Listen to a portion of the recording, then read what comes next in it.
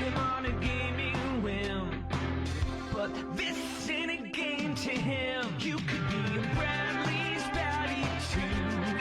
You could be a Bradley's baddie too. So join Jovan and get your critical cap on. 'Cause there's a Bradley's baddie inside of me and you. What up, sluts? Welcome to stream, everybody. Welcome to stream. Hi, hello, good to see you. I know it has been such a long time. I forgot to turn that down. It's been such a long time since I've been here. Welcome to stream, everybody. It is me, it is I, Jovan, joined today by special co-host Alec Gunter. Alec, what's up? Not much. How you doing, Jovan? Oh, we are chilling. Everybody, Alec is here. We are going to debate. So feel free to call in and debate some leftists. We have some leftists up in the box. So come debate us. We are live on YouTube and we are live on Twitch, and call-in lines are officially open. Okay, 219-327-8005. We have Winnie standing by, screening your calls so you can get through to us here on the show.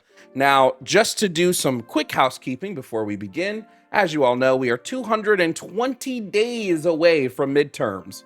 220 away from probably the biggest loss of Donald Trump's life. So be prepared. Shout out to Coca-Cola, the Cynical One, and Jane Anarchy for being the first in Twitch chat today. Cats Meow, thank you for resubscribing with Amazon Prime. Shout out to my YouTube chat. Shout out to Alec's YouTube chat. Are you on Twitch too right now, or just YouTube? I am, but unfortunately, I don't know why. I just figured out from my chat that my Twitch stream is not currently up right now. But I literally figured that out as you were getting everything set up just a minute ago. So unfortunately, my Twitch isn't working. But my YouTube is still working, and I also have a website, alecgunter.com/live. You can go there. Please still follow me on Twitch. We are trying to boost the numbers on there. It's very unfortunate it's not working right now, but there's not much I can do about it at the moment. I'm really sorry. Well, everybody go follow Alec on Twitch. Follow me here. Remember, subscribe. April is when we are going to do... Oh, my God. Sorry. My cough has come back. I went on a trip to New York, and since I got back, my cough has been fucking back like crazy. Remember, April, we will be doing our Nintendo Switch 2 giveaway. That will be through the month of April. You'll have almost the entire month of April to enter the giveaway. Starting April 1st, this is not an April Fool's joke. You'll be able to win a Nintendo Switch 2. So if you don't have a Nintendo Switch 2, really all you'll need to be doing is make sure you're subscribed to me on Twitch. Or not on Twitch, on YouTube.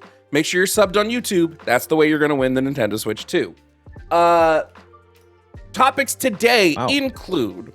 Oh, wait, go ahead. No, I was just saying, wow. That's pretty awesome. Yeah, people like giveaways. So we're doing a giveaway. That's awesome. I can stop coughing. Topics today include topic number 1, trans men and women are men and women. Topic number 2, there's no compelling external evidence for Christianity. Topic number 3, I might actually change that today to the Christian God is evil. I forgot how much I like debating that. Let me know in chat. Should I go back to Christian God is evil? Because I kind of want to. Topic number 3, gender affirming care for minors. Topic number 4, MAGA is a fascist movement. Topic number 5, MAGA are uneducated and or bad people. Always remember, if somebody calls in about topic number 5, to start hyping up topic number 5 if they start proving topic number 5. And then topic number 6, pro-choice, all 9 months. I hear you, chat. You want the Christian God is evil. Let's do the Christian God is evil. I hear you. Let's do it. The Christian God is evil. There you go. I have a question from chat. Am I ineligible from Germany? I don't think so, as long as you call in. Ineligible to call or ineligible to win the Switch? Oh, to win the Switch. That's probably what they're referring to. As long as I can access German Amazon, no. Essentially, the winner, I'm just going to purchase it on Amazon and ship it to whoever the winner is. So if I can access German Amazon, I guess not. All right. Awesome. I don't mind if I have to pay a little extra. Shout out to Yemye for resubscribing with Prime for 17 months. Golly, Yemye, you've been here for a freaking while. Remember, if you want to say anything on stream, if you do send a super chat in my chat, it will show up on the screen. It'll look a little bit like this. And your super chat will be there for everybody to see. And we'll read your super chat and like say what's up. That was one of them from yesterday. So you got that option if you want. Oh, shit. If you want that option. Also, Cash App and Venmo are up and running as always. Remember, starting in April, we will have the mutual aid fund Venmo available. I'll probably try to make a mutual aid Cash App as well. So that will be a way for you to tip, not to me directly. Those tips will go into the mutual aid pool, which we will use when people have mutual aid requests in the Discord and vice versa. Is there anything else? Oh, calendar. Remember, tonight, 7 p.m., lecture in the Discord. I will be doing a lecture in the Discord on the Socratic method and debate in general. So come to the Discord for that. That is for anybody who is a Twitch subscriber or YouTube member over on my channel. Tomorrow, the stream is at 5 p.m. and followed by the community night in the Discord, 8:30 p.m. We're going to be playing either Jackbox or we're going to be playing Sloppy Joe Bingo. Probably Sloppy Joe Bingo because you guys like Sloppy Joe the most. Sunday, calling it now at 5 p.m. with Jimmy. Monday stream is at 11 a.m. And then Wednesday, 11 a.m. or 4 p.m. Sorry, Wednesday will be a 4 p.m. stream with Katie, entire LGBTQ topic board. And then April Fools will be Joe Vaga. So get here for Joe Vaga, where you will be able to call in and debate me on any of the arguments that you have and see if they actually hold up to scrutiny. That is all of our housekeeping. So remember to call in 219-327-8005 if you want to debate. Lines are open and screeners are standing by. That's everything. I think I got it. Got a lot going on, man. Now I'm tired. I may be tired. Oh no, time to end stream. That's okay, it. It's over. That's all the stream for you guys today. Oh, I have not picked a book for book club. I don't know. I have to find a book that not only I can find a free PDF of, but also a free audiobook of. And that's, you know what? If you're in my Discord and you have book ideas, just go drop them in the book club chat. And then I'll pick from that. I don't know. Go drop some ideas in the book club chat. I definitely got to read more. It's one of my weaknesses. I try to read quite a bit. Oh, I have to get. I can tell. I think that you are just in terms of raw knowledge. I think that you definitely got me beat by a landslide. I just do a lot of studying. That's awesome. Well, good for you, man. But yeah, I'm excited to be here. I've done plenty of debates before. Last one I did was a debate panel. Actually, I had a few cool people on, like Dylan Burns and I can't remember who else off the top of my head, but we were talking about ICE and immigration in the United States, and there were some interesting arguments from the opposing side. None of them I'm sure that you haven't heard before. Good old ICE. Just like, yeah. Oh, it's illegal for them to be here, therefore they shouldn't be here. It's one of my favorites. So that lame ass argument. Yeah, the appeal to legality is always fun for me. Because it's like, okay, well, like my go-to is always that chattel slavery was also legal, so, and it was illegal for slaves to run away, so, Yeah. I mean, we're gonna see if we get some decent calls today. We gotta wait for the algorithm to start pumping us out. We did get a couple super chats already that I'll go through. Yemye said, "Welcome to the crazy Alec Jovan. Lots of love to my favorite commie." Awesome. And then Golden Eagle, I can't wait. Our Golden Game Eagle said, "Any particular reason why you don't consider Trotsky's criteria for fascism alongside Echo and Brits?" I just think Echo and Brits, when you use both of those together, they're comprehensive enough that you don't really need another one. I don't think there's much wrong with Trotsky's. Like I said, you don't really need any other ones if you're already using Echo and Brits. Why does that keep happening? Settings, we have a shortcut. Sorry. And, where? No, I see it. I got it in a second. I need to just find my super chat. Here it is. Layer on off. That's the one. Remove. Okay. And then just go into my thing here. Go into the layer and turn the layer off. God, I'm so good at this. Oh, I turned the wrong layer off. Oh no. Ah! I need my vertical extras. I don't use OBS. I don't know if you use OBS. I don't use OBS. I use here it is. I use vMix, and so it's just there's a lot. Oh, we got a birthday song redeem. All right, let's hit a birthday song. Here you go. Happy birthday. You could be a birthday baddie too. A very happy baddie birthday to you.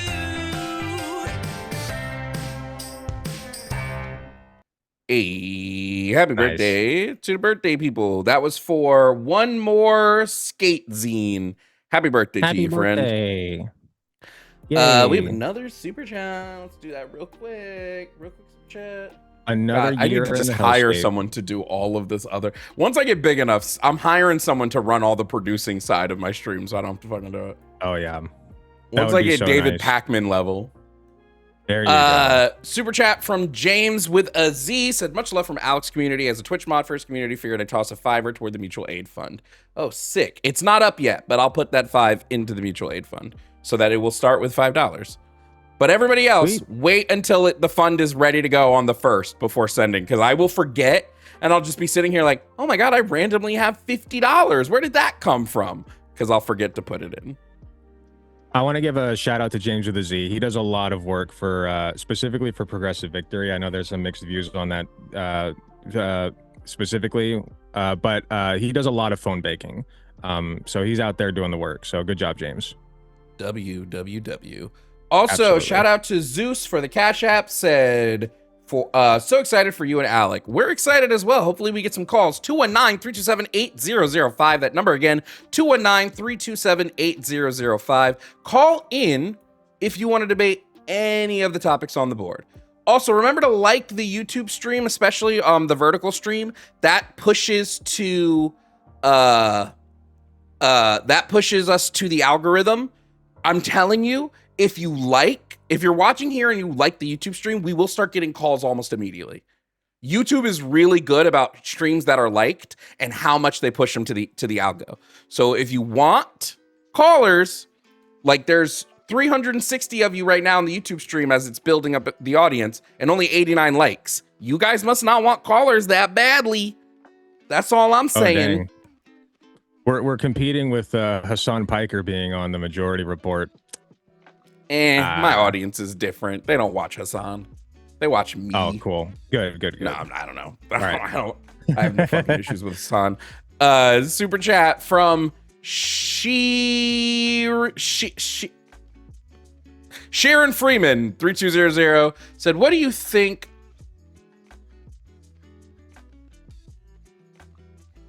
Okay, I'm going to ignore that one. What do you think of the U.S. refusing to agree with the UN on recognizing the travesty of slavery as the greatest tragedy in human history? Which slavery? That's like the transatlantic slave trade, like chattel slavery? Would I agree that chattel slavery is the worst atrocity in human history? I mean, then you have to be like, well, that would make the Holocaust the second worst. And I feel like you just you can't be comparing these bad bitches against one another, you know? Like, yeah, maybe it's just best we just bad. Like we don't pick which travesty has been the worst, you know? Maybe that's how we do it. The travesty tier list, the human atrocity tier list. Cameron, thank you for the super chat. Or not super chat. Thank you for the Cash App. Said, use as a free kick for a conversation you want out of. So we have a free kick. I'll give it to you, Alec. So at any point in a conversation, if it's been 20 minutes and you want to move on, you just use that free kick and banish someone to the shadow realm. That one's for you. Well, it's got to be after 20 minutes. Oh man, never mind. But you can, if you've gotten into call in studio, you can at the 20-minute mark literally just drop somebody. You don't even have to tell them. You just kick them and be like, yeah, I booted you. Get gone. All right, sweet. I think I still actually need to get into that. Actually, on call-in studio. Okay, wait, because I don't think I'm fully in yet. So how do I? Okay, connect Zoom with all the. Okay. No. You don't have to do that. Once you log in. Okay. All right. You'll see a thing that says at the top of the page. It says like my shows, right under where it has the logo. Yes. click on my shows, you should see Jovan Bradley live. And then I just do hit not the see button. Jovan Bradley live. You created your account with the same email you gave me? I did. All right, let me just see. What's today? Friday shows. Alec. I might have put your email in wrong, so let's see. Scuffed. Am I the only Oh, one no. that thinks highlighting stuff with mouses is way too difficult? No, not at all. Sometimes it's so just me. tedious. Can host a show allowed? Save and return. Okay, check now. Refresh. My shows. Yes, there it is. Okay, so All right, host show. and then just click on host show, and that'll take you to the host room. And what you'll see is you'll see there we the go. host room, which is me. That's the main host. And then you'll see the screener there while we wait for calls. Awesome. All right, thanks. And I got remember, guys, don't debate people in the YouTube chat. That will make them not want to call in. They either call in or we ignore them. Okay? I have no problem with ignoring motherfuckers. Hassan 100% Really, shocked his like- dog. Don't be stupid. I don't think that's 100% at all. Yeah, I don't know. I try not to talk about it too much. Just not important. Balthazar said, what's your opinion on sprite graphics in the high pixel era of gaming resurgency recently? I think as long as the game plays good, I don't care what it looks like. Yeah, true. One game Like- I've been meaning to try is cassette piece. I keep telling myself I'm gonna buy that. I am writing basically a very large I'm writing a very large takedown on Harry Potter, on like the Harry Potter series. Like Ooh. not even like, hey, JK sucks, but more going, hey, the writing in this series is an absolute travesty. And if you like it, you like a child's book. And I have to decide if I also have to include Hogwarts Legacy in that. I don't know if I'm going to. I'm including every movie, all of the books, not the new series because I don't give a fuck. But all the movies and books are going to be included. Man, that's awesome. He Well, best of definitely luck shocked with his that. I dog. mean- Why are you guys glazing him? I'm not glazing shit. I don't think it's. Wait, I don't think didn't it's. glaze You can. anybody. I don't think you can look at that video and go for 100% he shocked his dog. I'm very neutral on Hassan. I think he's done a lot of good and a lot of bad. And I think, well, I won't get into it, but I don't know. It's just a nut that I try not to crack open. Like, there's a lot going on in the world, and overall, I just think there are more important things to talk about. True. I'm not at the doors of people that have shock collars on their dogs, banging down the doors, being like, "Take them off." So, like, why do I give a fuck if Yeah, someone has like, one?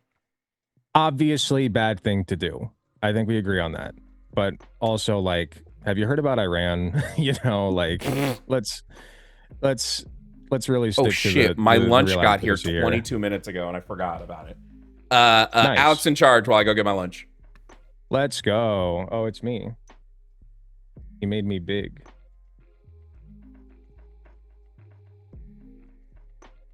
Okay, Jovan's chat.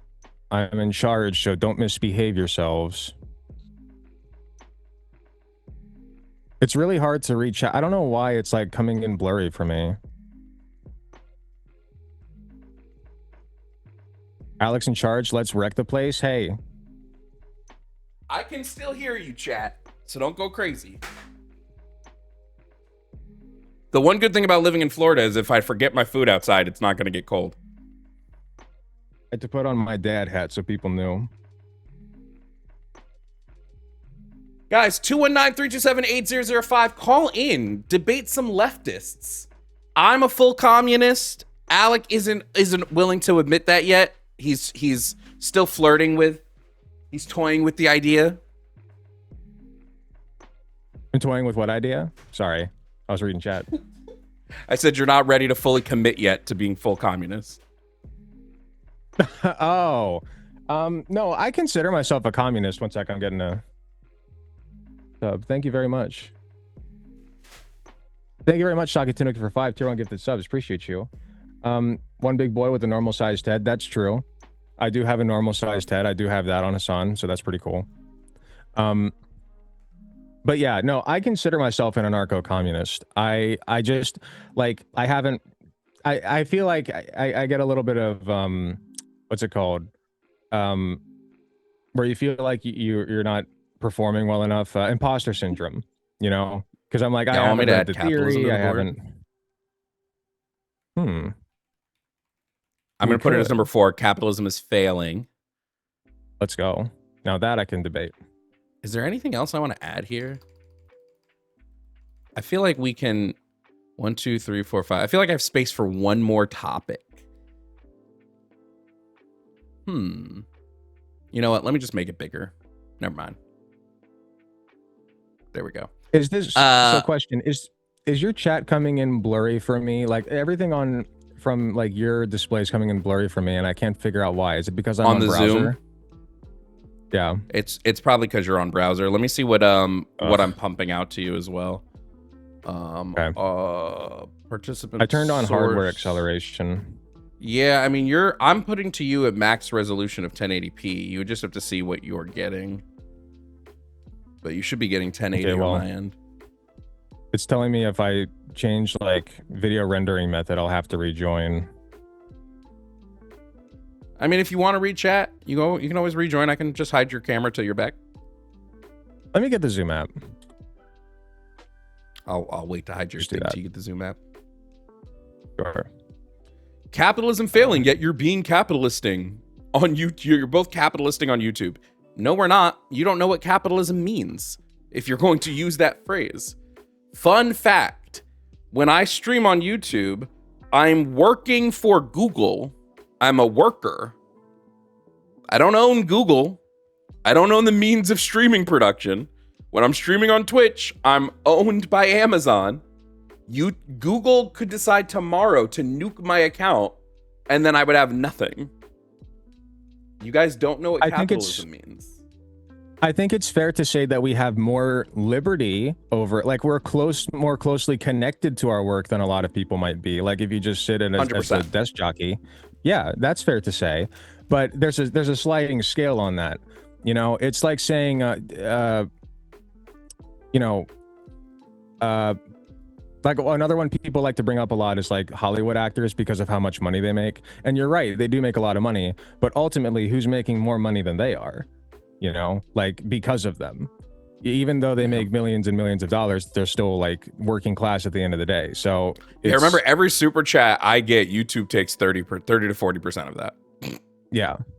So it gets a little complicated sometimes, but at the end of the day, it's about whether or not you own and have control over the means of production. Oh, speaking of which, speaking of concentration of wealth. Go ahead. Yeah. I was just going to say, and about the concentration of wealth. Anyway, sorry. Speaking of capitalism, B. Renese, thank you so much for the Venmo. Also, it's your birthday, so here's a birthday shout out for you. You could be a birthday baddie too.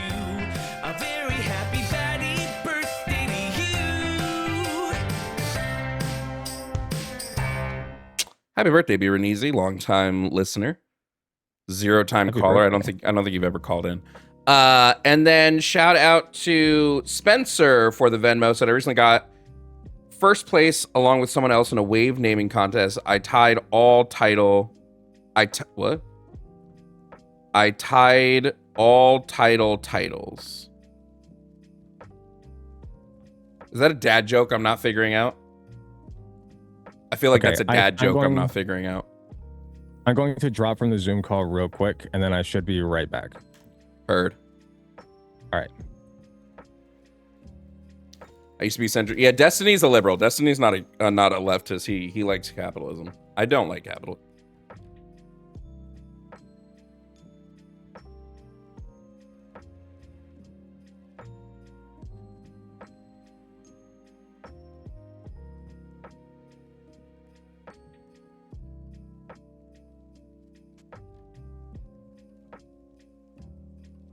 I should be back. Can you hear me? You're back. Cool. It looks like it's still just as blurry, but at least now I have the app. I could restart the Zoom and see what I'm pumping out to you. I can't change the pump out while we're on the call though. Let me try changing my video rendering method. Yeah, bad bitches hate capitalism, guys. Bad bitches. Should I make a t-shirt that says bad bitches hate capitalism? Does that exist?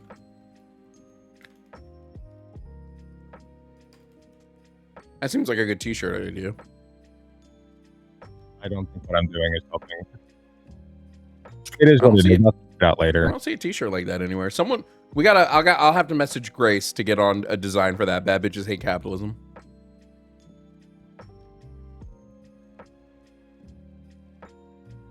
Jovan debating destiny and capitalism is something I'd watch.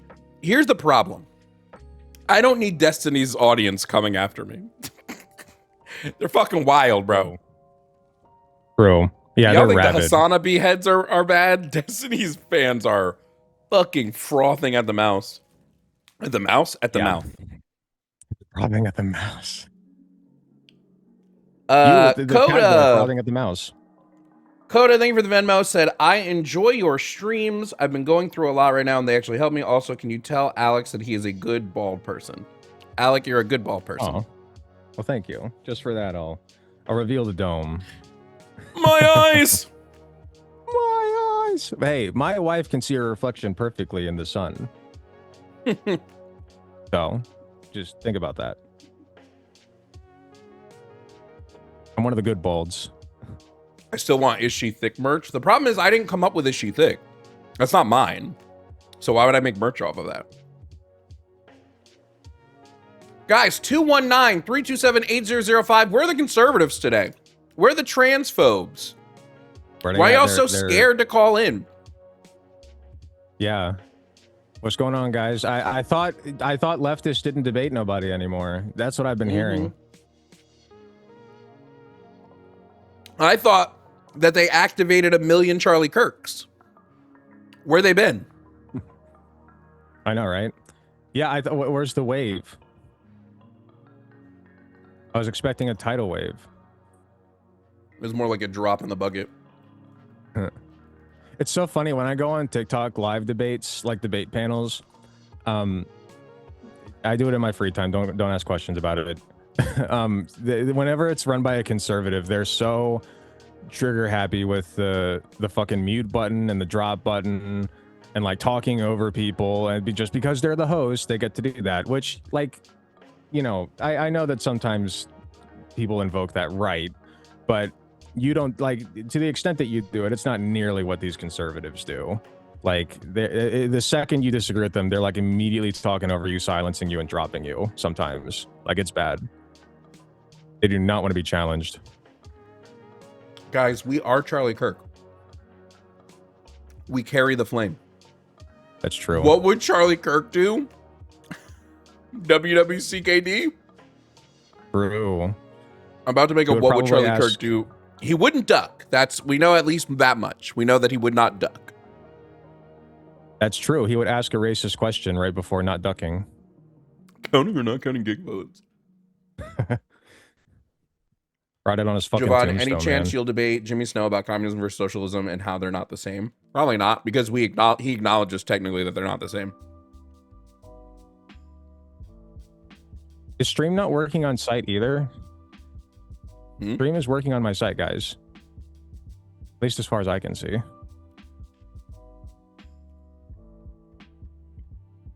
I'm having all kinds of problems today. If you're gonna super chat with your funniest Charlie Kirk joke.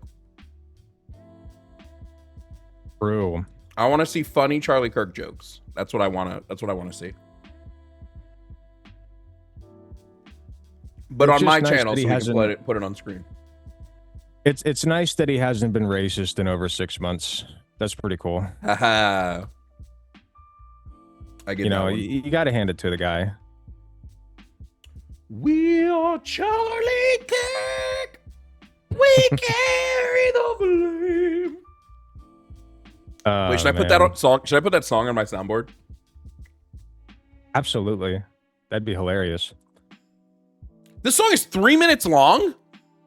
It's not just that opening part. Hey, it's not AI generated, is it? That song? It's 100% Like, it's AI actually- generated. Oh, it is AI generated. Never mind. Yeah, it's absolutely an AI song. What do you mean? It's been a long time since I've heard anything from it, so. Here, hold on. I was gonna say, if it's not, I have a genuine respect, even like for like the bar's in the ground, but I have a genuine respect for art. So I'm just like, you know what? If it's not AI generated, at least you put forth the effort. Wait, did you see? Oh, I'm sorry. Finish. Jesus Christ. Keep going. No, I'm good. Did you see Drewski's Erica Kirk video? Yeah, I wanted to go over it on stream with like blind, but I also wanted to see it so bad. Like, it's really good. And then like Grok, what people were asking Grok like about like who that is or whatever, and Grok was like, "Well, this is Erica Kirk." Do you have you have the link to like the actual video and not when I look it up on YouTube, it's just reactions to the video. I want to watch the actual video itself. Well, let me see if I can find it on Twitter. What's the guy's name again? I forget. Drewski, fam. Is it on Drewski's YouTube? It might be on Twitter. Oh, he's got some shorts. He put some shorts on it on YouTube. Oh, okay. This is it right here. Yes. Hold on, let me turn the volume up. Yeah. So funny.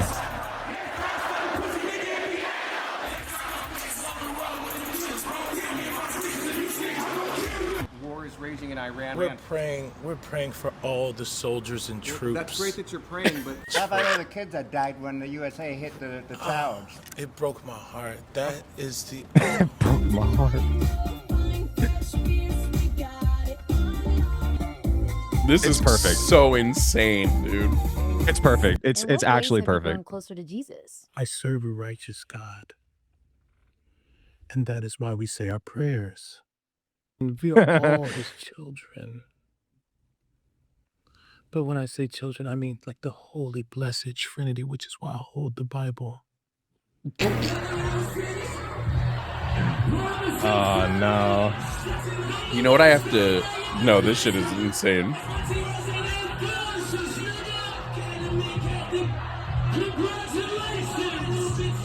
Sweet cream foam chai ice matcha. And Bella will have all organic pup cup. Organic? Yes, everything organic. I love Bella.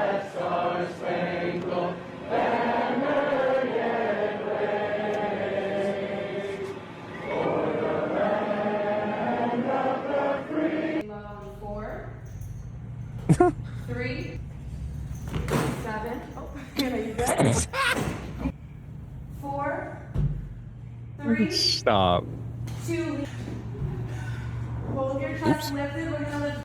We have to protect all men in America, especially all white men in America. Those are the boys that we care about in this country. Brother. America is built on their backs. Yes, Oh no. because they are the ones who mattered most. Dude, so funny. It is so perfect. I cannot believe how well he nailed the energy there. Like, it's actually uncanny. I mean, Like, listen, to Erica Kirk's yeah. just weird. She weird. Yeah, she weird. no. Very. I wasn't okay when it first happened, right? Like, nobody was saying anything about Erica Kirk, right? Nobody even really knew who she was. And nobody was like, oh yeah, you know, fuck her for marrying Charlie, whatever. You know, like, but then Erica made a pariah out of herself, you know? So like, she absolutely brought this on herself. Like all the ridicule. Obviously not her husband, you know, being shot, but like everything else, like that's on her.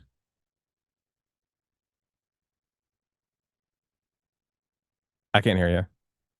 Oh, I muted myself because I was eating a cookie. If you want to call in from outside of the country, there is a thing. Chat is telling me that there's a delay in your voice and video. There shouldn't be. I'm using the Zoom. There should quite literally be zero delay. That was I don't know what the deal is. whole point of me doing the Zoom, guys. To remove all of that. No, this isn't your issue. This would be an issue with the whatever. There's a delay. Sucks to suck, I guess. Oh, well, that It's sucks. just Alex. That is Alec. Do me a favor. Try to turn your camera on and off in the actual Zoom meeting. Okay. Stop video. Start video. Now you have to talk. I don't so that think. we can... Okay, did that fix it? I don't know. Okay, did that fix it? On. I don't know. Okay, did that fix it? On. I don't know. Okay, did that fix it? On. Fix it? On. Fix it? What the fuck? No, not Sorry. fixed. Guys, Okay. was there an hold on, chat. Let me know. Was there a delay yesterday with Dalton? Yeah, that would be a good thing to know. I mean, this could absolutely be on my end. No, there isn't. Okay. There wasn't. Interesting.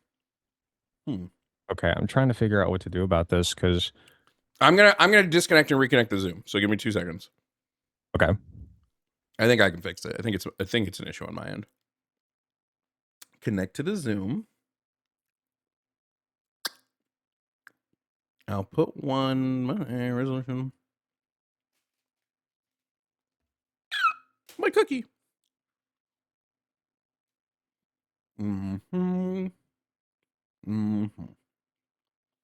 Okay.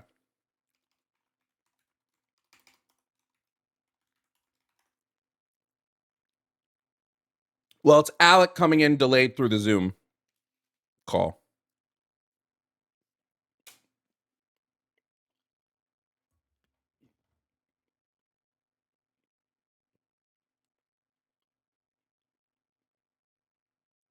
Dude, Erica Kirk was doing laps when she found out her husband died.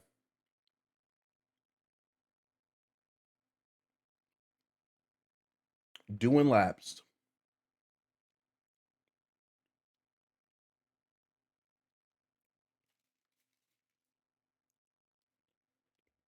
No, they're my cookies.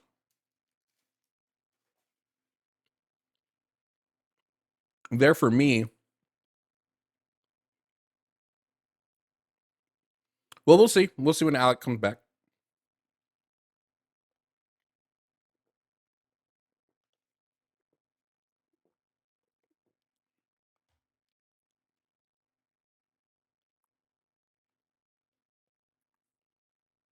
That was weird.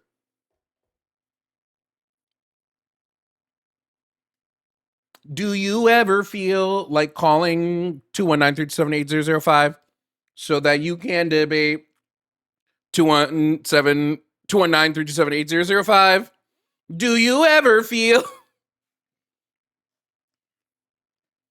219-327-8005? Yeah, we just watched the Drewski video.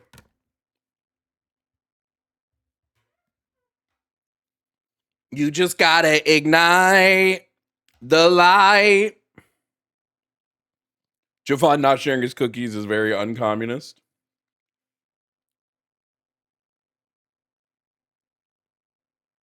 By the way, a piece of my tooth fell out in New York. Fun little Jovan fact. The back of one of my teeth just fell out. Don't know where it went. Well, I know where it went, but it just fell out.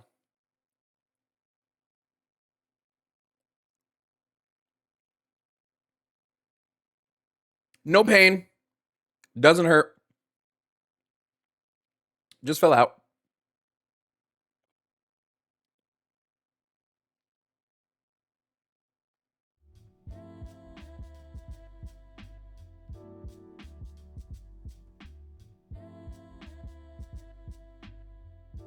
Joe, I'm forgetting his co-host. No, I'm waiting for Alec to rejoin. Once Alec rejoins. But you can call in now. I don't know why conservatives are so scared to talk today. Where did it go? It's in a bag. I don't know if I still need it.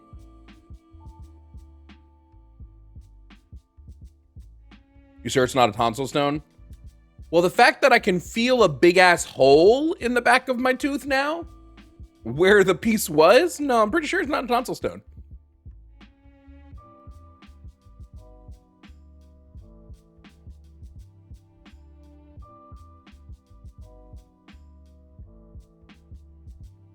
Cookies are personal property, not private property. Fucking true, bro.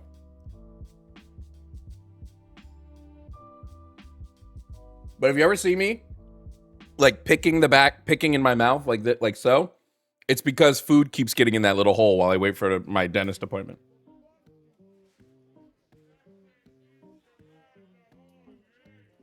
So I'm trying to get out to food.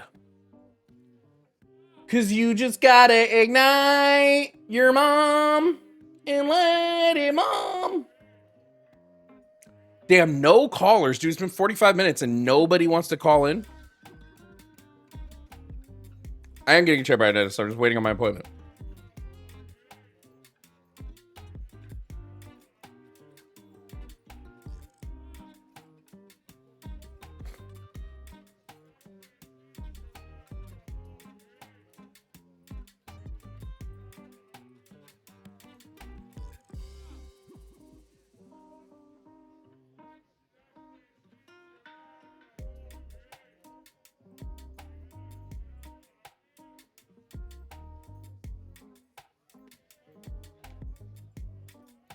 I don't care if they pull a tooth. Pull a tooth if you want to pull a tooth. The fuck? I don't give a shit. Dude, I will, because my business email is in my like bio, I'll get emails from like, where is Alec, by the way?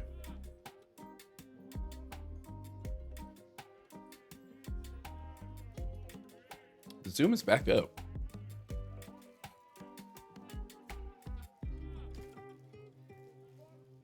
Not even Alec is calling you. It's crazy. Oh, there it is. Okay. Hey. Sorry. Well, Did we'll it see if that fixed it. I mean, is it? I hope so. I mean, I restarted my whole stream as well, just because I wanted to get Twitch working, but Twitch still isn't working. We're just, I mean, I guess this is just, you know, troubleshooting the stream. Chat said it's fixed. Oh, good. Okay, well then. You know what I am gonna do? I'm gonna swap us like so. Like so. That didn't swap us. Like so.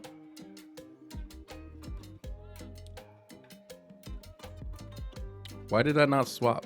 Because you're I want to swap us because you're at an angle.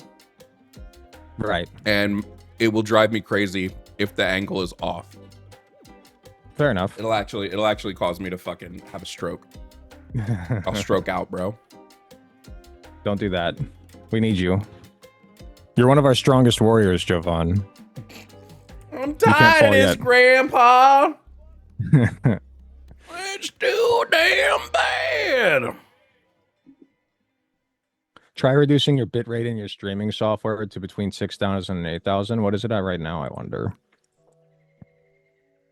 Mine's at 1,752,000. That's pretty high. It is at 8,750. Let's try 8,000. So what's happening to your Twitch?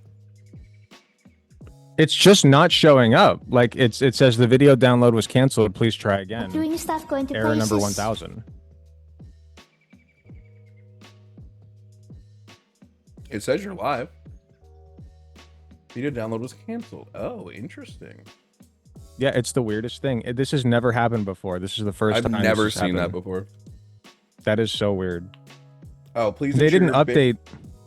It says the fixes are. It's like I just read it in it, and this is the fixes: delete Twitch cookies, delete all cookies, or we'll go to your cookies, search for the word Twitch, and delete them all, and that should fix it.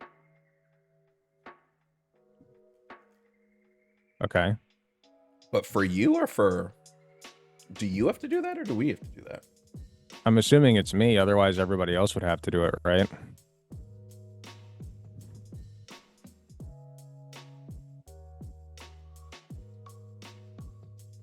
Yeah, try just setting your bit rate to 6K though. That might work. Okay. 6K it is. We'll see if that helps. Man, the fact that conservatives are so afraid to call in right now is crazy. Right? I still don't know why it's like your chat's blurry on my end, but it's whatever. Yeah, I don't either. It's okay. It's just Twitch. They're not important. Just kidding. Yeah. Just kidding. Relax. Man. Yeah, I'll have to figure that out later. I don't know what's going on with it. You going to any protests tomorrow? No, unfortunately, I picked up a shift. I was invited to a No Kings protest, but I need to work. I need money.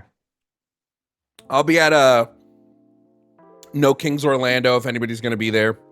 We'll be doing some filming for some Red Mirror stuff, so if you guys see me around, feel free to stop and say hello. Or don't. Awesome. I just found out one of my mods is actually one of my newer mods is pretty close to where I am, so that's pretty cool. He's the one who invited me, so I'm glad that he's going. Community's representing. I'm not the biggest fan of the way the No Kings protests have gone. I just feel like they're not really accomplishing anything. They feel more like a rally than a protest, but yeah, I see what you're saying, and I have the same feeling as well. I'm mixed on it because I think that just the act of people getting together for a common cause like this, you know, being against a fascist is good in itself. And I think that raising awareness toward that end is good.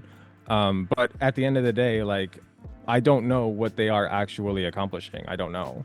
I guess at worst, you know, they're rallying people together in a big group, and people can meet with each other and coordinate other things, and maybe even just make friends. You know, the power of friendship is underrated these days. So I think it's better that it's happening rather than that it's not happening, at least. Yeah, I think in order to be an effective protest, you have to have a list of demands, and your protest has to be ongoing until those demands stop, or until those demands are met.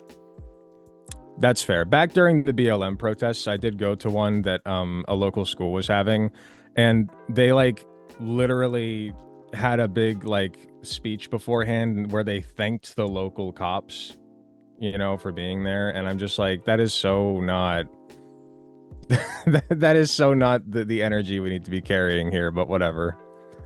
I don't know. Thank you, police. Yeah, thank you. Licks boot. Remember, guys, you can't abolish fascism while thanking the police for allowing you to exercise your right. It's definitely an interesting tactic. I'll give them that.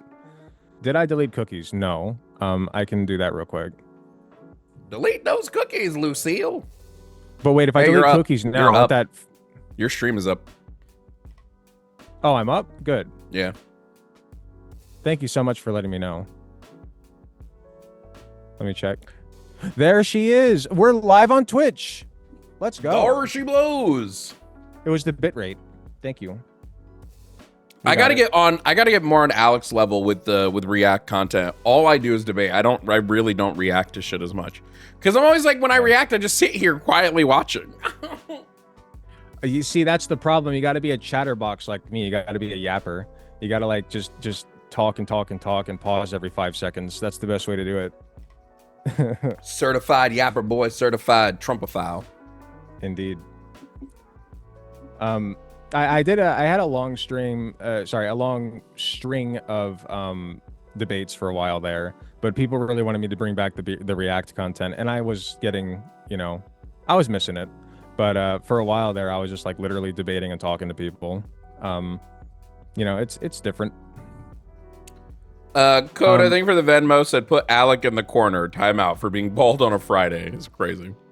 Being bald on a Friday. Listen, at first I did try like the hair regrowth supplements, but they didn't work fast enough, and my ADHD is too bad, and I don't care enough to like consistently apply it. So I just almost own the bald look. Every single person looks better bald than they do trying to regrow hair. That's my hot Yeah. take. Yeah, I can get on board with that. I think there are very few people, once you have gone bald, like regrowing it's a process. And not everybody does it right. So, and I'm one of those people, and that's why I just owned it. You guys want me to react to other debates? I mean, we have a whole section in the Discord for you guys to send me stuff to react to. You don't send me stuff.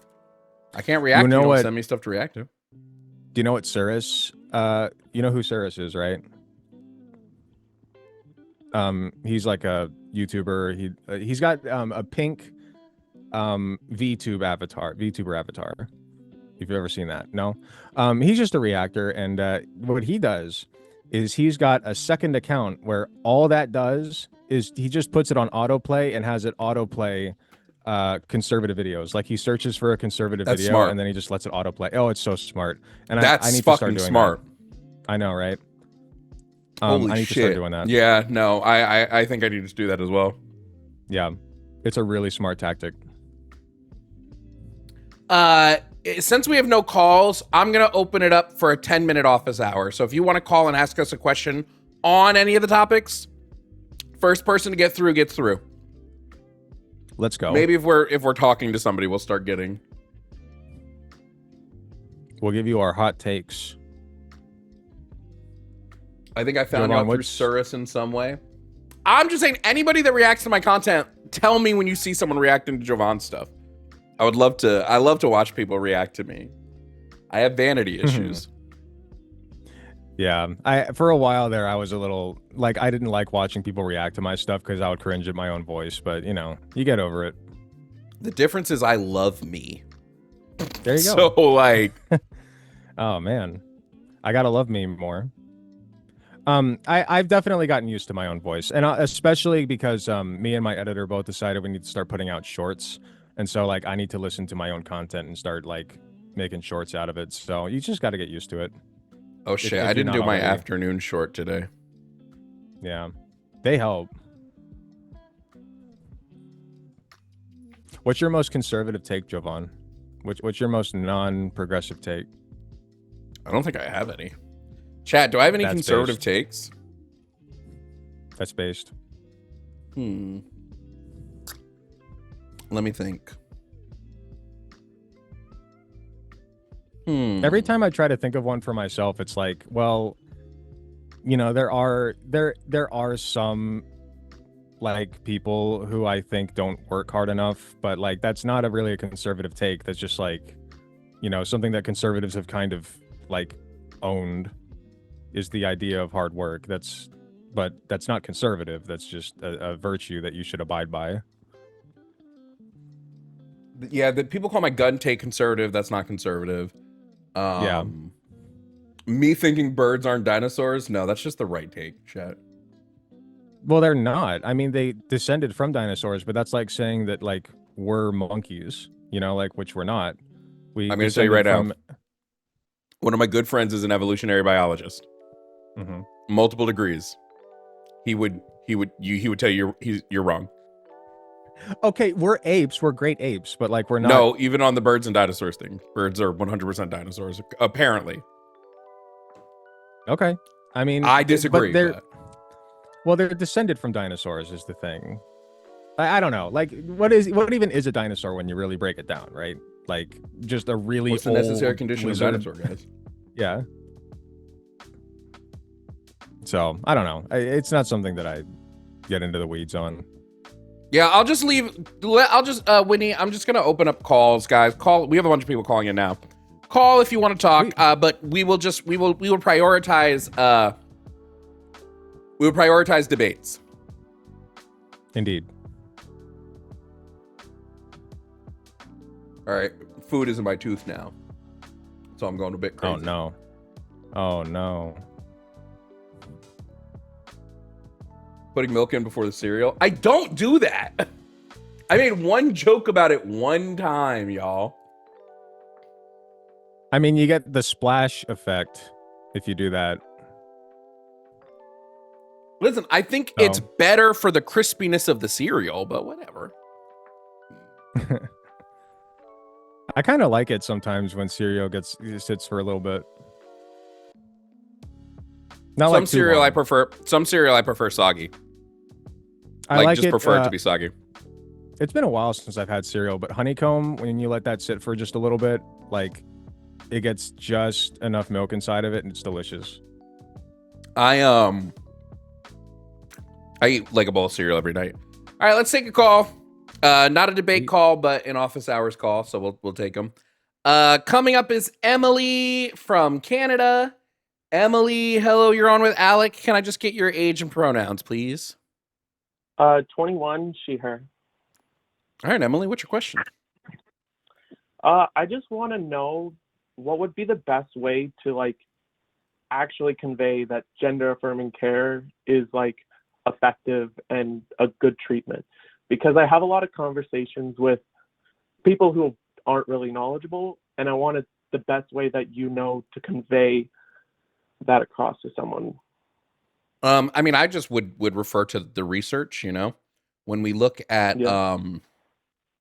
pretty much every study that comes out. You know what? Even better, ask them if they have a counter study to show that it's harmful. That's a good one. I think with the layperson, the best thing that you can do is first make sure that they know what gender affirming care even is. Because what a lot of people first jump to is surgery and hormones, and that's not like not only is that not the totality of it, it's not even relevant until the child is like in what, Tanner stage 2, right? Like up until that point, it's entirely social. And so my question would be like, what's wrong with a child wearing a dress just because they were born with a certain set of genitalia or something like that? Like once you put it like that, another thing that I like to do is there's a hypothetical that I like to use where it's like, okay, you see a child about 5 or 6 years old playing in the park, wearing a dress, long hair, etc., you know, playing with girls' toys. You assume this child's a girl, right? Now, how are you going to disprove that? Like, where would you even begin with that? You don't, because that would be a really creepy thing to do. So, but if you know, if that child is trans, that's part of their gender affirming care, is just presenting and acting that way. That's kind of how I go about it. Well, I think most people, like a lot of people will ask me, they're like, Jovan, why don't you mention to them that gender affirming care isn't just the medical stuff during debates? And I'm like, because that's all they're interested in talking about, right? Right. Like I just recognize that like they don't give a shit about the social care half the time, right? They don't care. They think we're cutting off kids' dicks. That's what they care about. So as you've probably seen, Emily, from half of the calls that I have, most of these people don't know what gender affirming care is. They don't know what it is. They don't know how it works. They don't know what stages we do thing. They don't do any of that. So I think it's better to just shift the burden to them and like, listen, if it's bad, like I would straight up say, if you can show me that this doesn't do the good that I'm saying it does, I'll support getting rid of it. Show me that it does. Jovan gave you the answer for a bad actor, you know, somebody who's not acting honestly, and my answer would be more for people who are genuinely curious. Yeah, I just like, I'm a bartender in a small town, so like I interact with a lot of people who have no idea what it means to be trans, no idea what like anything about gender affirming care is. So I just wanted like, what would be the best way to convey it without someone going all freako? I mean, truthfully, I just like I just don't know how, like when we have these conversations, they don't, something to know is that they don't care. How many people have I been like, oh, here's all the research and why it's good? They're like, oh, well, I didn't know that. They didn't know to care to research this thing before they made a stance on it. They just decided based on fifis. It's usually about like, oh, I think being trans is icky. And that's at its core. It's not that they don't think kids should be getting the treatments because they or whatever. It's because they don't want kids to be trans. So if you can give them all the data in the world, and they're just gonna feel the same way. Yeah, for those people though who are genuinely curious, my first question would be, well, which part of it do you not like? And then we can go from there. That would be my short response.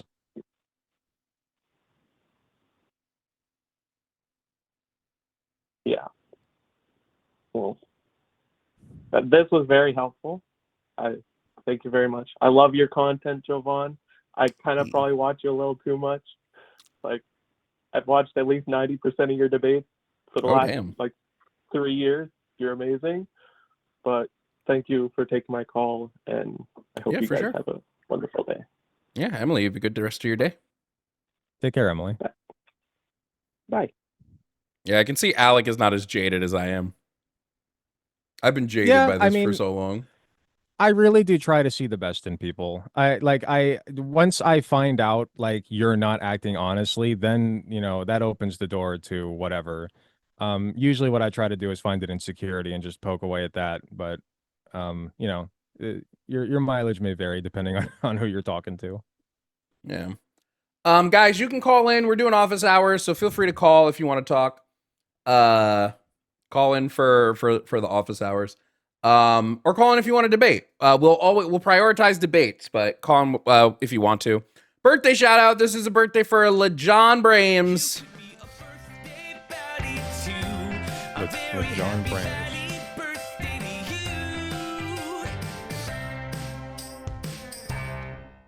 There you go. The John Brames. Another year on this glorious planet. Another year older, another year kinder, another year wiser. Nat from North Carolina, welcome up. You're going to be here on with Jovan and Alec. Nat, can I get your age and pronouns, please? Yeah, 38, they, them. All right, Nat, your question for us. Oh, you said 8. Okay, so do you think that a lot of the reasons why you have a lot of like cis men call in against gender affirming care is because in reality they are attempting to be empathetic, but they just kind of like their mind blinks out at the idea of like losing their dick. And so they can't make the next step, which is like if somebody was making choices about my body for me, then that's what makes someone uncomfortable. They just like think about losing their manhood and like they just stop there because, do you know what I'm saying? Yeah, and I've been saying this for a long time. One of the biggest reason that cisgender men specifically are against trans people, trans women specifically, besides just like blatant misogyny, is because a lot of men have put their entire, not personality, but their entire sense of self is wrapped around their own masculinity. So the thought of losing that masculinity is terrifying to them. And what's more terrifying than somebody who, in their mind, willingly gives up their masculinity? Exactly. Because I think a lot of these people call in and they're like, I want to protect these kids. I want to protect them. And in their mind, they're keeping them from this awful thing. But it's just because like they completely lack like that next step of empathy, which is like, hey, maybe it's distressing for these other people to be in a masculine body. And so they think that they're going and saving children from this awful situation. That would be awful to them because they are very secure in their gender, but like they can't imagine somebody being secure in a gender that doesn't match their own body.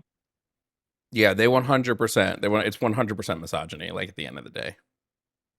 Yeah, that's where a lot of it just comes from. Well, that was mostly all I wanted to call in is just like, I think that so often when you have like those people who maybe they keep saying that like, oh, I accept people making these decisions when they're adults, but I can't imagine having it as a kid, is because they're imagining that every 7-year-old, every 3-year-old, that's the first step of gender affirming care is like cutting off that dick. And like, that's you just walk into the doctor's office and that's what they do, like no questions asked. And they have this like kind of like weird fetishized fantasy of what it would be like to be in this position. And it's so far from like any kind of reality that any like queer youth I've ever met has experienced. Yeah, there's also probably a large portion of men who want to fuck kids, so they don't want those kids to get rid of their penises. Well, and on top of that, when you look at trans boys, right, what's the one thing they talk about? Lopping off their breasts. Losing their boobs. And they are really obsessed so that's with another that. part of that. Yeah. So I think Jovan's on the money with that. I've got an almost 11-year-old who their plan, they're like, I don't want puberty blockers. I don't want to go on HRT. I just like, once I get my boobs, I want them cut off. I want to go full androgynous. And like, that's their plan. And it's so different from what people think that like me, that I'm going to like push on them. Like, well, you got to do the next step. Like we're going to do whatever the next step is. So we're obviously going to put you on puberty blockers, and we're obviously going to put you on HRT. And I've totally like allowed my kid to take the reins for this and be like, this is your body. So like, you do what you want to do with your body, and I'm not going to dictate any of that. And so it's like weird to me that like people almost have this idea that like if you're trans, there's this compulsory like process that like everyone goes through that just involves cutting off. And I think they have like this kind of visceral idea of like cutting off something and leaving an open wound. It's not like this careful, like precision, like plastic surgery in which we are reshaping a body to fit something that feels comfortable. It's just like this very like graphic, like just chopping off of members, you know? Yeah. No, we agree. We agree, Nat. Yeah. Another thing that you can bring up is like if people like I don't know if you like get you probably get, if you talk about it with other people, you might get questions about it or something. Like 90% of breast reductions and removals on underage individuals are done on cis boys with gynecomastia. I believe that statistic's correct. So, you know, we have no problem doing it for cis boys, and we have a whole term for the you know, just the natural development of breast tissue. It's gynecomastia, and you know, we pathologize it so that there's a treatment for it that we, you know, abide by for cis boys. But then when it comes to trans boys, they don't get the same treatment. Why not? They have to go through all this like you know, all these extra hoops to jump through, and it doesn't make any sense at all. And that's what people mean when they say, you know, trans rights need to be abided by and fought for. Well, they keep on saying stuff like we're ruining our daughters' bodies and things like that. You know, like this idea that you can ruin a female body by making it like not appear feminine, and like really what you're saying is like we're not making this child a commodity anymore. Like in look at the way look at that the states. Look at the states that push that heavily, and then look at the ones like look at the Venn diagram between states that super push that and states that still have child marriage. Like, you know what might be worse for your daughter's body? Them getting pregnant by their uncle because you don't protect them from predators. Yeah. Which is like why I mean, no, it's not your topic up right now, but like, you know, sex education for kids and stuff like that. You know, We'll have that up. We'll have that up next week on the full the LGBTQ board. Even though it's not an LGBTQ topic, it just goes kind of hand in hand with the stuff we talk about. But that'll be up next week. Yeah. Cool. Well, thanks for letting me call in. It's my first time calling, so first time, long time. The chat. Okay. Thank you, Nat. Thanks. Take care. Bye. You guys can still call in if you just got questions. You can have office hours, but we're hopeful of debates. 219-327-8005. We would love to get some people that disagree with us, but as we've learned, conservatives are really afraid of like combating their ideals. Oh yeah, it's a problem. I mean, there's a shortage, it seems, of conservatives who are willing to defend their worldviews. You know. Yeah. It's unfortunate. Well, I don't know if it's unfortunate, but it's unfortunate for us in our show right now. But it's unfortunate that they can't at least stand by their ideals, I guess. Pretty much always. Jude from Nebraska. Jude, you're on the air with us here, Jovan and Alec. Jude, what's your age and pronouns, please? I am 24. My pronouns are he, him. All right, Jude, what's your question? Yeah, so I don't have much time because I got to get into work here soon, but just to keep it short and sweet, I work as a canvasser, and right now we're like fighting for like more affordable housing within our local communities, right? To preface, and a lot of people I hear, you know, oh, I don't really care about that. That doesn't really impact me. And I was thinking about that when you guys brought up No Kings, because I really agree with like the sentiment of what is No Kings really doing? Like, what are we really accomplishing? And I feel like we could be accomplishing more if we pushed at these protests more for like collective action, like a general strike or like worker strikes or like labor rights. but so many people are of this attitude that they don't care, it doesn't affect them. So how do we like get that messaging out there, and like how could we make these moments more meaningful? Financial disruptions are the best way to get any sort of action accomplished. Always have been, always will be, at least in a capitalist system, right?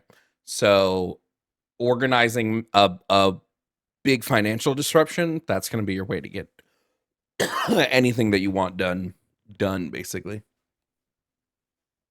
Yep. Yeah, People have lost their lives absolutely. doing And I agree with that. But my thing is, a lot of people, you know, are in a position where they either don't care, they think it doesn't affect them, or, you know, they're in a position where, you know, missing a paycheck, you know, can ruin their lives. So I just wonder how we get the messaging out there. Well, I mean, if it's just a general, you go, Alec, go ahead. Yeah, sure. We hear a lot of heavy breathing. You okay? I'm fine. Oh, it might be. Sorry, might be my mic settings. I don't know. Your Sorry, I chat just said got a that? That's donation. crazy. Yeah, James said that. Thanks, James. Yeah. So I guess my answer would be I lost my train of thought. I'm sorry. I know you're short on time. That completely threw me off. Jovan, you go ahead. No problem. I would just say when it comes to education, it's really hard to mass educate people, and it's going to get harder and harder as people's attention spans on the internet go down. I mean, we're down to Vine was 7-second videos because nobody could pay attention for longer than that. One of the things I always talk about is if you're trying to organize community action, you have to set up ways for the community to actually come. So if you want to do like an educational session to try to teach people about an issue that's happening in your community, you need to have somebody there that's watching kids. You need to provide some sort of food. Like the people that can take that information and it affects them directly tend to not be able to go to these things because they are working and they need childcare and they can't afford to miss a meal and things like that. So it's really tough because in order to really push the community activism in the community, you have to be providing aid to the people that you want to show up. Yeah, what I was going to say is you're basically fighting against people's sense of convenience, right? Nobody wants to be the person that doesn't do like anything productive or good. They don't want to be known as that person. But you're fighting against their sense of convenience. So what you have to do is you have to make these things as convenient as possible to attend, and also give them some incentives, like maybe you like have some food that you bring or something like that. So I would say convenience and treats would be the best way to get people to show up to things like that. And then you kind of spoon feed them the information from there. Right. Gotcha. Well, I really appreciate your input, guys. I do got to get running though, but it's definitely great food for thought. And as someone who does want to organize my local community, these are all things I'm going to try to keep in mind going forward. So I appreciate it. Thanks for calling in, Jude. Yeah, absolutely. Thank you. Bye. Take care. All right, let's go to Brittany. Brittany, 38 from California. Brittany, calling in to talk about affirmative action. What's up, Brittany? What's your pronoun, please? Your pronouns? She, her. Great. And Brittany, what did you want to ask us today? Well, first, really excited to call in. I never get to call in on these shows, obviously, because I'm leftist, and it's a debate show, and I respect y'all's rules. So, like, obviously. Thank you for that. I actually sent a message on Instagram just because I was like, anyway. So it was regarding affirmative action. I think it was like a few days ago, you had a discussion with someone who was like arguing the whole MAGA isn't racist thing or isn't fascist. I think it was they weren't fascist and they weren't fascist because they weren't racist. And part of their argument was that MAGA, the Supreme Court ruling regarding affirmative action was one of those points. Mm-hmm. And you were kind of like, oh, well, I don't give a shit about affirmative action. It's these other things that show that. But I would argue that the overruling of affirmative action is a racist act. The fact that that Supreme Court felt empowered to overrule affirmative action and remove that from every institution, every public institution, with the exception of the military academy, was a racist act. Partly because MAGA does not understand affirmative action, and so they thought they were hurting Black and brown people by doing that, not knowing that it also extended to other groups and how affirmative action actually works. But too, I mean, it one of the does big have ripple reasons I effects. would, Brittany, real quick, one of the big reasons I disagree with there is just because affirmative action primarily helps white women. White women benefit from and I it get far that. more than black people do. You're 100% right. White women primarily benefit from affirmative action. And I mean, part of, radical movements is the understanding that by, lifting up minorities and things, it does benefit other groups as well. Like that's just part of it. And I get that while it primarily benefited white women, I 100% agree. Still the reasoning behind their overturning of it was still racist in nature. They don't understand that. And when you talk to these MAGA people and you say it primarily benefits white people, and I think you brought that up too in the conversation, their thing was like, well, I don't believe that. That's not true. And it's because, sure. If we want to just say like their reason behind overturning it, sure. I just don't think the overturning of it is going to affect much of anything. Well, so I'm in California, and there, part of the, like some of the articles and part of the arguments you'd see is that California actually overturned affirmative action, I think 20 or so years before the Supreme Court did. Mm-hmm. And so there was actual data kind of what happened in California. And what we ended up seeing was that, I'm sorry, I actually had like a car accident a few weeks ago and I have a concussion. So I'm a little slower on the uptick. You're fine. I'm sorry. So one of the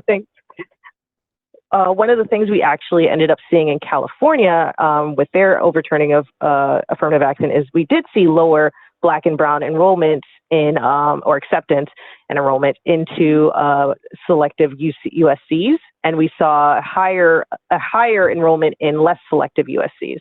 And then kind of putting that out, I know the argument would be, well, they're still in college, but pushing that out, we actually then started to see lower graduation rates in Black and Brown communities, which then we also then saw lower improvement in labor markets. We started seeing lower wages for those groups in labor markets. And do you happen to know the methodology they used in that? Because it's tough when we're going back 20 years because there's a lot of policies that can affect this. So I would be interested to see how they come to the conclusion that like the causality is directly related to the affirmative act. I'm not saying that it's not the case. I would just love to see the data on that a little more detailed. Yeah, I mean, you have a point there that like there, and obviously I was reading it too, and I was just kind of like, I don't have the exact thing, but I'm happy to send it in chat later when I get off the call. Okay. But it's just kind of like, I don't know. Maybe I just wanted to throw it out there that I think it's worth thinking about that. Like, yes, it did predominantly benefit white women, but that doesn't mean the reasoning behind it wasn't racist, which you acknowledge, obviously. And there were a lot of benefits to Black and Brown communities for affirmative action. And maybe I'm just like, maybe I'm just old, and so like my thinking around affirmative action is just, like a little bit more positive. I know that like the like affirmative action, like a lot of the quotas people have been done doing for years. Like they don't really have those quota incentives anymore. Yeah, I agree. You're right. A lot of the quota incentives, but we were still seeing quite a lot of improvement within colleges, and I think that as we see, like even now, when we're starting to see that downturn in enrollment for Black and Brown people at certain schools and higher legacy enrollments, which we need to address legacy enrollments in general, but it's just kind of like I think there are more benefits, and I think I think if you hurt white women, like you're definitely going to hurt, there's no sort of like you can hurt white women and not hurt Black and Brown people more. I wouldn't disagree with that. Anyway. Yeah, Jovan is better around on the subject than I am for sure. But I think it is concerning that like the rabid fight against it from the conservatives. It's a symptom of a larger problem. But I guess that would be my takeaway from it is this is just a symptom of fascism, and that in itself is concerning. And I definitely hear your concern on that. But I also hear what Jovan's saying, where it's like, is this really the hill we're gonna die on? So, I don't know. I see it both ways. Yeah. I'm sure you're not surprised. I agree. Yep. All right, cool. Well, nice talking to y'all. Have a good day. You as well. Yeah. Thank you. We are still taking calls. We do have some debates, so we're going to take a debate next because always prefer to take debates. Nothing against office hours. We just like arguing with people. So coming up to stream, we have John. John is calling from Maine to talk about topic number 6, pro-choice all 9 months. John, if you can hear me, please provide me with your age and pronouns. 37, he, him. All right. Now, John, Alec and I are both pro-choicers. Are you pro-life, John? Not really. Okay. Then what are you Like, calling I to don't debate see about? a good argument for it, but I don't care that people do it. Okay. So then what's your contention with the topic? Well, the 9 months thing, I've heard you discuss it before. Mm-hmm. And my biggest issue with it is your induction idea to induce labor. The thing with that would be, sorry, I got my kids with me right now. If that resulted in an injury or death for the child, and it's against the doctor's recommendation to do it, I think the mother should be liable as a form of child neglect. Why? Because the child is the same as any child that's alive regularly. If you do something that would result in the injury of the child, you would be charged with child neglect. Would you still be, would you hold that same standard if you're removing the child, like, from using your, like, resources? Like, I don't know that I would hold that same standard. What do you mean? So when it comes to taking a child out of the womb, you're doing so because you want to regain your bodily autonomy, right? You're not doing so to hurt the child. Well, sure. It's some level of if regaining your rights back. Well, what do you mean your rights? Well, your right to your body. So then well, what about the child's rights to be What about the child's given what rights? they're required to survive? You're not killing it, so you're fine. The child doesn't have a right to be I said if attached it to anybody's did body result any in more than child you and death. I do. Like, you and I do not have the right to, like, put a straw into somebody and start feeding off of their, their organs. Pause. Resume. They do. If you don't feed your child and it dies. What? Wait. Am I required, right, to give my child blood if they need blood? No. Am I required to give them my organs if they need organs? So I don't know why the location of where the child is matters if I'm not required to give them my bodily resources. Really, a mother Because who's that would lactating- actively cause the death. You didn't actively No, cause the child. no. What causes its death is its inability to maintain homeostasis on its own. I was just going to say, I'd go even further and say a mother who's lactating is not even required to give her milk to the baby. Like, they can do formula. So, like, in no circumstance is that required. The child in another way, as long as you're nourishing them. I just want to point out that you're not, like, the right to life isn't saying that I have to give you the things that are necessary for you to maintain that life. It's just saying I don't kill you. And so it's not actively killing if I'm just taking you out and removing my resources from you. That's not me killing you. That's your inability to survive on your own. That's what kills you. But that's the same with child. When you have the responsibility of the child, and I believe that as long as the child's still inside of you, you have that responsibility. Oh, go ahead, Alec. I was just going to say, can I ask you a question? Do you believe that because you said you don't really have a problem with other people doing abortion, you just don't see a good argument for it. So I'm going to try to help you out with that. I don't see a good argument. Right. Do you think that at any point during the pregnancy, the person who is carrying the fetus has the right to detach and remove that fetus from their body? Yes or no? Do I think they have the right to remove it? Yes. Should they? Should they? Well, my belief is I think that all of this stuff is nonsense. You just don't want to have a kid, which I don't care if somebody doesn't want to have a kid. That's why I don't care if people do it. I have my own belief of when I think life starts, but I don't think it can be proven when that is. Well, it's not necessarily about not wanting a kid. Sometimes it's just about wanting control back over your body, which you don't fully have if there's another thing or person or whatever you want to call it attached to your body. you don't have full control over it. That would be more of an outlier, though. I think most people just don't want to have the kid. Everyone that I know that's had an abortion because they regret getting pregnant and don't want to have a child.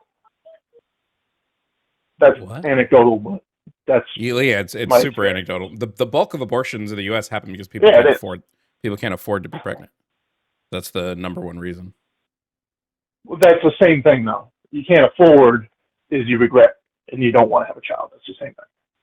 Right, but where do we start drawing that line? Because, like, again, my bottom line is, like, you should be allowed to maintain full control over what is attached or not attached to your body at any point for whatever reason you want. It doesn't matter. Yeah, I don't think that there can be a win in this argument because it is just a belief thing.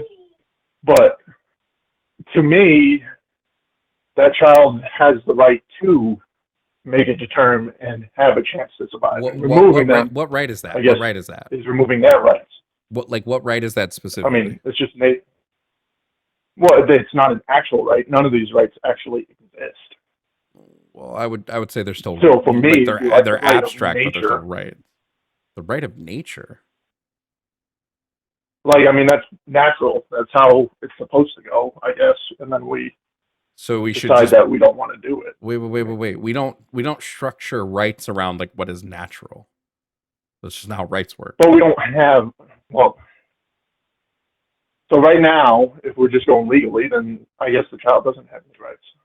But I'm not even talking legal. Up until a certain point. We're talking about rights. So these are metaphysical things, like right. We're not talking about legal rights. We're talking about moral rights. Like what grants? Yeah, which is the same thing. What grants what grants an obligation? Like, why is the person who's pregnant obligated to give their bodily resources to the fetus? Because they are the ones that became pregnant. So, go ahead, Alec. I see you want to respond. Well, I was just I don't think that's a good reason at all, because for one thing, a lot of people don't get pregnant willingly, right? Whether it was forced upon them, that's fine. You can cut those out and they can have an abortion. Well, all I would say is the act of when we're looking at rights, right? You're saying the obligation is born from the act of pregnancy. So because you engaged from in sex, your own choices. Yeah, because you engaged in the choice of sex, that now has created this obligation. So you've now lost a right, which is the right to your body and your resources, because you engaged in an action that a third being was not even around in. Yeah, I guess it's not worded. I don't know if I worded it exactly like that, but yes. Well, yeah, because wording it like that, wording it the way it is would show the flaws in the logical thinking there. You know what I mean? Well, no, because you're removing the child from having any of its own rights. The child doesn't. No. Hold on. First and foremost, the fetus doesn't get rights till it's sentient, right? At about 24 weeks, it gets rights. But even a sentient person doesn't have the right to use my bodily resources without my express consent. Alec can't just hook himself up to me. Even if I were to cause Alec to get into a violent accident in which it was required of him to have my blood to survive, he still wouldn't be obligated to my blood. I still have the right to say no to that. But I understand. But again, the child is in the situation it is because of your decision. Alec would be in this situation because if I drunk drove and I hit Alec would be in the position he's in because of my decision. Right. Let's say that like you're found and you would fault go to jail. for. Wait, hold on. Go ahead. Sorry, go ahead. No, you go ahead. Yeah, I would go to jail. Which was my original argument. Wait. I would go to jail, right? Because we have a legal law that prevents me from hitting him, right? That's a legal argument. But I still would not be obligated. I wouldn't be obligated to give him my blood. I wouldn't get a longer prison sentence because I don't give him my resources. But you're saying because they're not giving their resources, that is why they should go to prison, or there should be some sort of neglect charge. Yes. Well, with the inducing part. Yeah, that's just kind of circular.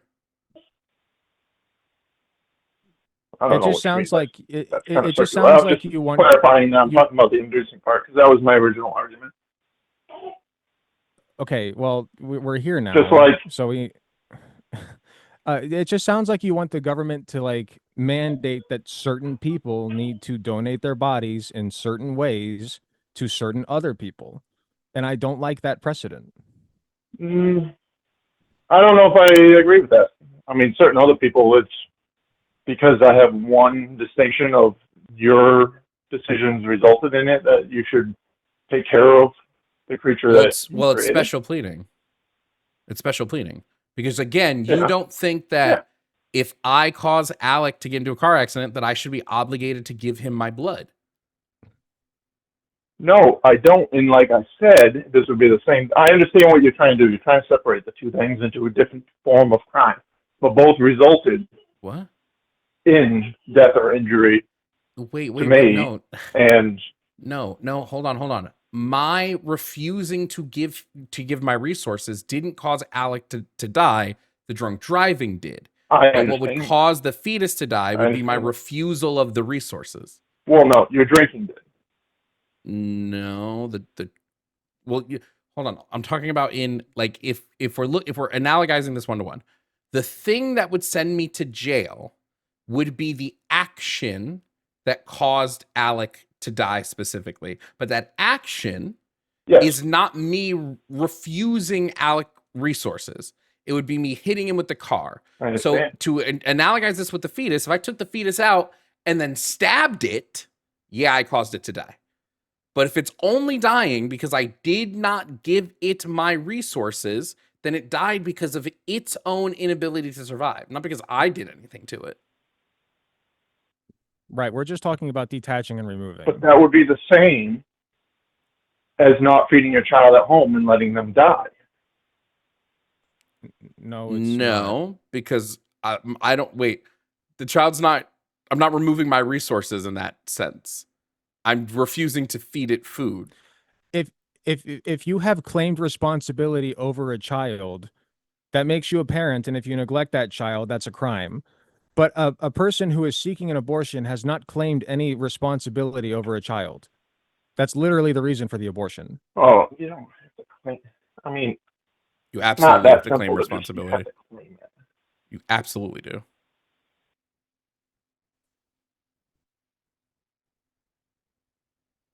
Otherwise, you're saying that we can force parenthood on people, and I don't think that that's acceptable. I mean, would you want to be forced to be a parent? Oh, my phone just beeped. What was that? Was that from you guys? Oh, no. Potential spam. Never mind. I don't want the government forcing people I'm sorry. to be parents.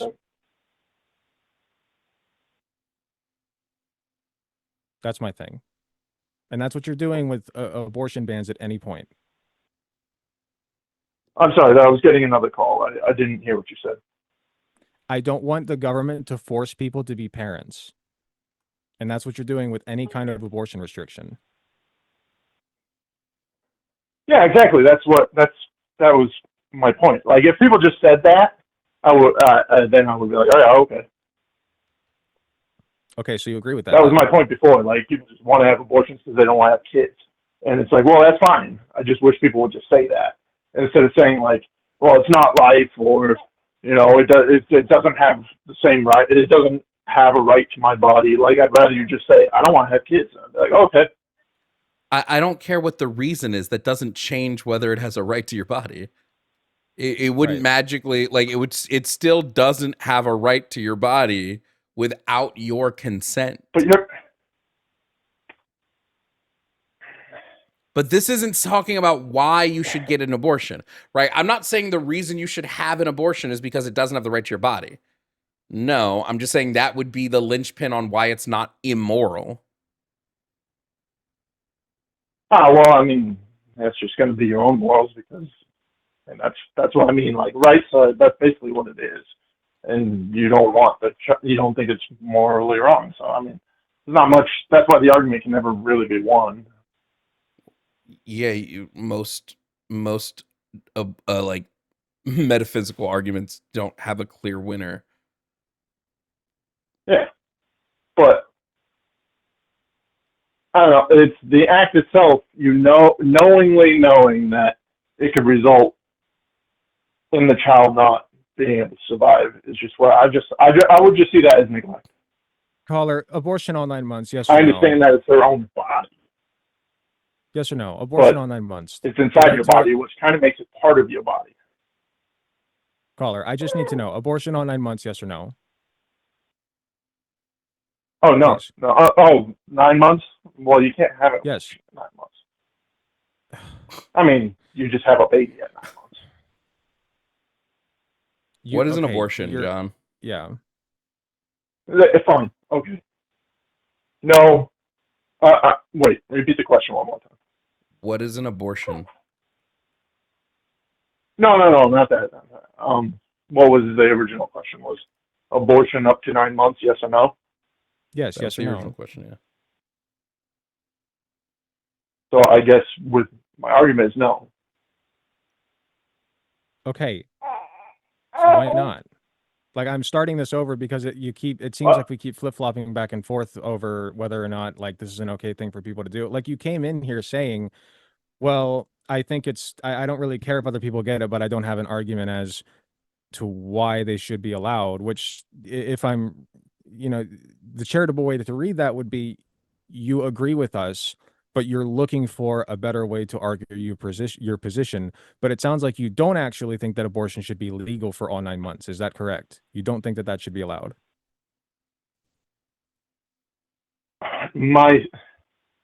I think argumentatively, no, it shouldn't be allowed. But I don't care because I just don't care that much about something that's not going to affect me in any way.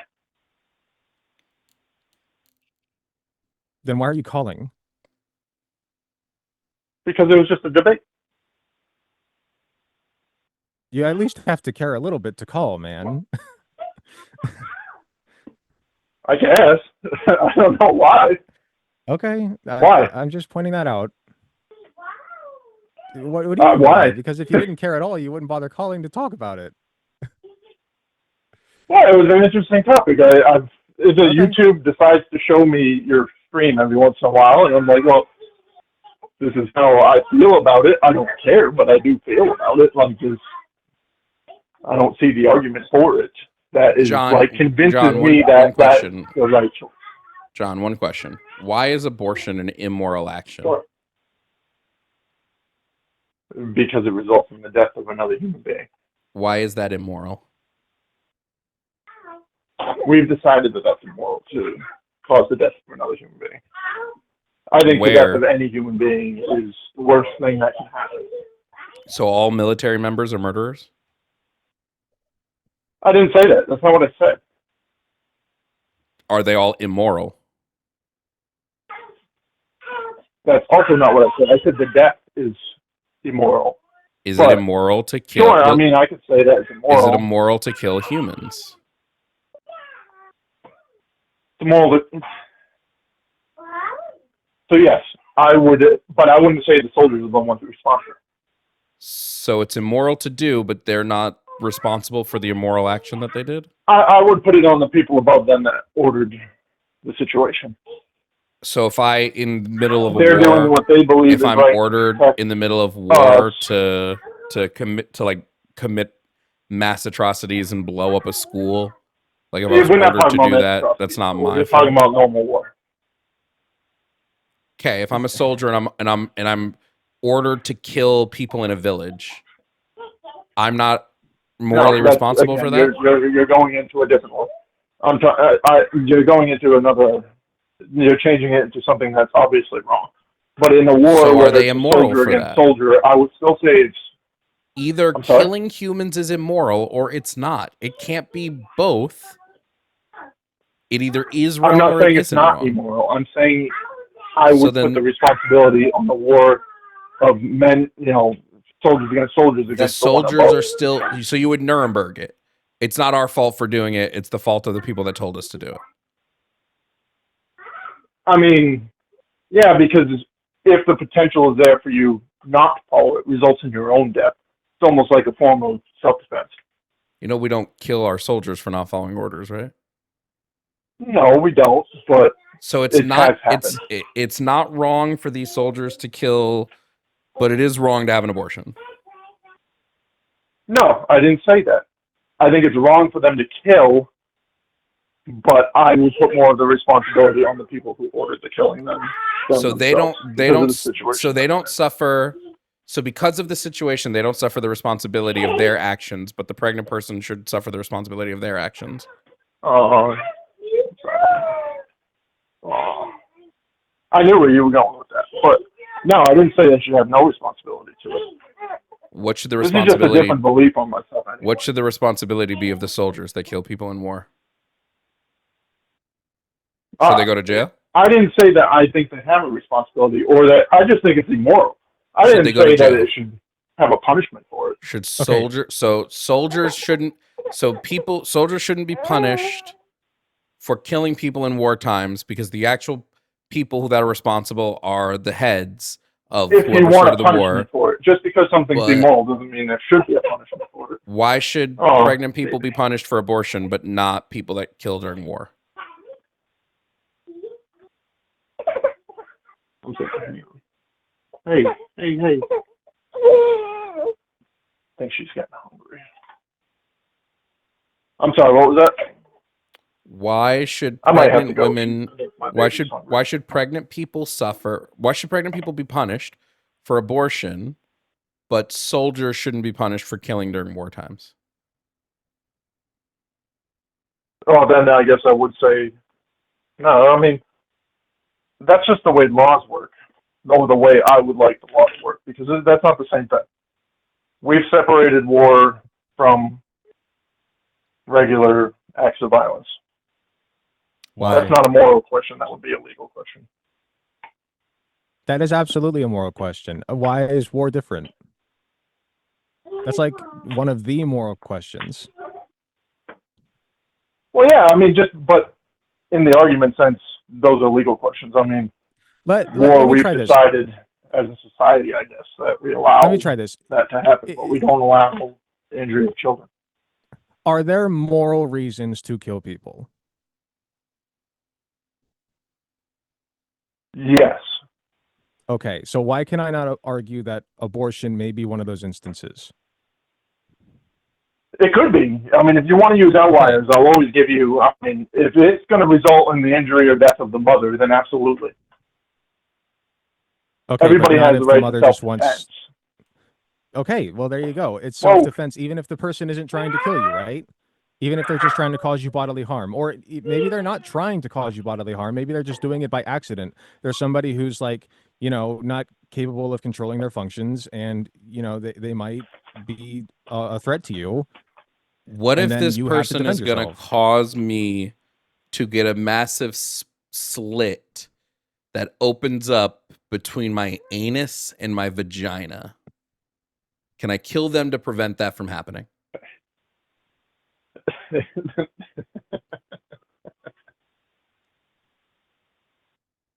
It's a fair question. I don't think I would agree with that, no. So you're in an alleyway. You caused that to happen. And this dude shows up and says, I'm No, going to take because this you knife caused that to and happen. open you from the vagina to the anus. You're not No, taking him out but that was first. her decision. That wasn't the child's decision.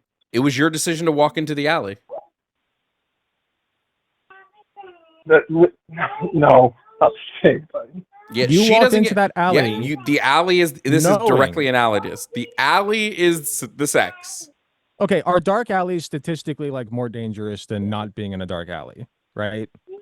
I don't know the exact statistics, but I can venture to guess that it probably is, right? And you walk down that dark alley knowing that. So what's the difference? That would be the sex part, like you said, though. That would be on her then. So I don't understand. Do you believe Where you that get that? do you believe that consent to an action is consent to all of the Oh, I'm outcomes of sorry. said My kid's action? getting really loud. I might just have to go. My kids hate it when I'm on the phone. All right. Okay. Yeah, I'm sorry. I think I got to go with the kids. All right. Appreciate the call. Maybe I'll call again sometime. All right. I'm sorry. It's the kids. I got to go. You have a good one.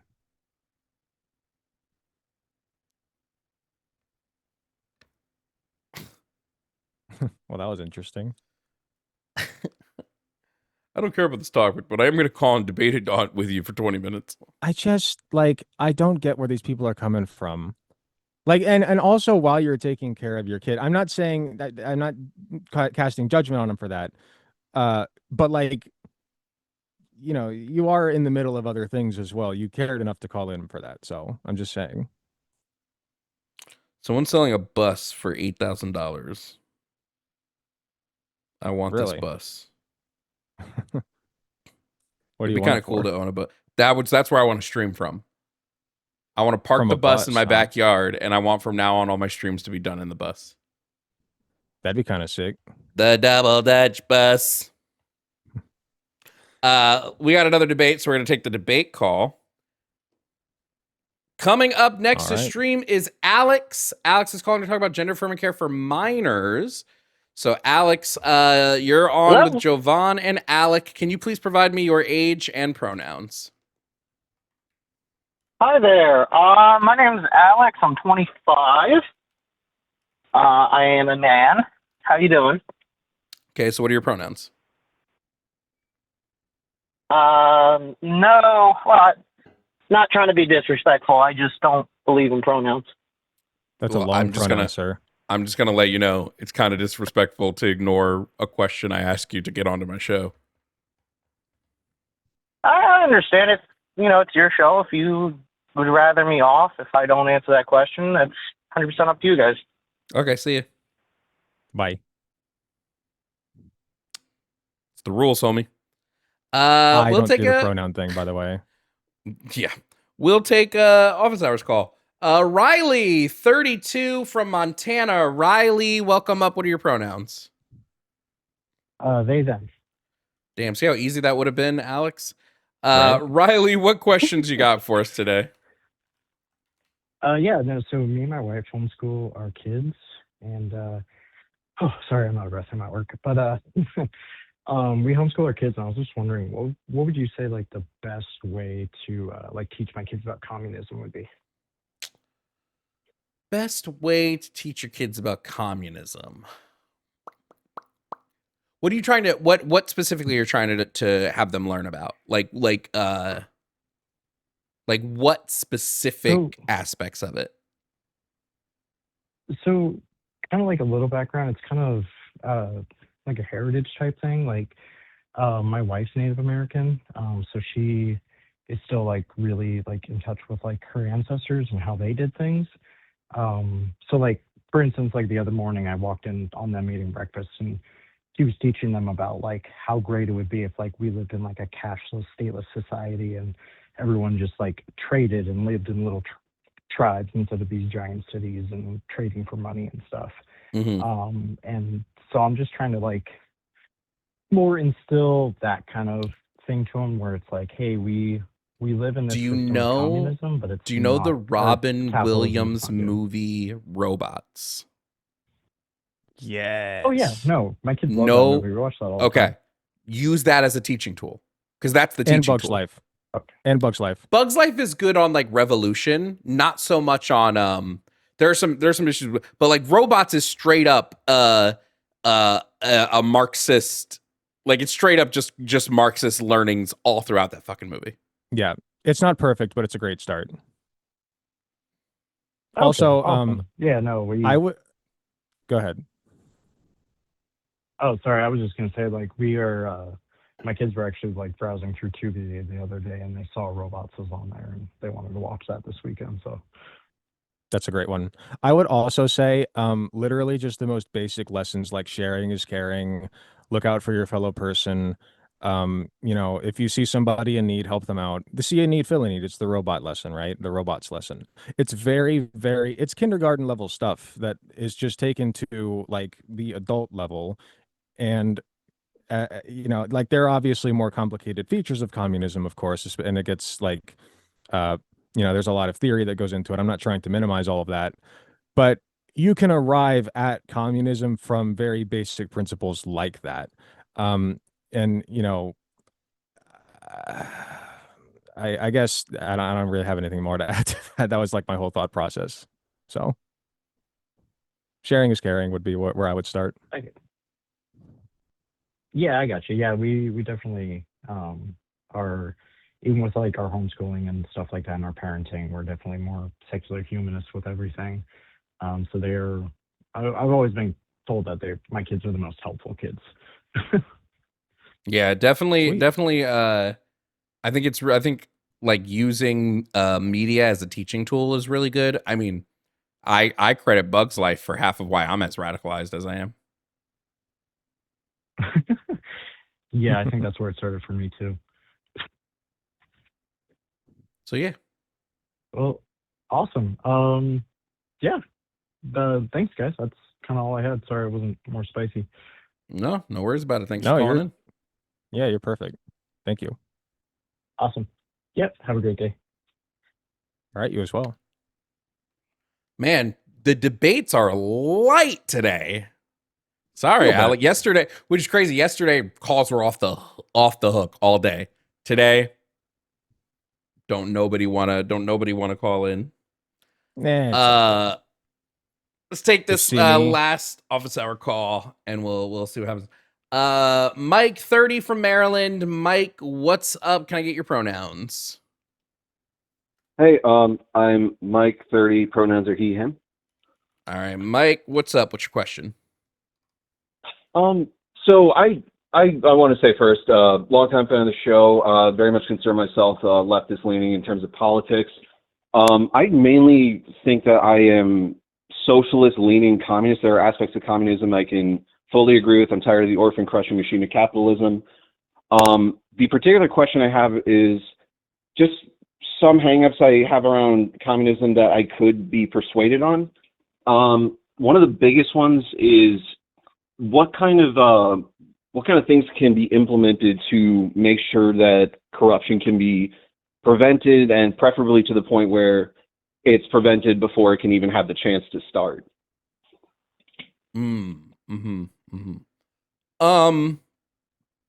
Sorry, ask that question one more time. How can yeah, you're right. I guess I could phrase it better. No. It's totally not you. I dissociated like fuck. Sorry. No, you're good. You're good. No, you're fine. How can we prevent corruption in a communist system to the point where it can, preferably to the point where it can be prevented before it even has a chance to start?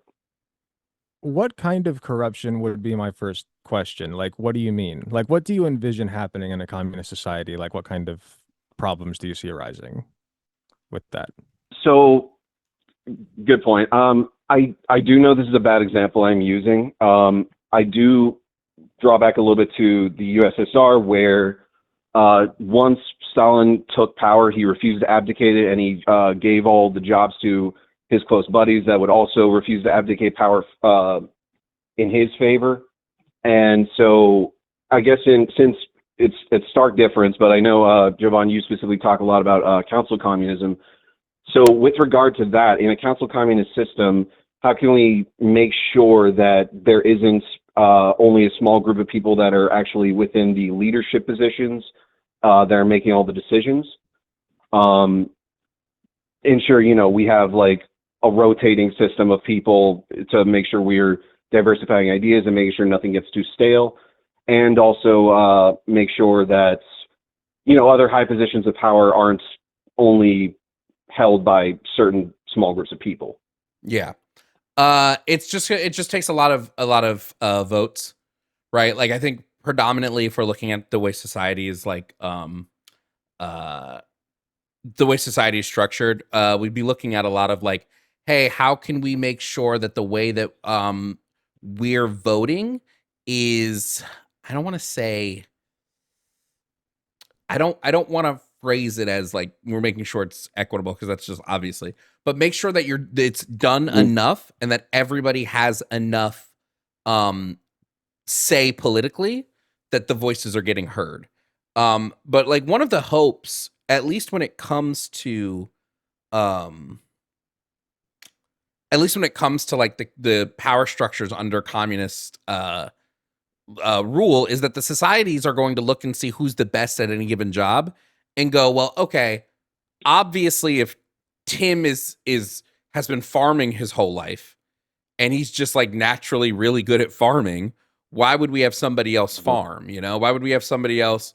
And if Tim knows how to farm so well that he's become so efficient at it, why does he want to do? He's probably going to want to do that job, right?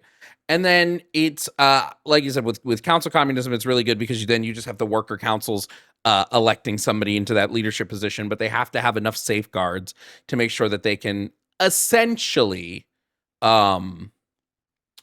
what's the word I'm looking for? Essentially, like vote out any issues, if that makes sense. And on top of that, you're also going to want to make sure that that farmer has everything that they need and then some to survive and thrive, right? Yeah. Like, you know, I hate to put it this way, but kind of like a well-oiled machine where it's like you can arrive from this at completely like utilitarian principles where it's like, well, you want to make sure that the people doing that kind of labor are well taken care of so that they can do it to the best of their ability. If you cut that off for some short-term gain, the long-term consequence of that is going to be that not only the society, but you and the people that you care about have less. So I guess that's how I would personally answer that is you have to make sure people understand that the incentive for that kind of corruption, you know, for the short-term gain, it's simply not worth it in the long term.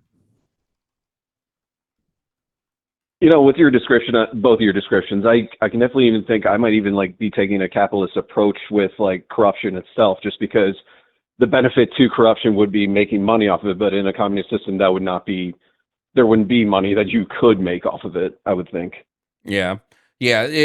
Like, what are you going to get? Like, oh, I'm going to be corrupt. What are you going to get? Some like, you can't increase your wealth. You don't have properties. You can't own properties. It's not like you can get a second house. Right. Like, I've what argued are with you you about this before, and one of the things they say is like, well, what if I want more food? And it's like, well, if there's plenty of food to go around such that like you can fill your belly to your heart's content, what the hell are you going to be hoarding food for? At that point, you're just letting it rot and keeping it from other people. But also remember this. We already have an exorbitant amount of corruption. They don't care about how we stop corruption in the capitalist system. You can even take examples 100%. like look at the USSR. The USSR, the difference between the people at the top and the people at the bottom, and then look at the United States at the same time and look at the difference between the people at the top and the bottom. And it was like, I think the numbers are like even the wealthiest person in the USSR at the time still was like 9 times poorer than the wealthiest person in the United States. And then the wealth difference between the top person in the USSR and the bottom person in the USSR was still widely smaller than the difference between the top person in the US versus the poorest person in the US. I just think it's such like, yeah, could there be corruption? Sure, no system is perfect. But to be like, we shouldn't do this system because of corruption is just weird because all systems have it. Yeah, it's you're always going to have like some bad actors in any system. Yeah, it just seems like it's much more difficult in a communist system from what I understand. It sounds like at least like some starter things could be like term limits and making sure that your voters have like as much information as possible. Well, yeah, everything should have term limits, yeah. Yeah, absolutely. I did also like how you mentioned having like food and other resources like widely available, because that sort of segues in my next question. I'm sorry, I sound a little nervous. So this is like wholly from a minimal research standpoint, so correct me if I'm wrong on anything. From what I see, at least when there's an institution of communism, even in the system of capitalism too, there are people that are wholly with the idea of I refuse to work, I refuse to contribute, and there's nothing that like can be done short of like unethical practices, like forcing them into work or anything like that, to basically encourage them to actually contribute to society. This I don't have a problem with as much. I do have a little bit of worry when it comes to someone who is in an intensive labor job that, from my understanding, would receive the same allotment of like food and other resources as this other person that is not contributing at all. And I guess, should there be any concern of if why the wouldn't laborer somebody contribute, though? Sorry? Why wouldn't somebody Sorry? contribute? You don't contribute, you Good don't question. eat. Just like now. To each according to their ability, from each according to their ability, to each according to their need. Well, and another thing I like to ask is who doesn't want to contribute somehow? Like, are you that person? You know, like that's what I always ask. Like, are you the person who would laze around and literally just do nothing and leech off of the system? And 100 times out of 100, the response I get is no. And you can argue that people are just saying that, but they at least understand that, like, you know, that's not a good look. You want to at least look like you're contributing something, and at that point, you may as well just contribute something. Oh yeah, I mean, I agree as well. Where it's like I definitely don't want to be like an idle layabout either. But I do know this is like chronically online speaking, but like there are absolutely people I've seen online that like they it's what's it called neat culture, NEET. Not employed, not educating, not in training. Those are people that are like, yeah, I refuse to do any sort of work or contribution to society, and I would That's a byproduct imagine of capitalism, they could though. still exist in a communist society. Things like that are such a byproduct of capitalism. People weren't like that when they had to like work the fields in order to survive. It's because of the disconnection from your work, right? The alienation. Like, people don't feel like their work is contributing to their well-being, and that's why they don't want to do it. And so people who don't work are looked at as lazy, but really it's just that, like, they're, you know, like, why would you go and do all this work for somebody else and then get barely anything back? Like, it doesn't make any sense. Right. No, yeah, that makes sense. Like there would only be like compulsion, like internal compulsion, that is, to make sure you are doing your part. Essentially, yeah. Okay. Oh, one other concern I had. When it comes to like all the wide spectrum of available jobs there would be like in any communist system, there are guaranteed to be ones that are more and less labor intensive. Would there be some further accountability in making sure that the more labor intensive ones, I don't know, receive some kind of more resource because of the intensity of labor?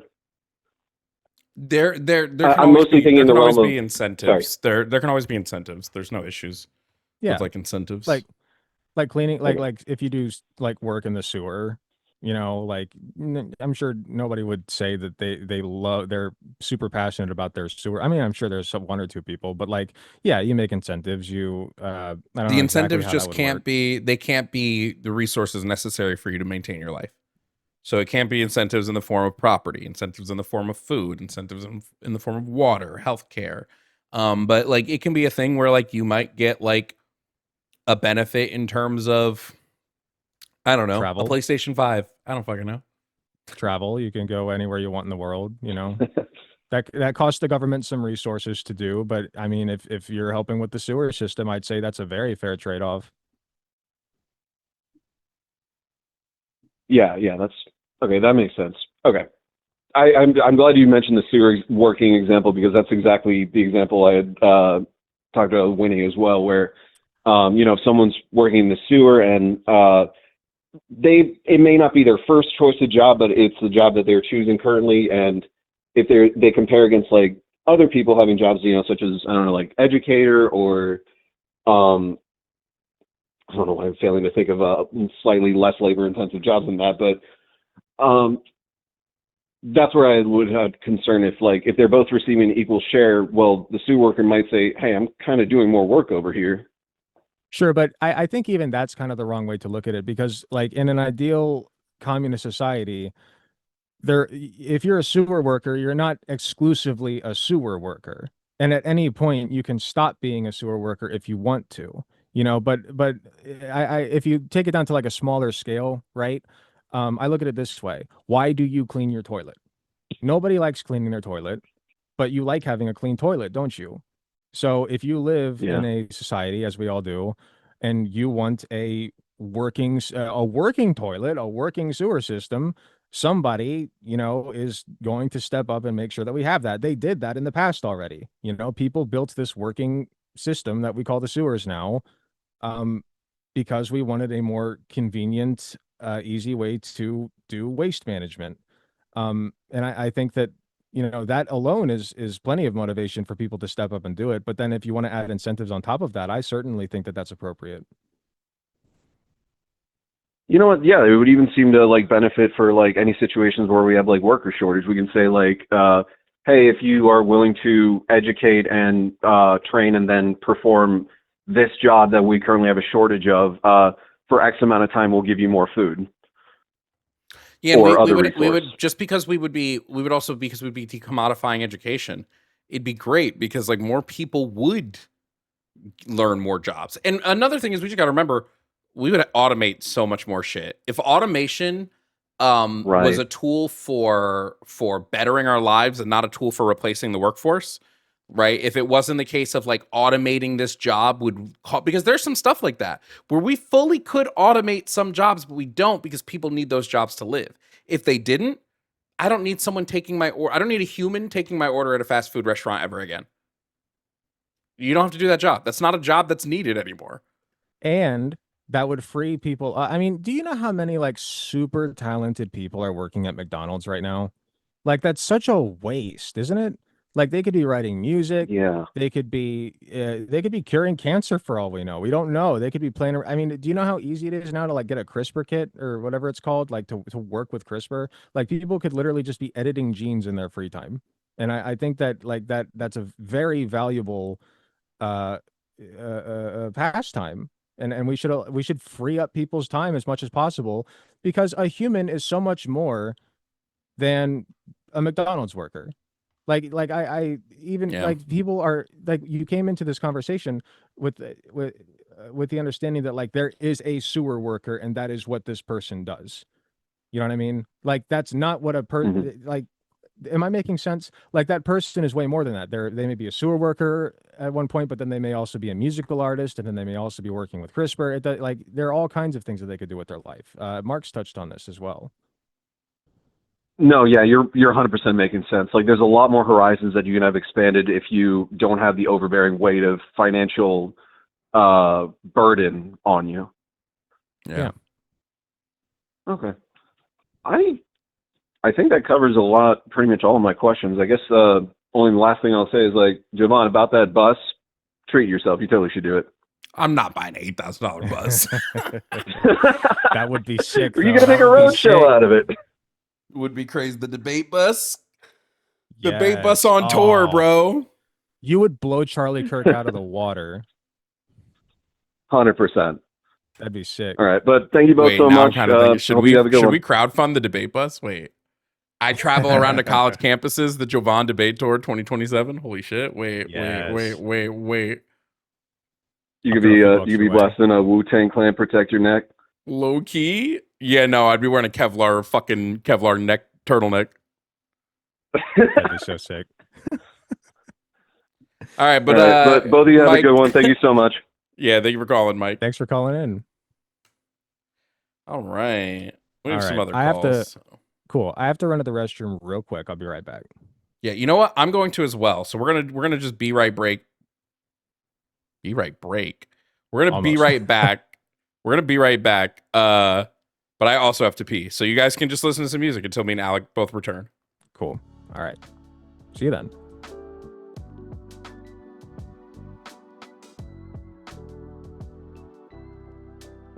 Make sure it's right here. Also, I don't know that we'll be doing the I can feel myself slowly starting to get sick. So we might not be able to do the Discord, the thing tonight. I can't even remember the thing's name. I don't know if you guys can tell, but I can just feel myself plummeting. I'll be right back.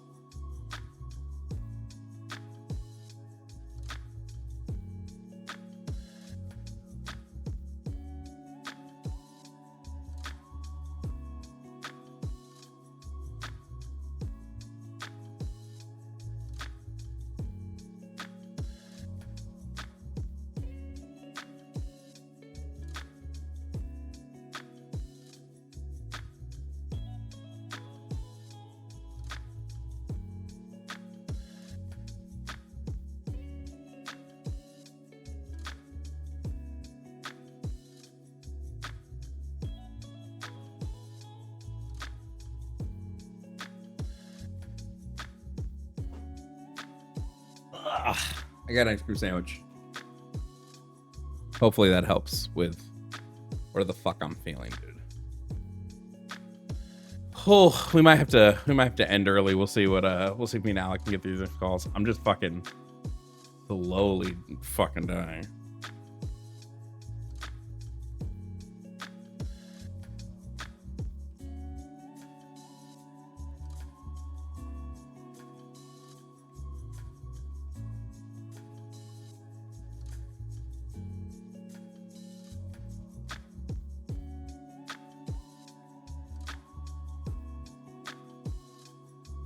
We're just gonna wait for Alec to get back before we take the next one. I think I'm just getting sick. I can just feel I feel like I'm getting sick.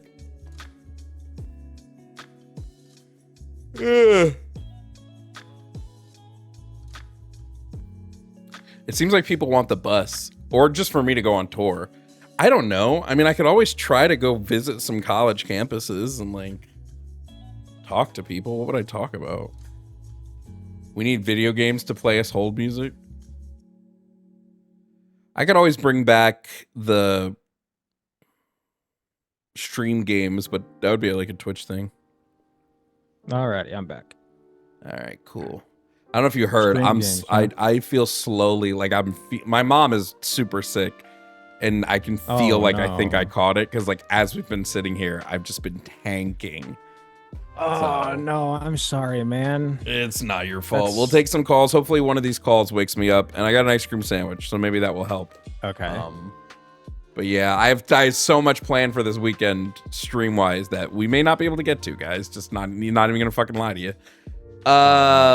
Let's bring up the next caller. I'm praying for you. See? Yeah, I got the shirt on. Fucking. Praying for all you hoes. Praying for all them hoes. Fuck all these hoes. It's all good, baby. Anyway, let's take the next call. Next up, coming to stream, possible debate.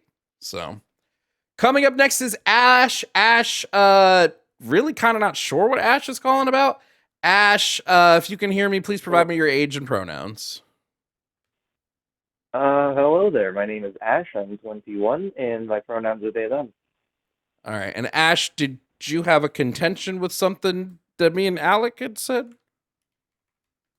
No, I just wanted to have like an interesting philosophical discussion about whether or not there is such a thing as objective truth. Whether or not there's a thing as objective truth. I mean, I'm not really a philosophy person, but like I would say I think there are objectively true things in the universe. I'm like a beginner. Oh, sorry, I didn't mean to talk over you. No, yeah, I was just gonna say I think there are objectively true things in the universe. Sure, I think it's objectively true that the sun exists. All right. So, would you say that it's true that water is H2O? No. Oh, because those are just words we give to things. Yeah, and so if you're water gonna ask has me, all is kinds of stuff in it. Yeah, if you're gonna say, is it objectively true that X is a thing?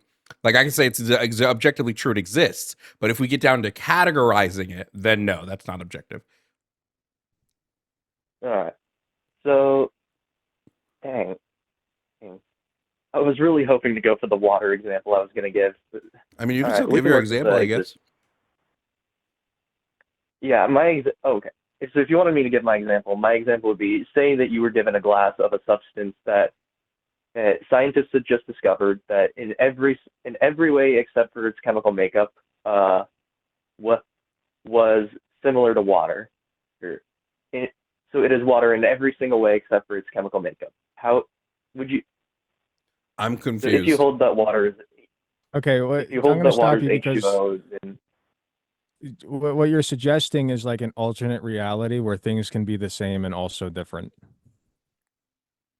I'm more confused because wouldn't like in the way that we categorize it anyway, all water is its chemical makeup. Yeah. So I don't know when you say it's like identical in every way except its chemical makeup. I'm confused on what that means. I mean, if I'm not mistaken, I haven't taken chemistry in like ages, but there is like ways to make water that isn't like H2O. Like This is news to more me. specifically, one. You have like I think dihydrogen dioxide. Well, dihydrogen monoxide. There's heavy water. Dihydrogen dioxide. I don't know what that is. Pretty sure that's what it is. Two hydrogen, two oxygen. Yeah, two hydrogen, two oxygen. Oh, that doesn't hydrogen, exist. two oxygen. That doesn't exist. Wait, that's like no. They call that like super water. It's not real. Well, HOOH is what is it called? It's a very common chemical. What is it called? You use it to induce vomiting. Percocet. Hydrogen peroxide. Thank you. Oh. Never mind. I might know. Yeah, I not quite. Not remember. I might not be remembering what the specific chemical makeup is correctly, but there is like some type of way. Oh, you can make H2O. water Oh, I'm sorry. hydrogen H3O is heavy water. H2O2 is like you said hydrogen peroxide. Oh, okay, my bad. I almost got somebody killed just with that. Yeah, my chemistry knowledge is rusty. I haven't taken it since high school. Okay, but here's the problem with your whole premise. The chemical makeup of something determines its properties, right? And so if you're saying that two things have entirely different chemical makeups but have different different chemical makeups but exactly the same properties, that is a different reality that you're supposing. Yeah, I'm having a very hard time conceptualizing that. Yeah. I mean, I guess if it's just a clear liquid, I guess it would imitate the properties of water if it's just any clear liquid. Yeah, and it would extend to be like safe for consumption. It could like freeze, turn to gas, etc. It would. I don't know what else does water do? Does it take up the shape of its container? Every liquid does that. Or it would have, it would basically just have all the properties of water except it would every just gas not does that. have the chemical makeup. Some people do that. Cats do that for sure. But I guess like okay, what you're suggesting is like it has like properties that are similar in or identical, right? In certain aspects, right? But objectively speaking, it would have different properties in other aspects because of its chemical makeup being different. Does that make sense? Like, for instance, scientists have conceptualized a silicone-based life form, right? Because silicon is right below carbon on the periodic table, and therefore it has very similar properties. And therefore, technically speaking, we could have a silicone-based life form somewhere in this universe. It would not shock me one bit. Now, my mom's a silicone-based life form. I would hope not, but but like they would have similarities, and you could say that they're both life, objectively, and that would be how they're alike. But then they would also be substantially different, just by virtue of being silicon based. Like it wouldn't be a one-to-one. Like they're exactly the same as us. Right. Shoot, I guess I'm trying to find out. I'm trying to think of how to respond to that. How did this?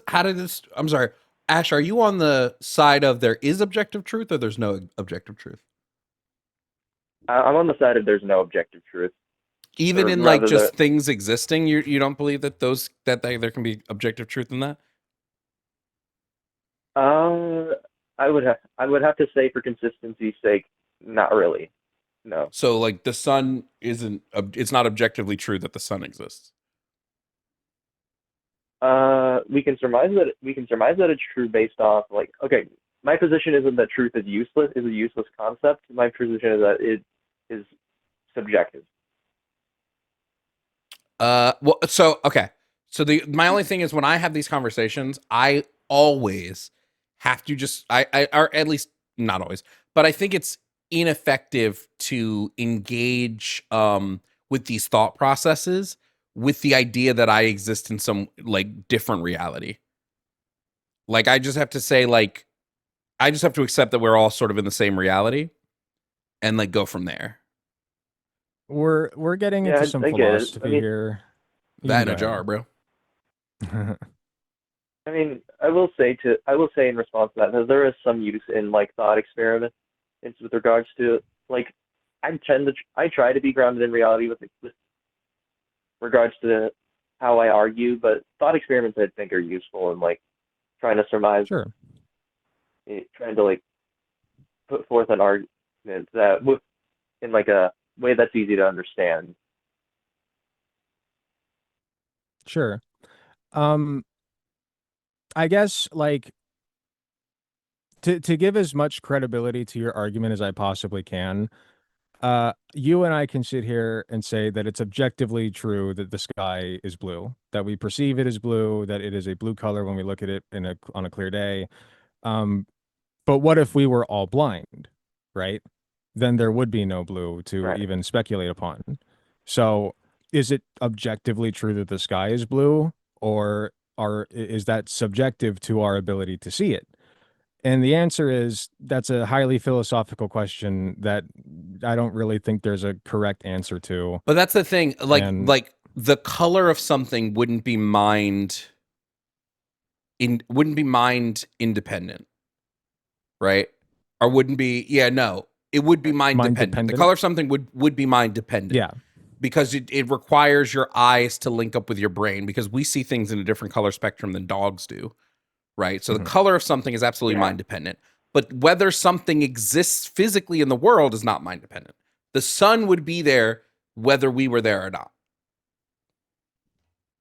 Well, that would largely depend on what your definition of existence would be, like what it necessarily entails. Huh? I guess what you're supposing is that does anything exist if there is no consciousness there to observe it existing? Is that what you're getting at? Oh no, I'm not arguing from like a Cartesian Okay. perspective on that. I'm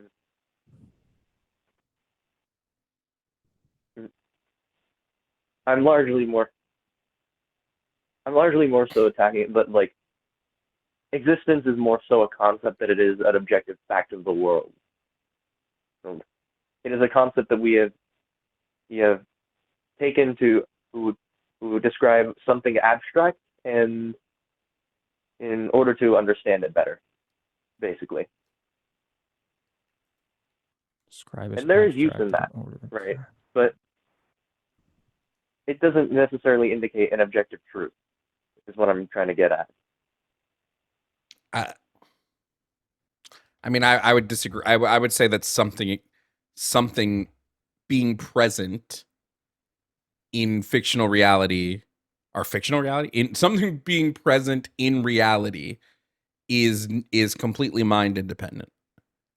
The sun being present in space right now, the sun as a star, that's a physical thing that's there, is mind independent, so it must be objective. I think that like a working definition of objective, like again, this is highly philosophical, but like in order to have a working definition of objective, to say that the sun is there, is radiating heat and energy and light, um, objectively, I believe that that is a true and valid statement. And I think to suggest otherwise, you would have to get into like the nitty gritty of like philosophy and like I just don't know how useful that is in like a regular conversation with like the lay person, if that makes sense. Oh, I totally understand. I mean, philosophical conversations I just find to be interesting, and Sure. I like having them. I had one about the exact same topic, objective truth, yesterday with my girlfriend. It was pretty, I think, intellectually stimulating. No, it absolutely is. I generally tend to find that like philosophy debates, for the most part, they don't tend to go into like blood sportsy territories. It's just a dialogue about these deep, complex subject matters. Have you ever listened to Alan Watts by any chance? I'm aware of Alan Watts. He's the Zen Buddhist philosopher, right? Yes, and I love his work. He gets a lot into like this idea of like, well, the sun is dependent upon our existence because that's the only way that if there weren't life here to like observe it and take in its warmth and its heat and whatever, then what really is the point of the sun? Like he explains it way better than I ever could, but I would highly suggest looking into his work, not the AI bullshit. A lot of people have AI'd his voice, but I really like listening to his work. Oh yeah. So if that's something that This Oh, is yeah. AI. Oh yeah. My man. Anyway, I would sure hope not. Yeah, philosophy content on YouTube has generally been like plagued with AI bullshit. I've noticed, like that section of YouTube in particular. Yeah, but there are plenty of channels that like label themselves non-AI. So, but yeah, everything on my channel is AI. By the way, I'm AI. I believe it. The whole world is AI. Ask me to count to 40. Yeah. Jovan, count to 40. Or don't, I guess. Oh, all right. Well, all right. I think this is a good place to end the conversation. All right, I think no we had problem. a pretty good like back and forth. All right, no issues. All righty, man. It was All right, stimulating. well, Thank you. I guess I'll catch y'all later. Yeah, All see right, y'all. catch you later. All righty. That's fun. Intellectually stimulating. It just depends. I the vat in the jar thought experiment is always just bleh to me. Yeah. I just don't get anything out of it, you know? That's fair. I think it's fun to think about sometimes, but like, you know, the word objective, like if you say there's no objective truth, then what is even the point of using the word objective? Like there has to be objective truth if you're having like a normal conversation with somebody. Well, I genuinely think most people don't know the mind dependent, mind independent branches when we talk about like objective or subjective things. I mean, at least in my line of debates, most people think objective just means God did it. I'm like, okay.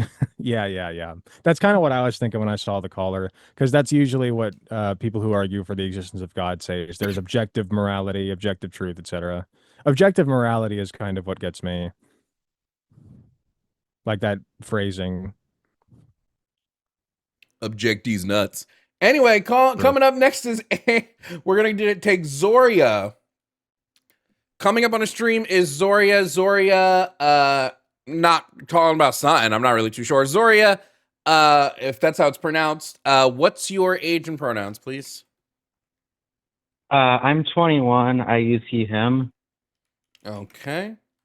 And I'm a bit confused about what you wanted to talk about, but what did you want to talk with us about today? I think that there's a symbiotic relationship between the left and the right when it comes to oppressing women. Okay. And that a lot of the original transphobic canards that you see today used by the right actually came from the left. Okay. I mean, I would argue that everybody is misogynist and everybody either benefits from or promotes the patriarchy in some way. What would be your basis for that argument? I'm sorry, when I say everyone, I mean like men specifically. But it would just be like by the nature of being a man, we inherently benefit from patriarchy. So therefore, like inherently but I don't know if that's what you're calling about or not. Like, what do you mean when you like, you just mean like the right has been or the left has been transphobic before? Sure. I mean, when you look at like queer theory, like Gail Rubin's Thinking Sex is where I see that the most. Like in Figure 9.2, they have trans people and cross-dressers defined as bad sex, and they also have it on the same axis. When was that written? Huh? When was that written? 1984. Well, yeah, I would say most people were transphobic in 1984, you know?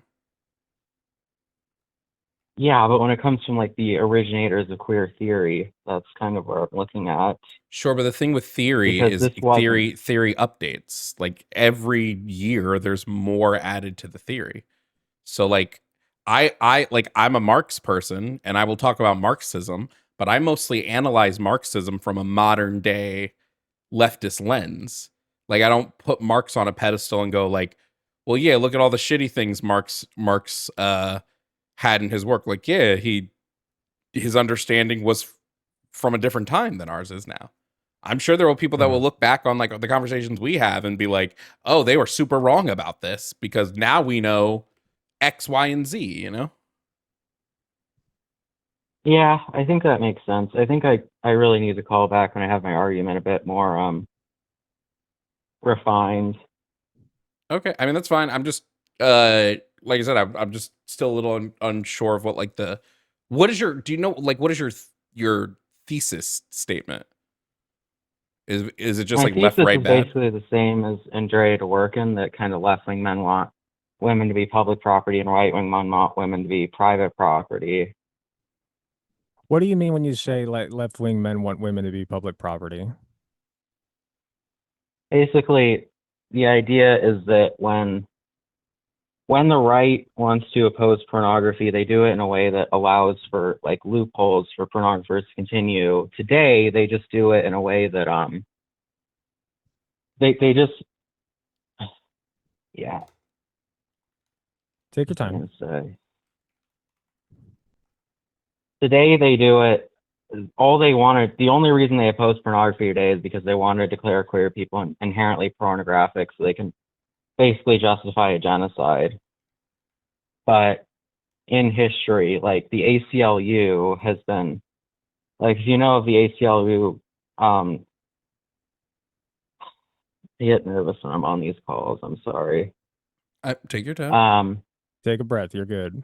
So if you look at why child marriage is still legal in California, the ACLU actually testified against a bill in 2018 to ban it. And they said something along the lines of, let me pull it up.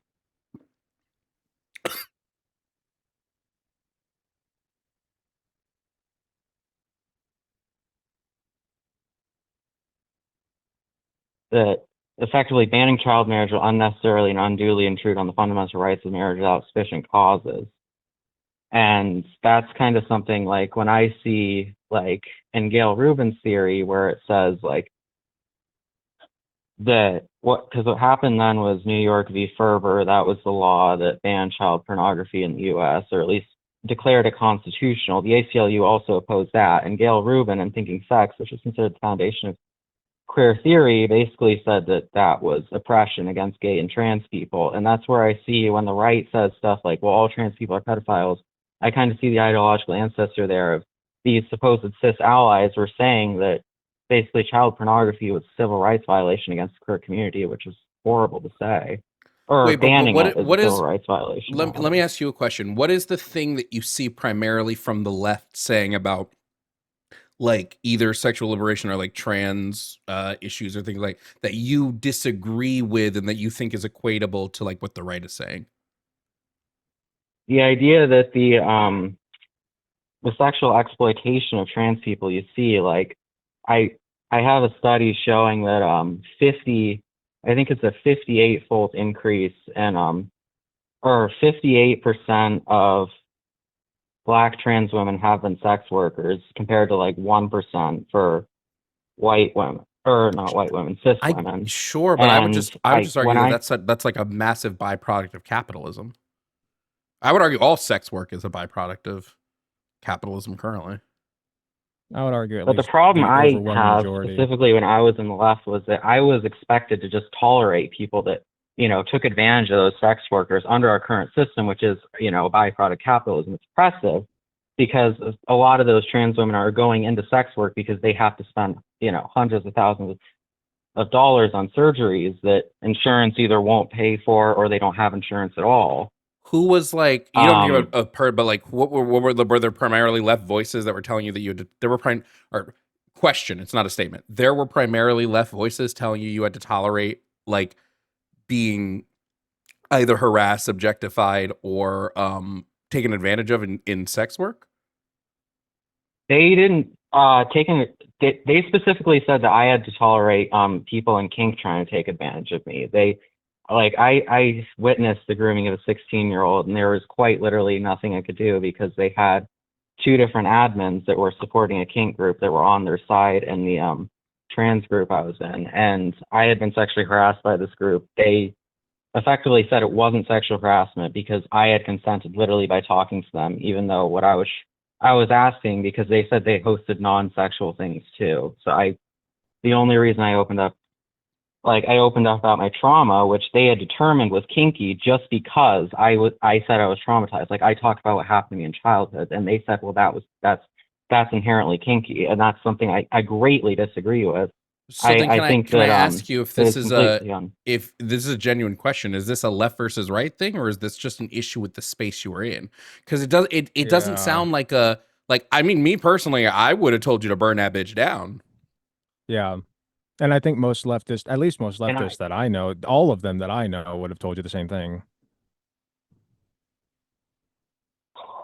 It's just when I looked online about it, like, I saw so many different stories, especially, and that's kind of how I got into it. I was trying to see, well, why are people tolerating this? Why are people tolerating, like, the idea that trans people are inherently sexual, trans people are inherently kinky or whatever, and it's okay to talk about this. I don't know. So speaking as a black man, right? I have been objectified for simply being black, right? Like, I recognize that people objectify other people, and that's just a sort of thing that happens. I don't think there's a way to get rid of that completely in any society, right? I don't think there's a way to get rid of objectification. But I don't know that I would call objectification a byproduct of, I don't even know if I'd call it a byproduct of the left or the right.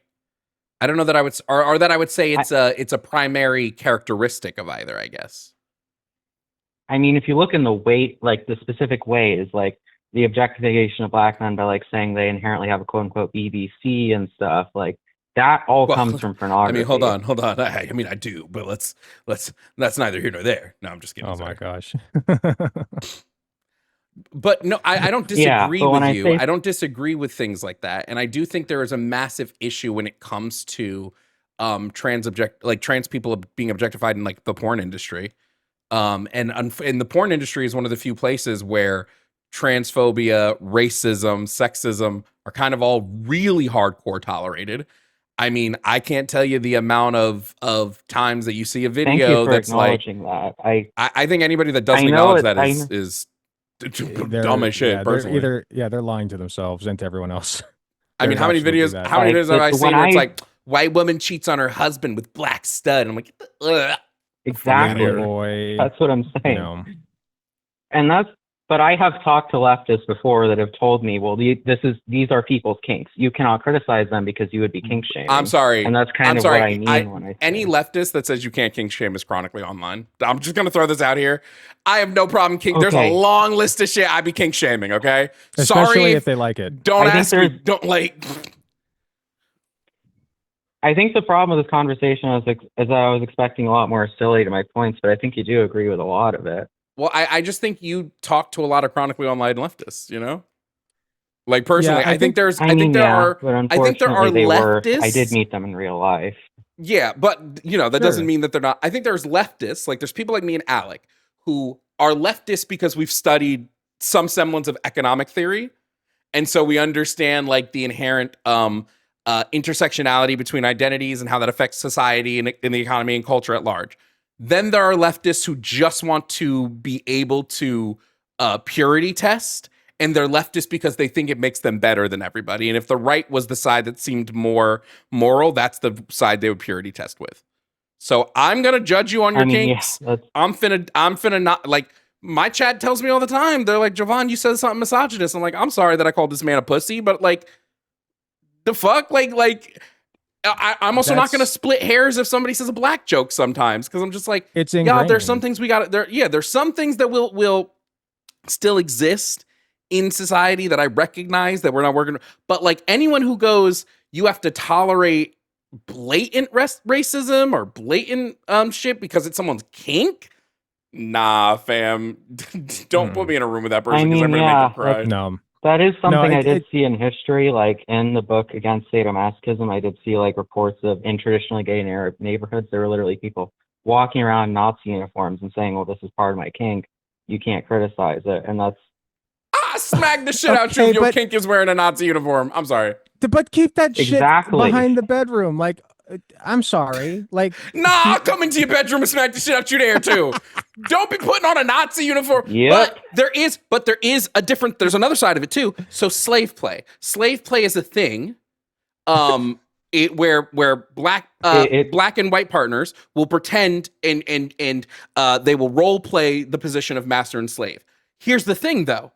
For a lot of black people, that isn't about a kink or anything like that. It's trauma, and going through the slave play helps them deconstruct trauma that they have built up around racism. So there are things. To be clear, like that's exactly that. what I was told when I was being harassed. Like, they tried to force it on me. They literally said there are a things psychopath like in their that, right? There are things like that. Then there's wearing a Nazi uniform because it gets you off. There are there are totally different at the end of the day ball game. At the end of the day, if somebody is trying to really not just sexually, but I'm speaking primarily sexually, forcing you into an uncomfortable position, you ought to be allowed to remove yourself from that position at any point that you want without judgment. And I hold that standard across any sexual activity that occurs. You can have your preferences, you can have your kinks, whatever, but the moment that you make somebody else uncomfortable and they express that, and then you continue that behavior with that person, you are now engaging in sexual harassment. That's where I stand. That's where I think most leftists stand. Also, shouldn't be in porn. Just throwing that out there. Okay. I do think that there is one the reason I don't think that goes far enough necessarily is because learned helplessness will prevent one from actually withdrawing consent, because if they've been told, well, that their no doesn't mean anything before, then they're going to develop learned helplessness and they're not going to be able to withdraw consent. So I believe that there should be basically what we already have in some regard. Like, we have the doctrine of unconscionability. I'm not good at pronouncing that word. In contract law, to say, like, you can't sign away all your stuff for $1, and then call that an equitable contract in court. They're going to assume that there is coercion involved. So I think that from a utilitarian perspective, when there's a high risk of learned helplessness or a high risk of harm, like with strangulation or choking, as they call it, which has caused 60 known deaths in the UK, I think that should be considered unconscientiable. And realistically, if there is this one consensual relationship that does involve strangulation, it's just not going to get reported. It would never be handled within the legal system anyway. I think there are safe, healthy kinks. I think there are unsafe, unhealthy kinks. And I think we should promote safe and healthy kinks, and we should not promote unsafe, unhealthy kinks. I think it's that simple. And I think anybody that says otherwise, I think, is living in a world I don't really want to live in. Yeah, agreed. Yep.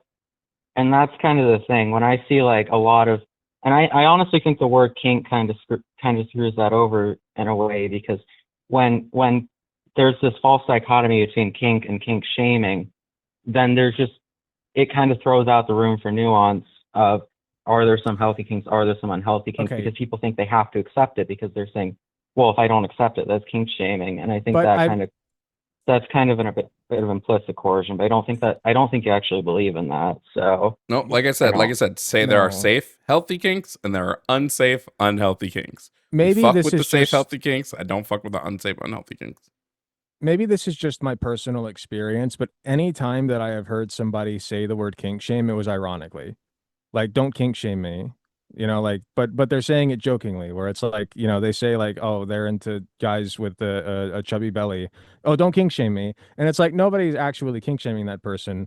It's just I don't know, it's a joke that they use. That's my experience. I'm sure there are people out there, niche groups, who actually unironically use that term.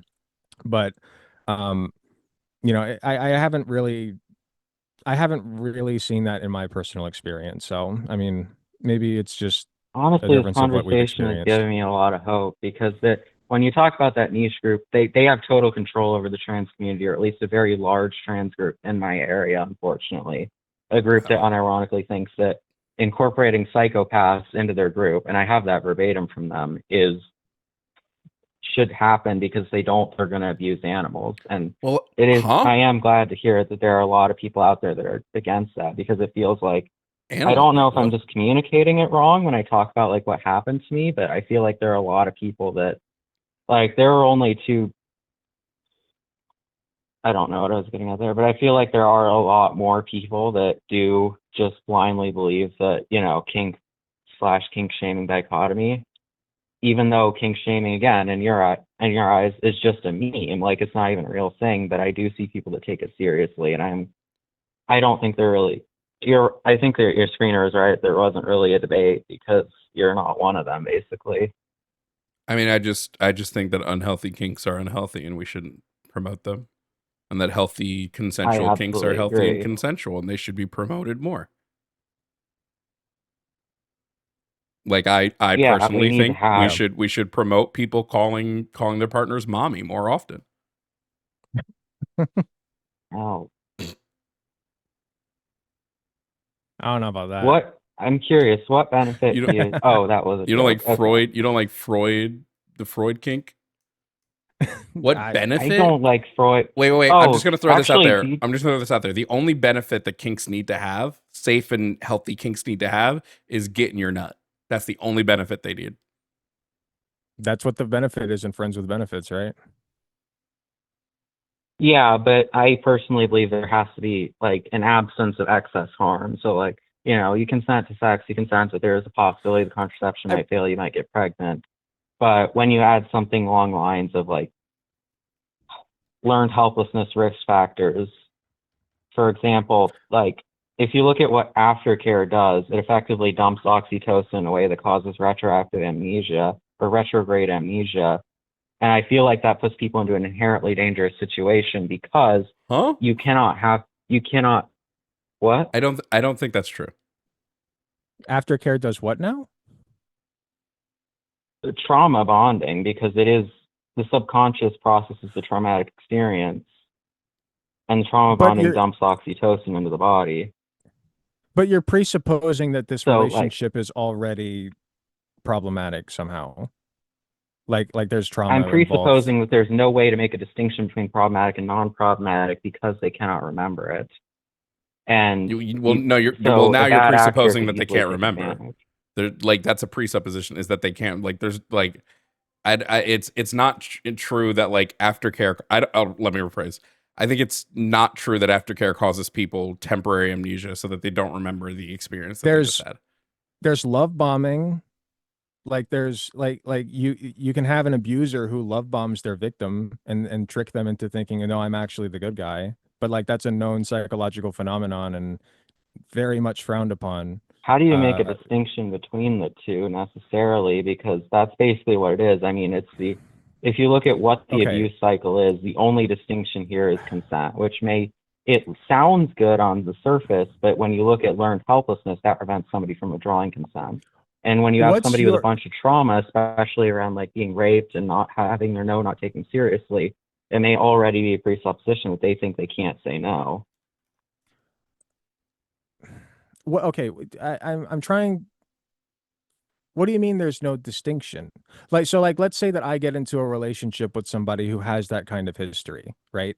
Like, what do I do then to ensure that I'm not I feel like I'm perfectly capable of not abusing this person.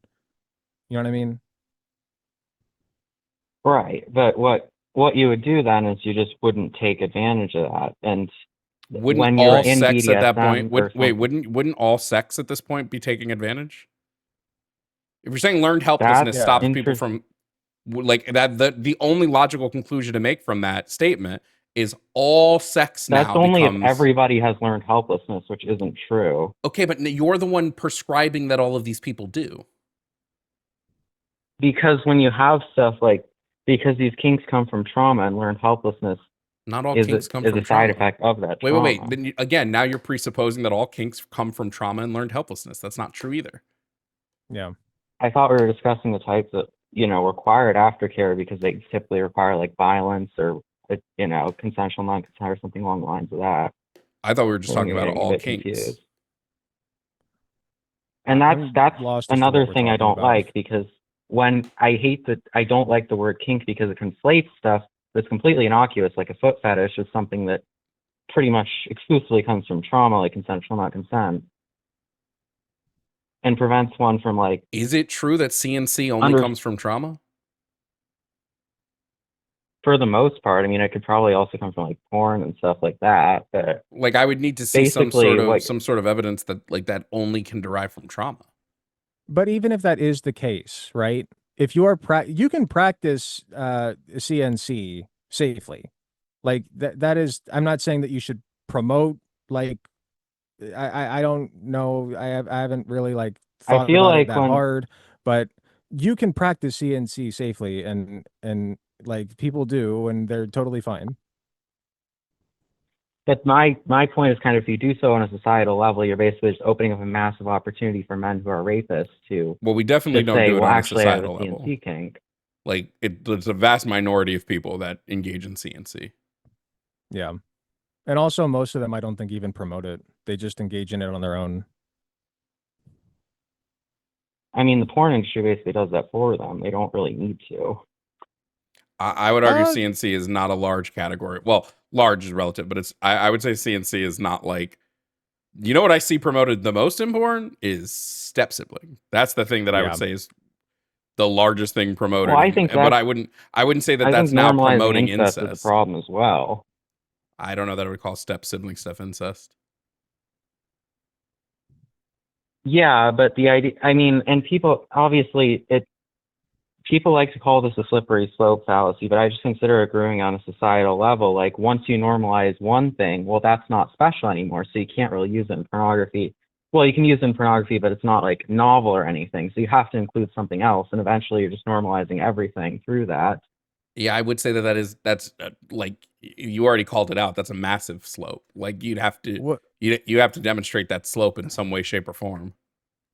I guess my question I would be like, mean- what's our takeaway from this conversation? I mean, like, what do you want to see I think it happen? is demonstrated just based on the fact that strangulation went from like basically being unheard of to now 65, or let me pull up the exact number. I don't see anything wrong with a little bit of choking. I mean, it can cause strokes 4 days later and just straight up kill them, and the man will never so go to can me prison for popping that an because it's- Excedrin. Yeah, you can get like anal fissures from like there's all kinds of things that can happen. I damn near burst a blood vessel taking a shit the other day.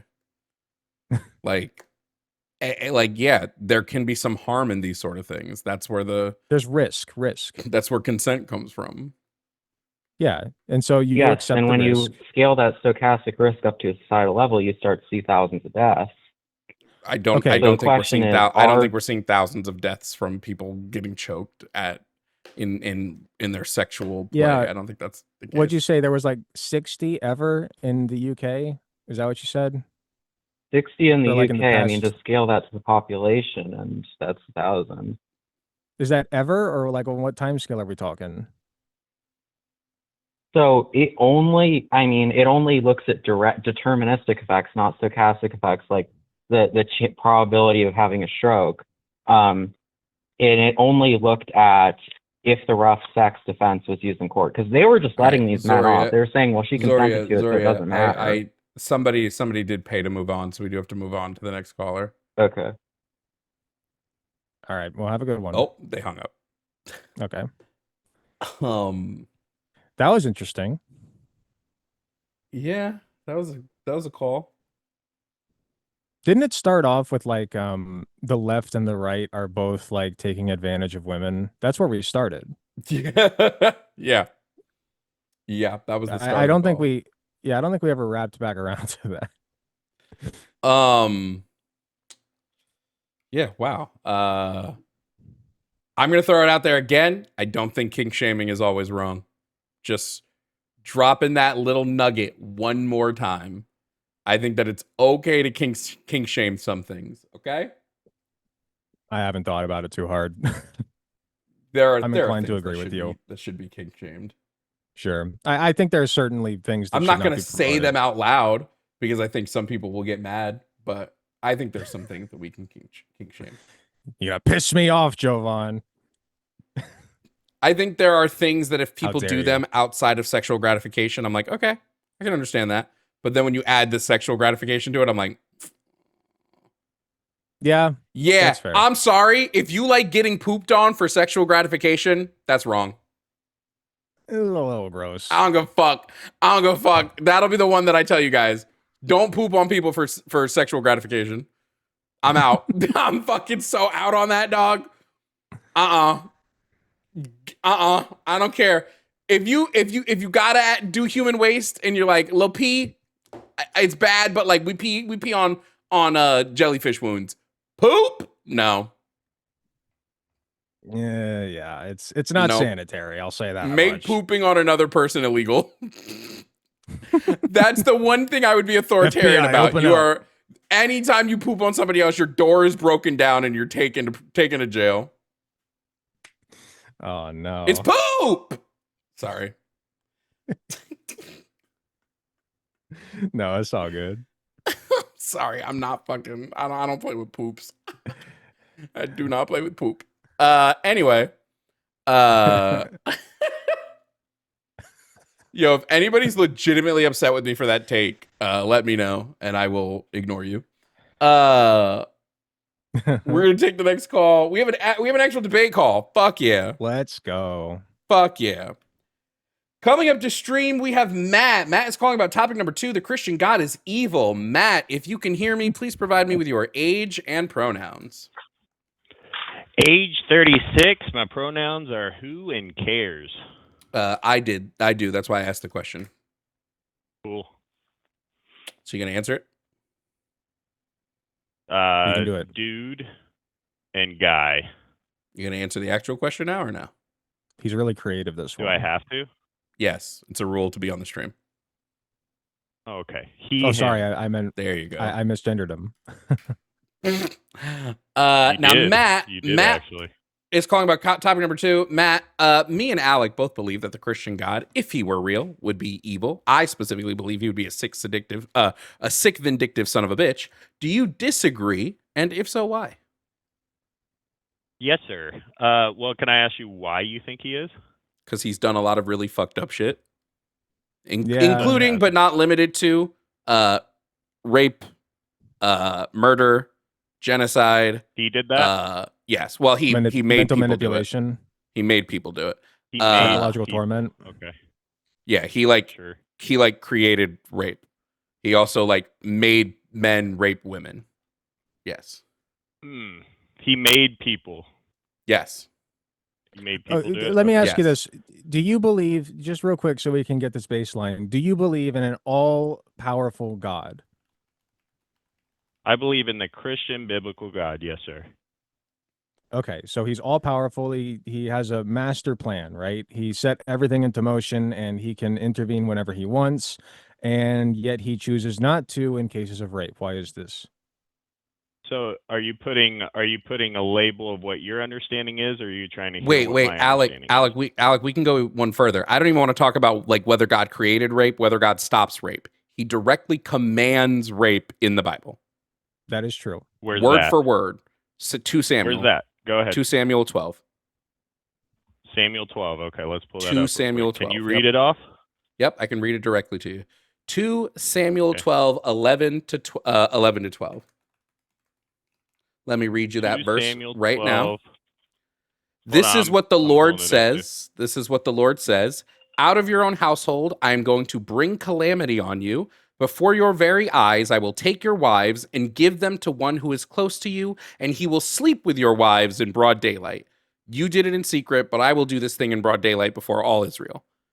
So you're taking someone's wife and making that wife sleep with somebody else, whether the wife wants to or not. That's rape. Okay, so so what's the full chapter about? I'm sorry. Is there any context in which God forcing your wife to sleep with somebody else, whether they want to or not, is okay? In Samuel, what is that whole Is chapter there about? any context in which Why God won't you answer my question? making? Wait.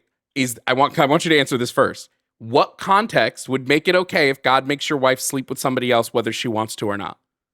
What context is that okay? You got to say the chapter. What's the chapter about? 2 Samuel 12. Pull it up. It's Nathan and So David. I disagree that God is saying that. So you're putting a label to. You're disagreeing God is saying you're that. trying to get me to disagree with what God's saying, but He's not saying that here. So who I said can't it? disagree So with who what said he's it? Yeah, he read that directly from the Bible, But man. what's the chapter about? That's what I'm asking. Who said? Well, I want to know who said it. If God, you don't know what your own book is. Yeah. Did we God misquote didn't say God. Here's the reality of it: is who wrote it down? Well, it's Old Testament, so we Okay. don't know who Right. wrote it. But all Scripture is God breathed. God That's true. inspired, right? Yeah. So this Scripture would be God breathed to God inspired. So it doesn't matter who wrote it. But it doesn't matter who wrote it. Okay. No, all Scripture is God breathed and God inspired. So All if it's creation all is, God including breathed, man. If I were to talk about how Mary was aroused from the beating on a wall in the Lord of the Rings Fellowship of the Ring, would you say it's a pornographic book? what? It's the same out of context type argument that you're. It's not. you're No. putting in That's like front the of me right worst. now. That's one of the worst analogies I've ever heard. I'm saying that the I'm not Bible using an specifically. analogy. I'm using That the was same literally exact kind that of was reasoning. literally an analogy. If you don't know what an analogy is, this is going to be a hard conversation to have. What I'm saying is Okay. that here we have a verse in the Bible, 2 Samuel 12, in which God speaks, literally speaks. It literally starts with, "This is what the Lord says." You're So, saying, no, the Samuel Lord did not 12, say 2 that. Samuel 12 is where Nathan is rebuking David. Uh-huh. I said it was about Nathan and David. And Nathan is I literally speaking said that. to David. Uh-huh. Right? Nathan is a prophet who So speaks for this God. is Nathan saying. Nathan's a Sure, prophet. He sure. speaks for God. God speaks through Okay, him, so in fact. What is the purpose of the Bible? I don't care what the Bible, what the purpose of the Bible is. It has nothing to do with the conversation. The conversation is, It does. are the It does. action? You're No, using something no, that it you doesn't. don't believe in. The conversation. You're using something that you don't believe Matt, in. As Matt, you are the, flailing. the I said at the objective start of truth this for conversation. your I said at whole the start of this conversation that if the Christian God is real, this is what he would be. So obviously, I is. don't believe in him, but we're having this argument within a worldview in which he is real. taking Matt, things out does of Matt? context, which is my whole What debate. context That's is it my whole okay, debate, is Matt? you're Matt, taking out Matt, context and what proving it context out of is it okay to make someone's wife sleep with someone else, whether they want to or not? What context is that okay? What's the chapter about? This is not complicated, man. Matt, is Nathan a prophet? Okay. How about this? Let's just move Was on Nathan from a this one. Why do you ignore? Okay? You haven't answered a I can single still question. prove. I can You have still not prove. answered a I single still question stay this on whole topic of the call, Matt. debate. This isn't a gotcha Matt, you have moment. not This answered a is question this both of us entire not call. being able to Is understand Nathan a each other. prophet? Yes or no? We're not able to understand Is Nathan a each prophet? other Yes or in no? this moment Is of Nathan a the prophet? Yes or debate. no? So I would Is Nathan like a prophet? to move Yes or on no? to something that Is Nathan a still prophet? Yes or has no? something to Is Nathan do a with prophet? what Yes we're or no? debating about. Is Nathan a prophet? Listen, Yes or I no? got a job. Is Nathan I a want prophet? to go Yes or do no? my job, Is but I wanted Nathan to a have prophet? Yes or conversation no? with you. Is Nathan a prophet? Yes or no? You can do it. If you say it 6 more times, you think I'm going to answer Don't you? you're just fucking punking out of the conversation. You know Well, that it's Nathan's a not. prophet. You're trying to You force know a that Nathan. conversation. No, I'm telling you, I'm moving on from called, it. dipshit. You called. I'm not He's forcing repeating it. shit, and I'm bro. trying to stay on You topic. picked We're up the talking topic. about Nathan now. Guess what? You're muted. The topic is God evil? So if God commands something in which all of his commandments are spoken through prophets, you fucking dumbass. All of his commandments come to us breathed through prophets. If you're saying, well, Nathan, that's not God saying that. No shit. It's a prophet who speaks the word of God. But no, let's just ignore all prophets. So everything Moses said, fuck it. Everything Jesus said, not fucking true. Because your dumbass can't handle the fact that you got caught in this debate Instantly, you're like, they can't prove God is evil. Hey, here's God fucking telling through Nathan, because again, Nathan says the Lord said, taking through Nathan, saying to a person, I'm going to make your wife fuck another dude, whether she fucking wants to or not. And now you have to reconcile with that being evil or not. And now instead of doing that, instead of just saying, God did something fucked up, you're like, we're not talking about Nathan. No, we're having a conversation about God, dipshit. And the only way you can have that conversation about God is to talk about God's commandments or the shit he's done, which he's done through prophets, of which Nathan was. Your turn, Alec. Prophets, which, you know, he created in his divine image, by the way, and literally speaks the word through them, right? Like, you have to remember in context, all of this is God's creation, all of it. So even like no matter what level you look at this on, God created a guy who said that, right? So like, there's no level on which this is like, unless you can say, well, that's actually morally acceptable because of X, Y, or Z, right? That's what we're looking for. What makes that a morally acceptable thing for God to say and do? That's it. I'll unmute you now, but you got to fucking engage in the conversation or fucking lick taint and be out of here. Okay, hold on. Let me apologize because I'm allowing this to get a little bit too out of sorts. If I were to take exactly what you're saying, I would understand on your end of how that sounds. And there is no context whatsoever that that should be allowed. Okay. I agree. Okay? Nathan is a prophet of God. Okay. Now we've established that. Great. Am I live? So now we know. Okay. Yep. So now we know that at the end of 2 Samuel 11, when David displeased God, where it literally says this thing David has done has displeased the Lord, so the Lord sends Nathan to tell David what he's going to do to him. Okay, hold on. We're still going on about that, and I agree with you. Now, can we move on to what? This wasn't the fundamental of my argument. This wasn't hold on, Alec. So I'm gonna make a checklist here. Check number 1: God did command women to be raped. Okay, now you can now that we've all agreed to this, now you may talk. Now you can speak. Okay, that's fine.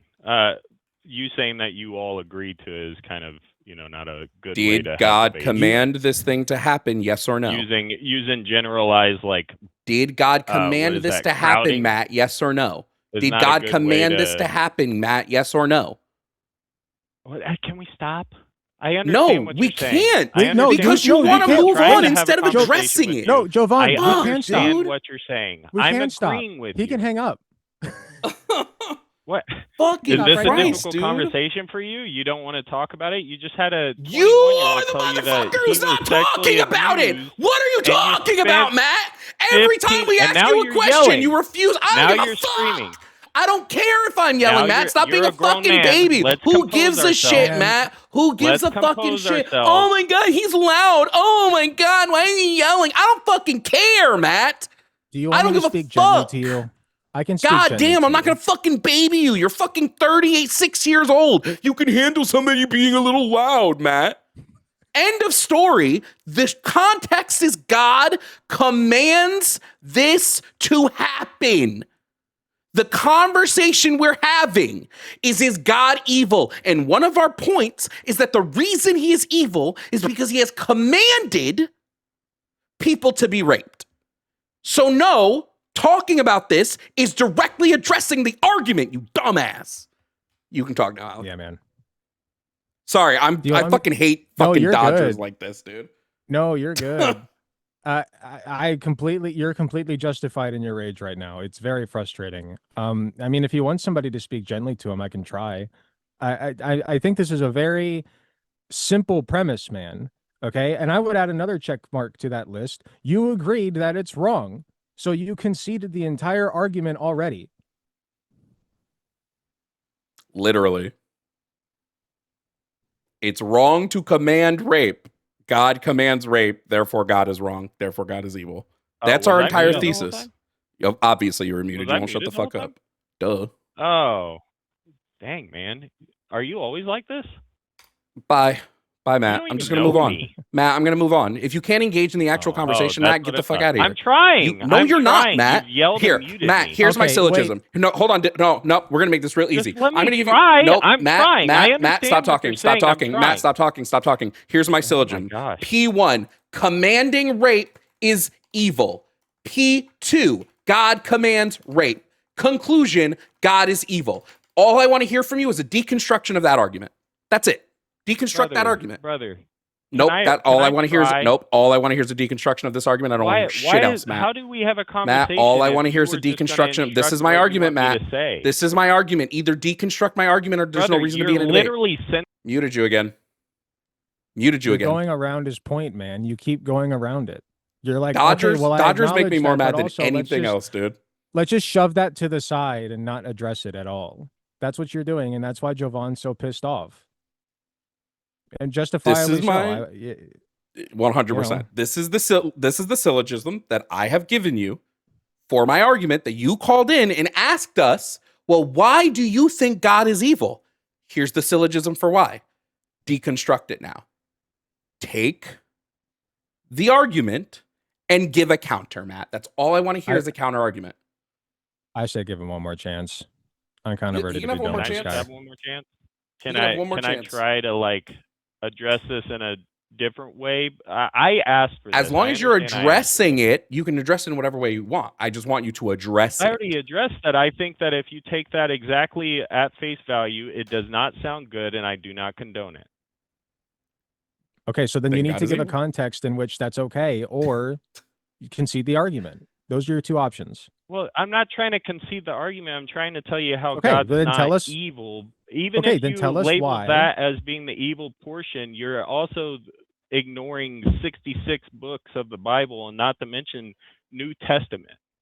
Okay, How let many me more try books do to. we What need? the whole point of New Yeah, Testament is. I'm gonna feed you a little bit here. Ready?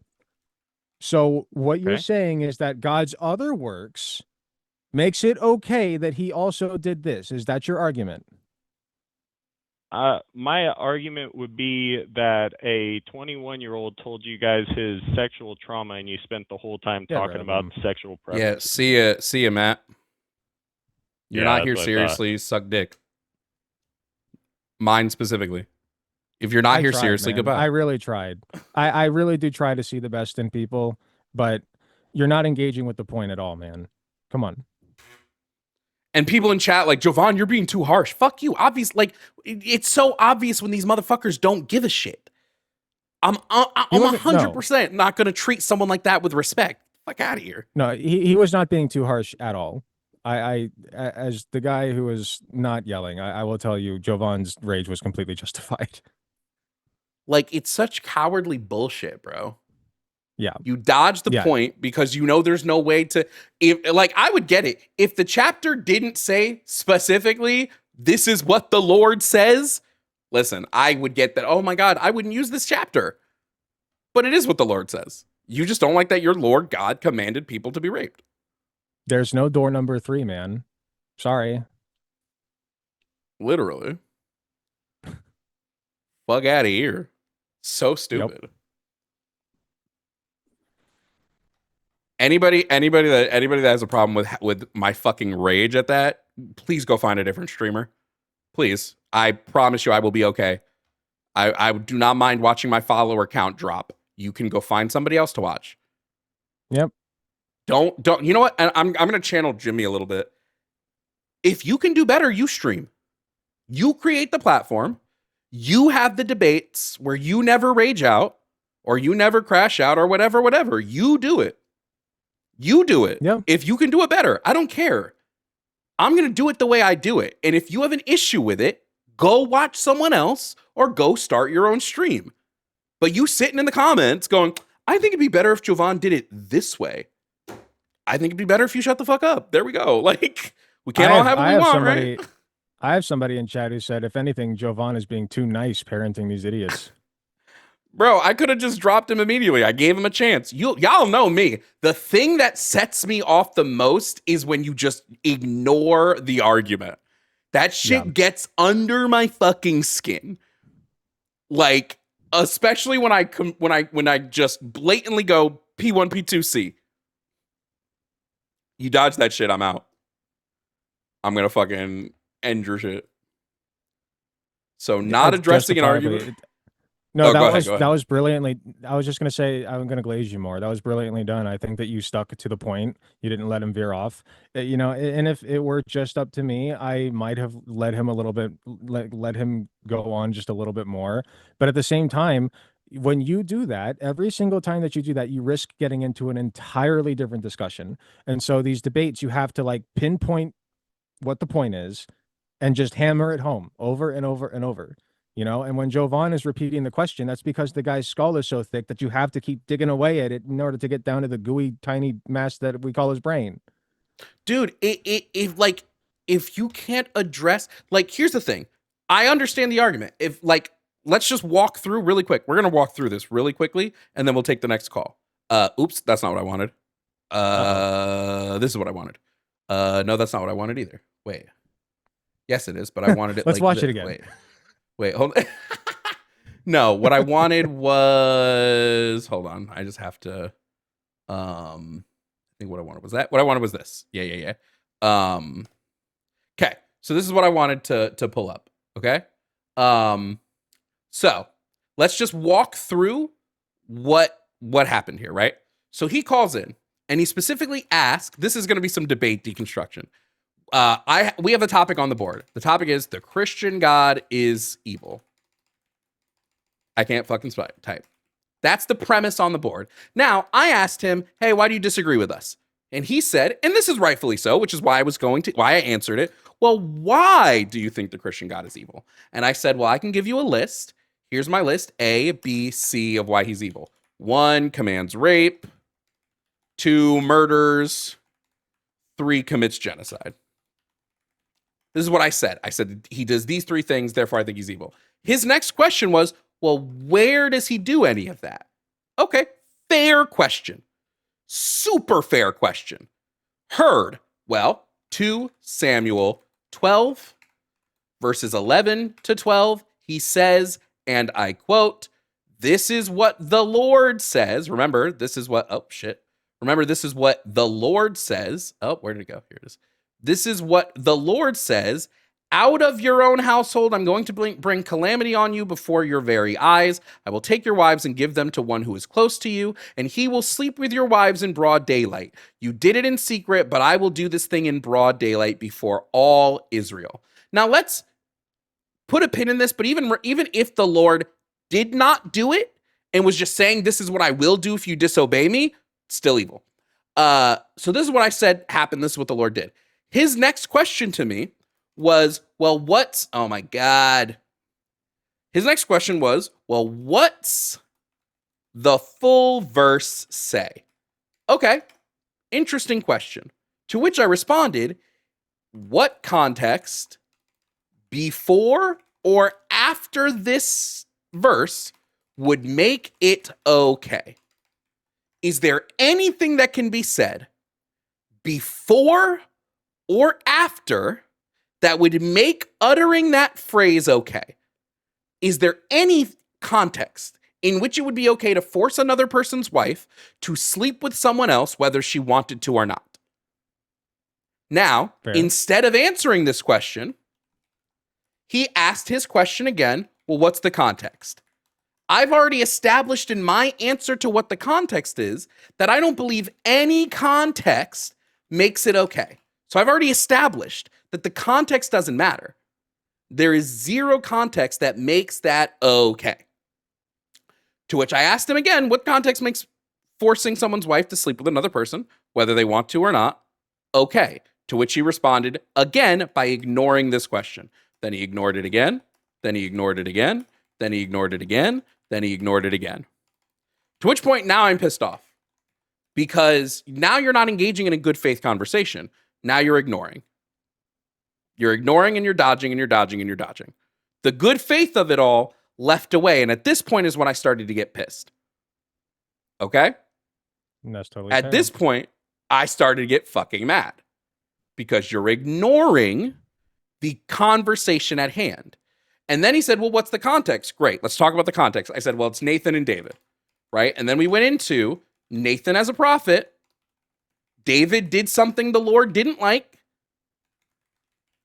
And so Nathan as a prophet, I spelled prophet wrong. I spelled prophet like prophet. Nathan as a prophet is telling David what the Lord will do to essentially get retribution for the shit that David did. Now we have the context.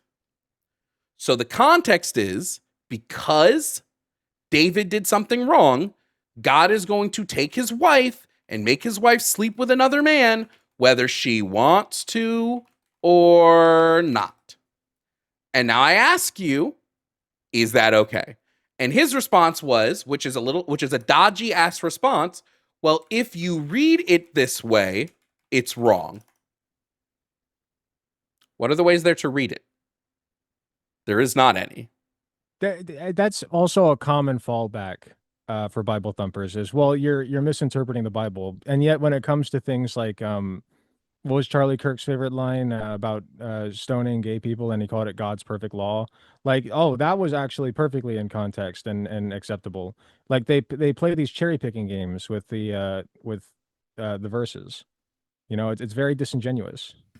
Now, did I get mad? Absolutely. I got pissed the fuck off. Now, I didn't get mad to the sense of like, it's going to affect my whole day. Because as soon as I finished yelling, I was like, all right, Alec, your turn. And I just chilled and sat here.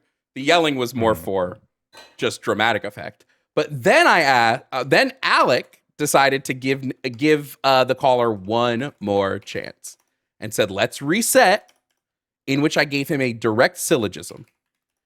Syllogism was one, God, or P1, commanding rape is evil. P2, God commands rape.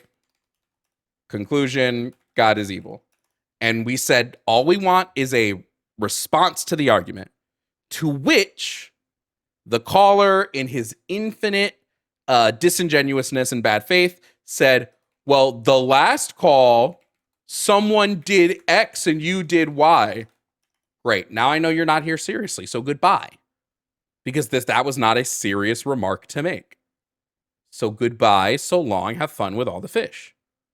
And quite scathing, by the way. He was only here to tear us down, and that last comment proved it. So now Jovan is justified in his crash out. I believe I was justified before, but now I'm even more justified. Yeah, no, absolutely. And so there's your play-by-play chat. Go ahead, Alec. And well, I mean, it's a bad faith caller, you know, like, and the only way to that you can deal with bad faith actors is to, you know, either yell at them or you can take out your frustration on them if you want. You can ridicule them if you want, or you can just drop the call. But there is no serious conversation to be had with somebody like that. Like treating them nicely past that point is entirely, you're just going to hurt yourself at that point. You know, like I wasn't yelling, but I certainly wasn't treating the guy like nice. I was condescending. I was like, well, if you want somebody to talk softly in your ear, you know, like the good little boy that you are, then I can do that for you, sir. Like that's how you have to treat that. It's not serious anymore. So don't treat it like it is. You're muted. If I was genuinely upset, like mad to the like actual anger, I would have just hung up the call. Yeah. But I didn't. Alec, oh yeah, Alex still has a free pay to kick whenever he wants. He didn't use it in that call, but he can still use it whenever he wants.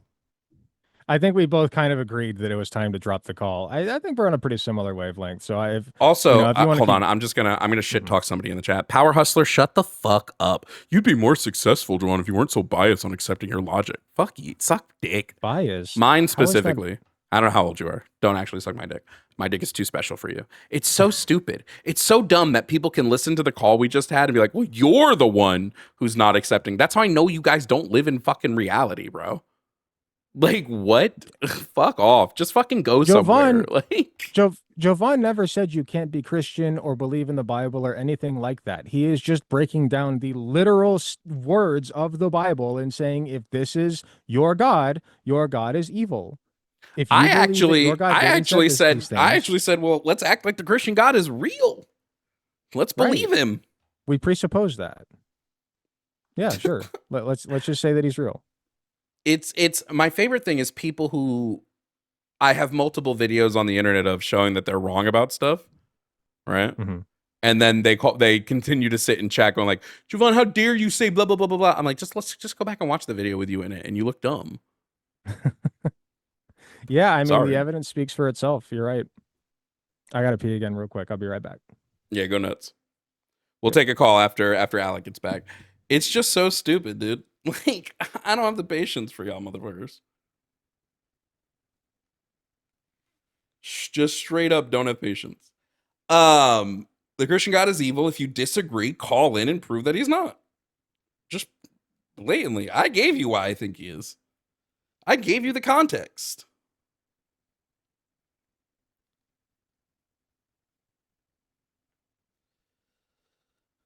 That definitely woke me up.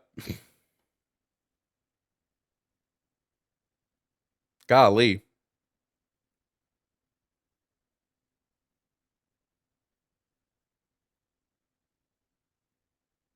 How are you guys doing?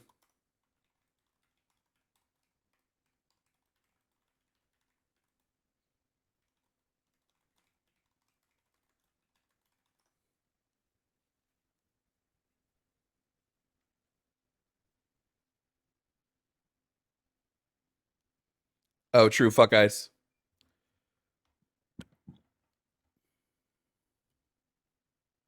True.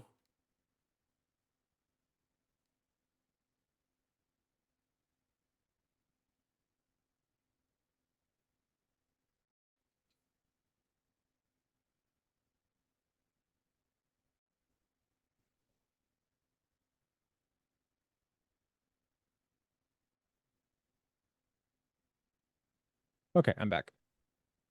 Word. Let's take the next call. Oh, somebody Cameron, thank you for the Cash App. Said do not pee on jellyfish stings, it makes it worse. Really? And then we do have a bunch of super chats we're gonna read at the end of stream. And then someone sent a PayPal as well. Let me pull up that to see who sent that real quick.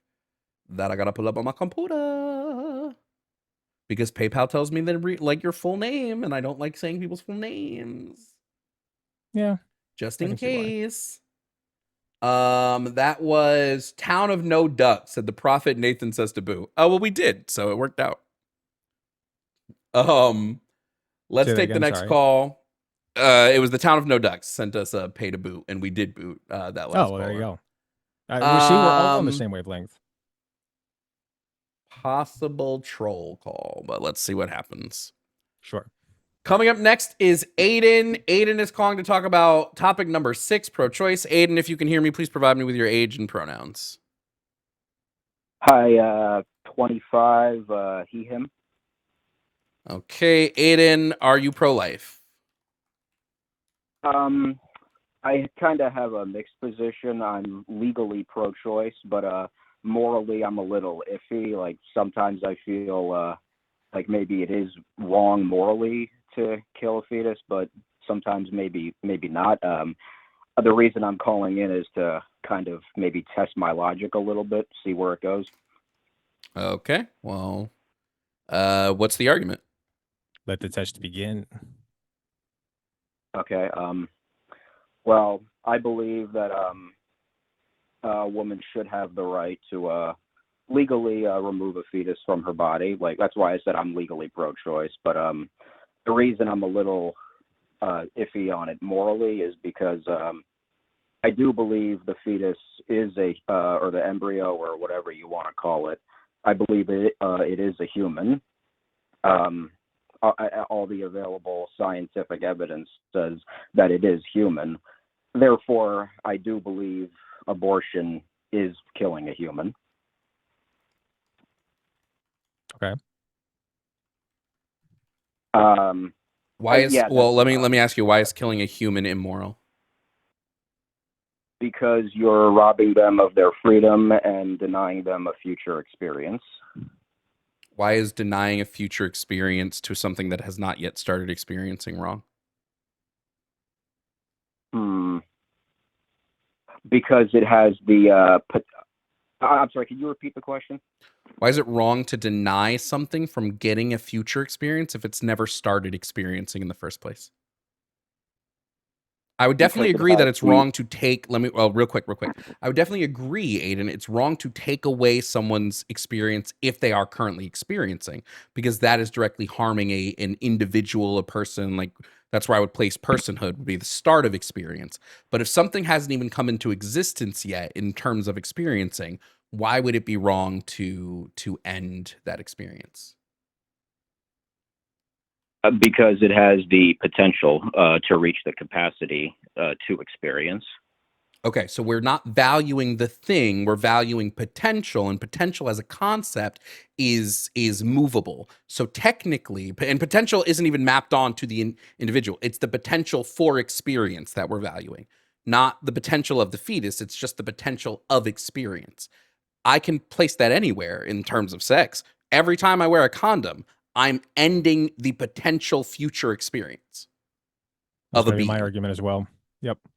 Yeah, you can take the next couple of questions, Alex, since I've been No, it's all good. I was also going to add, like, if that were the case, then we should make sure that every single sperm and egg cell in existence is mated with each other, such that we don't end the potential experience of any life. But that's not how that really works, is it? Not even like in regular pregnancy. Like what is it? Millions of sperm cells, or they don't make it to the egg anyway. Like, so we're already doing that like all the time. Yeah, but I feel like in the context of pregnancy, it's different because a sperm cell isn't a human yet. But we're not. But it doesn't matter because you're talking about potential. Sorry, I know I told Alec he could take it, but I just want to cut in. It doesn't matter because we're talking about potential. So it's the potential experience that can be put on anywhere because we're now just talking about an abstract concept, right? It's just what grants a potential for experience. And me sticking my penis inside of a vagina creates the potential for future human experience. So if we're saying the what's wrong about killing is the ending of a potential human experience, then to logically hold this value, it would always be wrong to end a potential human experience. So wearing a condom would always be wrong because it always will prevent a future experience. Sorry, go ahead. And wearing a condom would always prevent a future human experience. So that would also be wrong. Yeah, it would, but it doesn't result in the killing of another human. But remember, the only reason killing is wrong is ending a potential future experience. Yeah. The only kill. I mean, generally, I would agree there are multiple reasons why killing is wrong. Sure, but the one that I asked you about what made it immoral, you said was the ending of a potential future experience. So I'm just logically looking at that as the thing that's wrong now and seeing if we hold this to be true anywhere else. And I don't think I actually think we don't hold it to be true almost anywhere.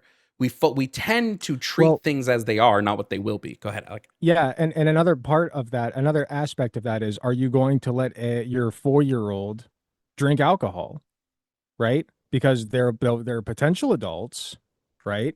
And you wouldn't want to deny them the experience of an adult. So are you going to let your 4-year-old drink alcohol? Are you actually asking me that? Well, I'm just saying this is the logic here. Like, we don't go off of potential experience. We go off of what things are in their current state. And before the 24-week period, just about, there's no consciousness to speak of. Nothing is experiencing anything yet. Right.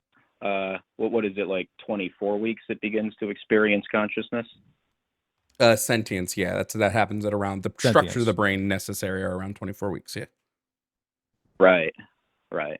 Now, I think once those structures exist, it totally is reasonable to say this creature now is granted some level of moral consideration, right? Because I think it's kind of useless to give moral consideration to a body, right? We kind of need the personhood there. But you're saying it's not about the personhood or it's not about the experience. It's just about potential for that experience.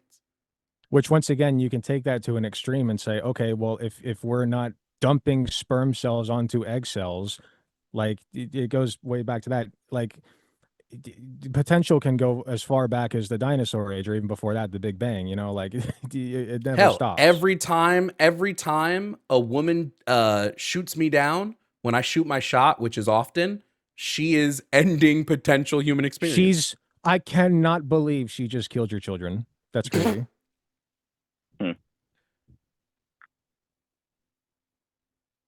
Not sure how to respond to that. You're doing something I like, Aiden, that most people don't, is you're critically thinking about your stance. You're not just answering blindly. You're And- actually going, let me think about how that relates to what I've been saying.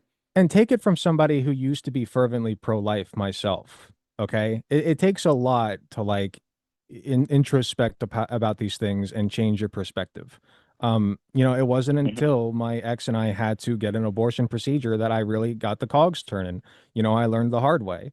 But once that happened, you know, and I went through this, I literally went through a grieving period of, I felt like I killed my own child, you know, and that's very difficult. And that's why I think that, like, you know, teaching people these things at a young age, like abortion is murder, is so harmful, because it causes you, like, it causes undue mental strain on those people, you know, like myself. And so I guess what I'm getting at with this is, you know, I hope that you truly are like introspecting on these things and challenging your beliefs. Yeah, I am. I just want to clarify. I am legally pro-choice in almost all circumstances. But Well, yeah, that's more why I'm like not having. That's why I'm not having. Or me personally, that's why I'm not having a legal argument with you, because they're just, you know, there's no point. I'm good. I'm focusing primarily on the like ethics of it all. Yeah. So your question for me is, so basically, if I remember correctly, your question for me is, why is potential valuable? Mm-hmm. Is it? Well, not even why is it valuable. I think that the value of something's potential is individualized, right? Like, I might not value a fetus at 12 weeks, but the person who is pregnant sure does. But it's more, why should potential grant you moral consideration? Because because if the pregnancy is left alone, it will eventually become a human, and we do give. I mean, Sure, but that's it'll just eventually be creating a fully- circle, right? Like, you're saying potential is potential to become a human is morally grant you moral consideration because you have the potential to become a human. Yeah.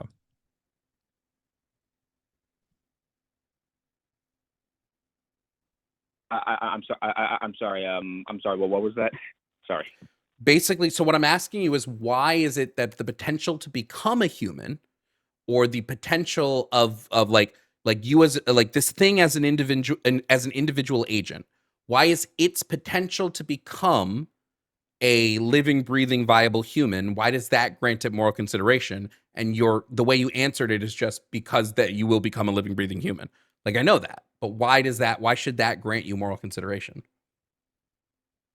Because humans are capable of interacting with other humans. They're capable of contributing to society, and if you and by carrying it to term, this individual could do those things. They could experience life.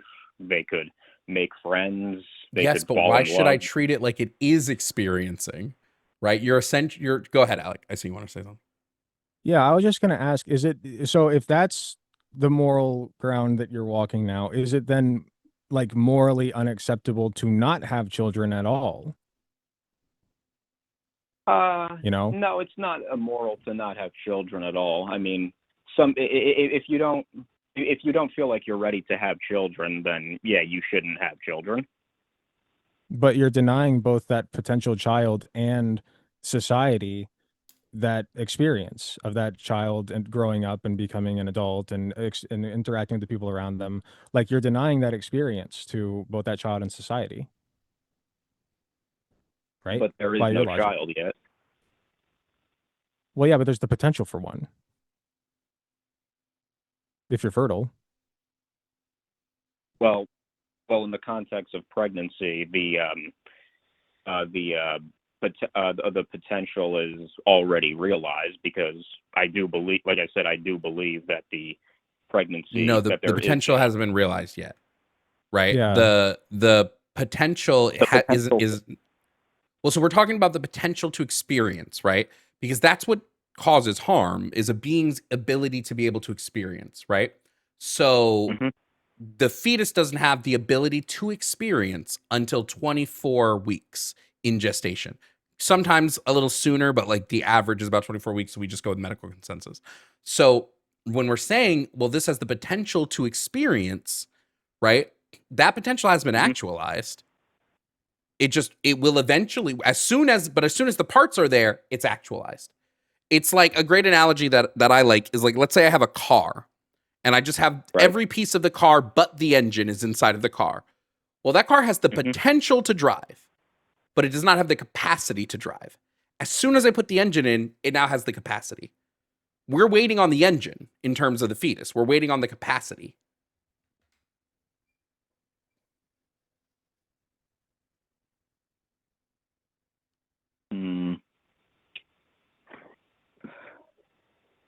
I'm sorry, was that a question? No. It was just me. I'm just pointing out why. It's just a comparison. Yeah. I mean, you can call you can still call it a car, but functionally speaking, it's not doing what a car does, you know? So like it could potentially drive, but it can't drive yet. So functionally, like it's distinct from a car that drives, you know? So the fetus would be the car, and the ability to experience would be the ability to drive in this. It would be the end. Yeah, it would be the ability to drive, and then the brain, the necessary components of the brain needed to run that experience would be the engine.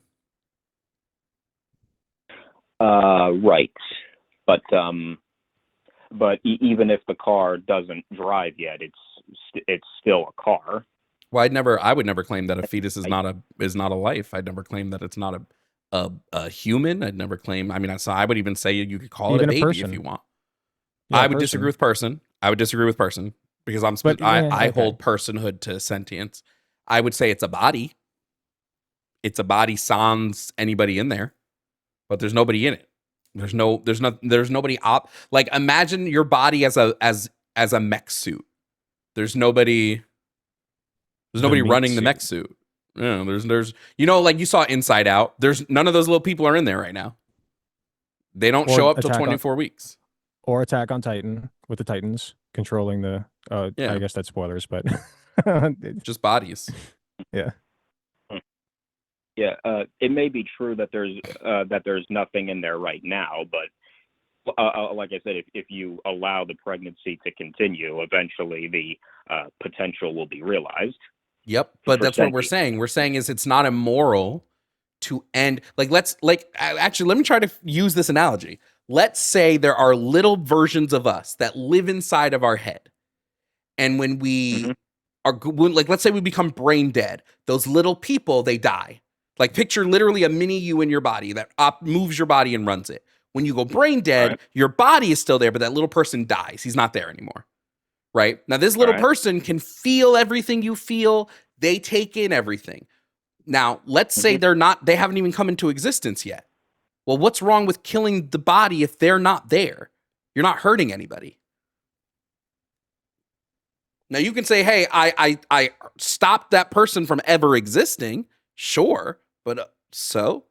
They never came into existence in the first place.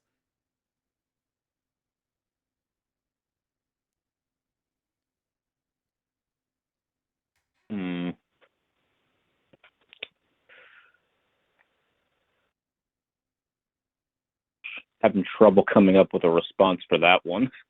No problem. That's good. That's good. Embrace that feeling. Not quite sure where to go from here. It might be the case where you don't need to go somewhere. You might just want to take a beat, reflect on all of the stuff we've given you to think about, and call in another time. Yeah, for sure. We did. We had All a right. we had a great talk.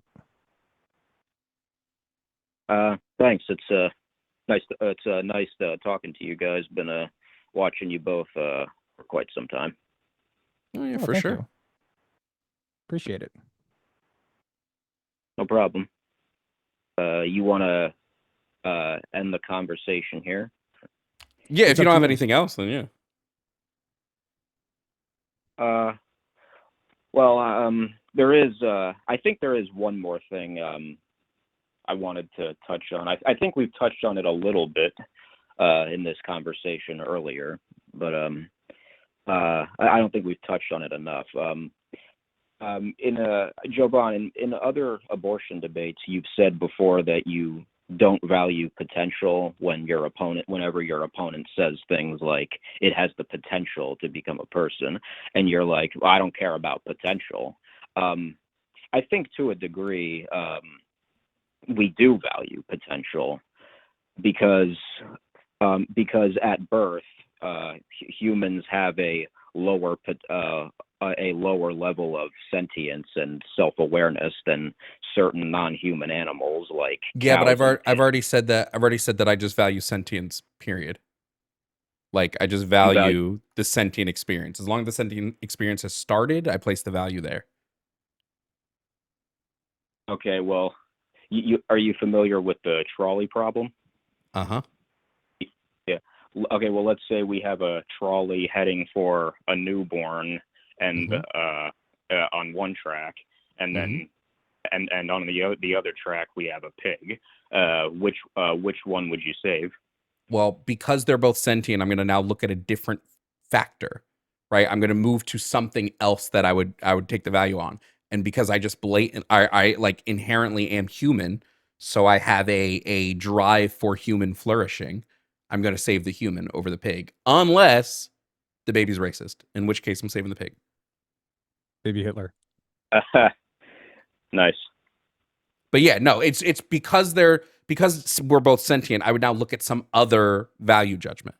Like I am not personally vegan, probably should be, right? I probably should be vegan, and I don't deny the fact that it's probably morally wrong to not eat animals but kill them. I don't think it's morally wrong to consume meat. I think it's morally wrong to kill something.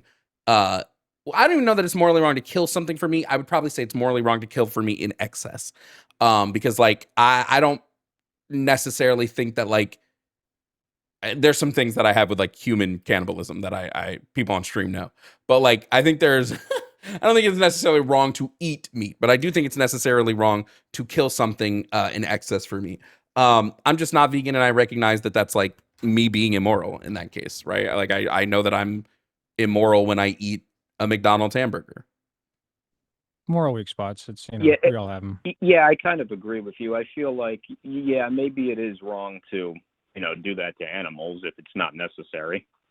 Yeah, I do think that there's some arguments for it that I don't mind. Like if people are like, "Well, I value human sentience," okay, I don't have an issue with that. If you're saying that it's like there are a few things more than just sentience that are required for you to place moral consideration. I just think that like all sentience probably should be valued. And the second they make fake meat that tastes exactly like real meat, I'll never eat real meat again. Yep. I ain't found it yet though. Yeah, that sounds about right. I also eat meat, but at the same I do feel like that's probably wrong of me, because even if I'm not directly killing the animals, I'm still benefiting from a system that oppresses them. Yeah. Yeah.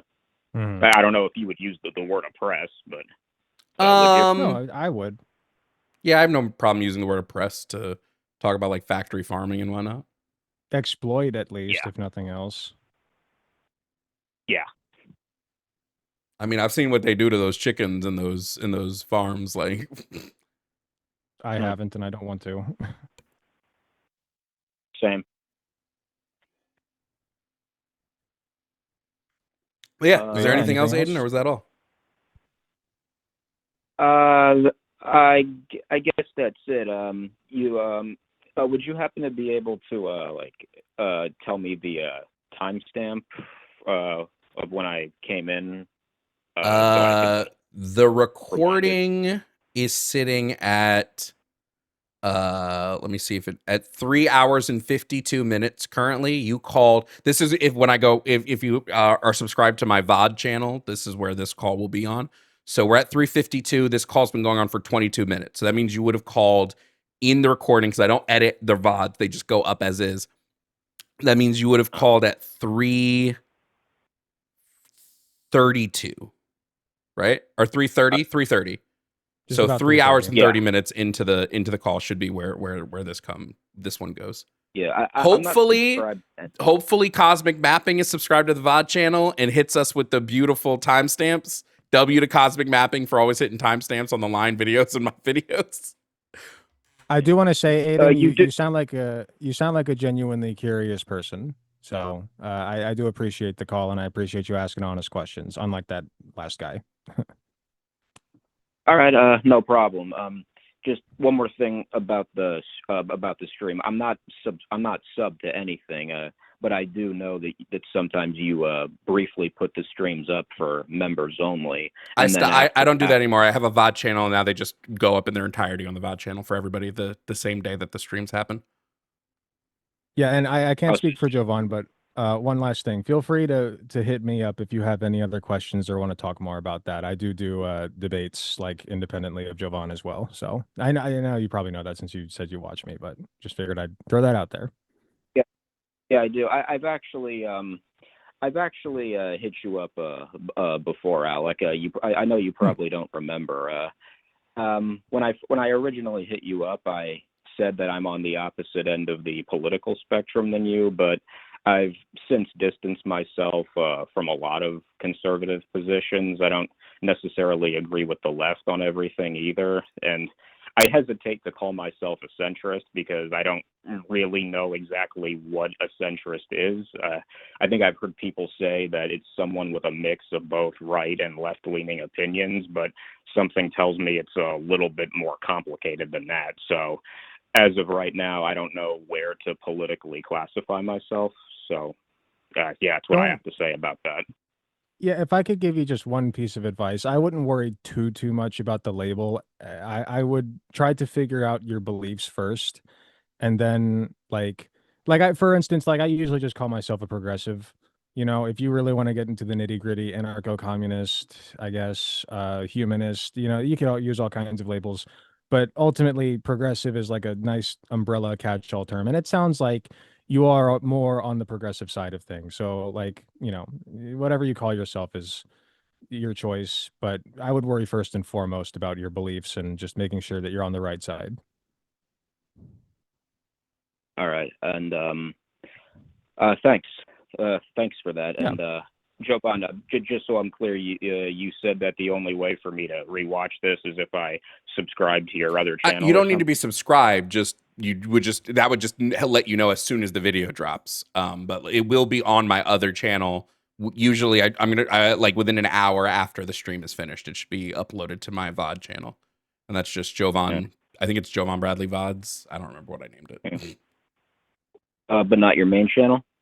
Yeah, I'm not putting VODs on the main channel anymore. I'm putting them on a side channel for two reasons. One, it just cleans up the main channel. It's just getting too cluttered, and the only videos that really get views are the debate ones anyway. And two, in case YouTube does nuke me, because that can happen, I have like a backup channel that will have subscribers and stuff that I can use. All right. What's the channel called again? Jovan Bradley VOD? I think I named it Jovan Bradley VODs. Let me see. VOD? VODS.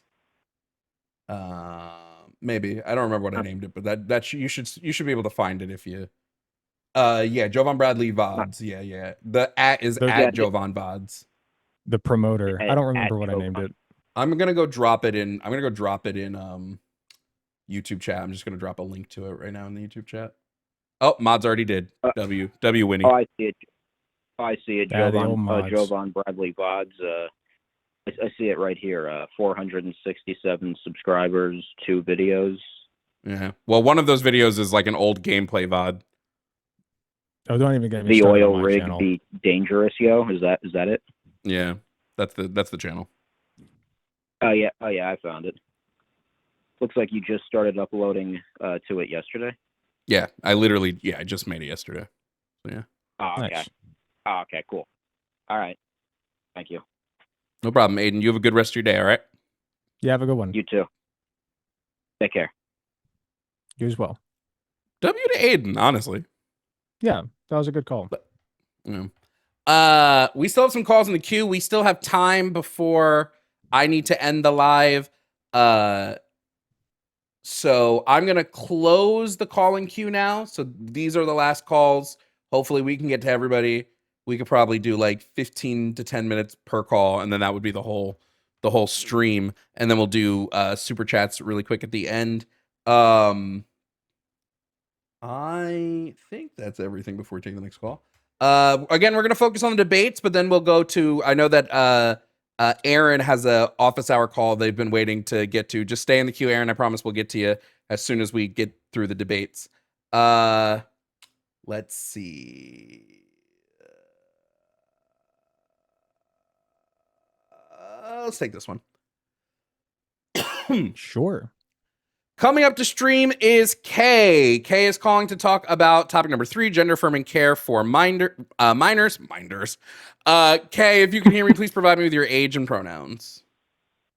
Hi, my name is Kay. I'm age 23, and my pronouns are she, her. Damn, somebody had called in about the Christian God being evil, and they just hung up. Damn. She, her, no problem, Kay. Now, Kay, me and Alec both believe minors should have access to gender affirming care. Do you disagree, and if so, why? Yeah, so I agree to an extent.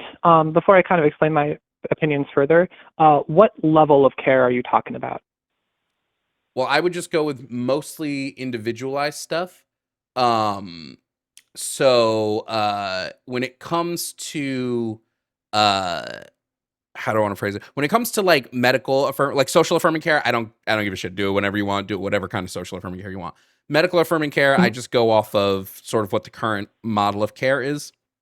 So that would be starting with pubertal suppressants within Tanner stage 2, moving to HRT 12 to 24 months after that, top surgery if you want it at 15, and then after the age of 18, if you want bottom surgery, go nuts. And I would add also before that social transition. Of course. Okay, yeah. Yeah, so I, just for a little background, I am trans. Like, I'm a full adult, done a lot of stuff.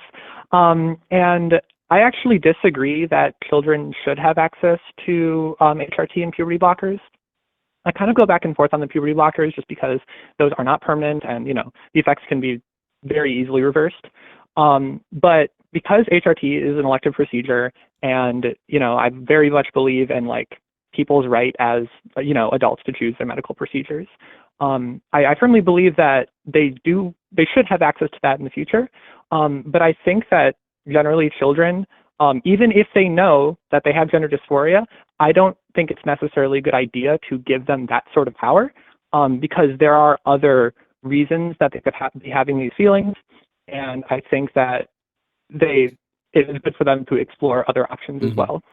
So my issue with that, Kay, would be the kids aren't making like decisions on their own, right? Like they can't go into the doctor's office and be like, give me this thing, and the doctors just do it, right? Those decisions are made between parents and providers, and I think I am not in the business of saying, hey, if the doctors and parents believe this is the best medical decision for the child, they shouldn't be able to access that, right? I would always default to the doctors on there.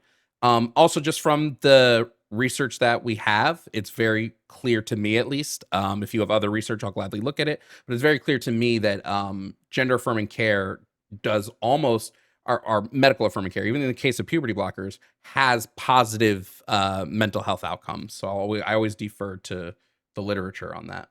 And an exceedingly low regret rate. Yeah. Oh, I'm sorry, what did you say? An exceedingly low regret rate on top of that. Yes.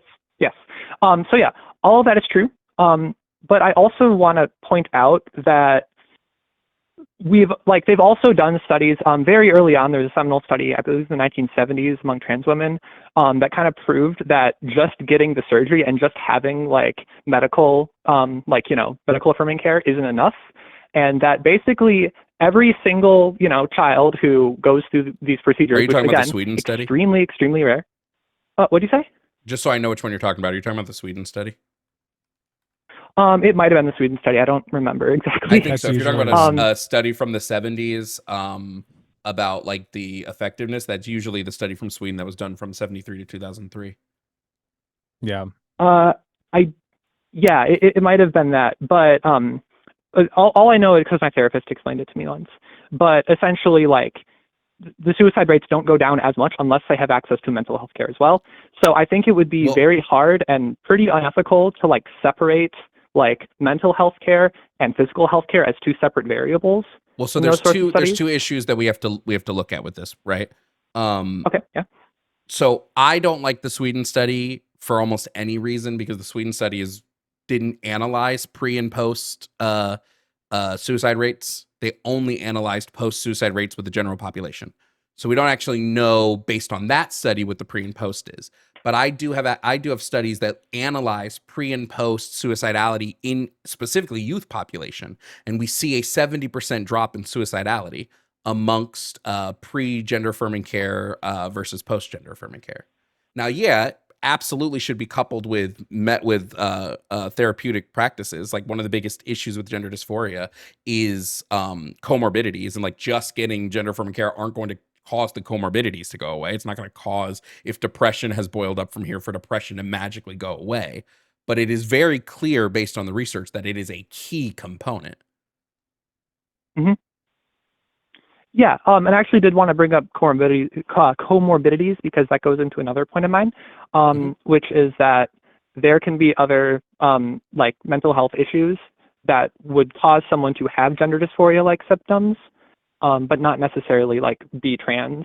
Like DID is a good example, where I knew someone and we talked a lot about this, how our symptoms of like gender dysphoria, I guess, were very, very similar, despite the fact that that person's personality was just the one fronting at the time, and it just so happened to be them. Low-key K, can I admit something that I was slightly bigoted on? Sure, yeah. I'm going to be so for real here. I didn't really believe in DID up until very recently when I was reading a paper that I didn't realize how common it actually is. Right? I didn't realize it was one of the most common. Not most common, but it was one of the big misconception that DID is an uncommon thing, which is one that I had. So like I learned that and was like, oh shit, I didn't realize. I'm going to be honest. I was in the camp of like, I think most people that have this are lying because I just didn't know any better. And then that's just a little insight into Jovan unlearning some bigotry that he has. Oh yeah. But yeah. Yeah, Tangent, but I mean, just wanted to share. Yeah. You kind of get what I'm saying, though. Like, yeah. Yeah. So what you're saying, and is, also, go ahead. You can go ahead. Yeah, and well, the other thing is one of the prerequisites to getting like medical gender affirming care is like for lack of a better term, making sure that it's not a fetish, because like that is a conversation that they have with you. And I'm not sure I trust a very hormonal 16-year-old child to necessarily know the difference. Again, that's just like that's my personal opinion. I just from the research that we have. Again, I go based off the research, right? From the research, it seems like for at least minors, the 6 months of persisting, consistent, and insistence in the gender identity seems pretty good when it comes to weeding out people that don't actually feel like this. Because we have a study on, where is it? Let me pull it up for you. It is called Re-Identification with Birth Registered Sex in a Western Australian Pediatric Gender Clinic Cohort. And this study found that of all, it was a cohort of 552, which is one of the largest cohorts we have with this specific type of study. Of that, only 27% of people desisted. Or wait, that's not even true. It's 29 people desisted. So 29 people desisted. And of that 29 people that desisted, only 2 people desisted after prescribed any medical affirming care whatsoever. So we actually see in the research that most people, if they're going to desist, are going to do it well before they're prescribed any medical intervention. And knowing that the regret rate sits at about 3% on the high end, I would say it's pretty clear that that these people aren't regretting their decisions, or it is not denying that detransitioners don't exist, but like the bulk of people are not detransitioning. And I think you had mentioned a desistant study. And if you're mentioning the one, God, I don't have it up off the top of my head, but if you're mentioning the one from a while ago, like a couple years ago, that one included non-binary people in the desistance rate. So it was counting people who just no longer identified as like a trans boy or trans girl, but still identified as gender incongruent. And I just think that throws the whole case. Like it's just such a, it's hard to use that data anymore. I agree. Sorry. Go. No, you're fine. Just real quick, I want to point out that this is like, even assuming that this does happen where like people, trick their doctors into prescribing them certain medications, like that happens not just with, I don't know to the extent to which that actually happens with gender affirming care. I would imagine it's quite low considering the regret rate is so low. But that happens with Adderall like all the time. And I wouldn't say that means that we should stop prescribing Adderall to children. I agree with all your points. And how much time do I have left? I know you said like a 10-minute limit or something. No, you're okay. You can keep going. Oh, okay, yeah. Well, the other thing I want, we said both of our pieces.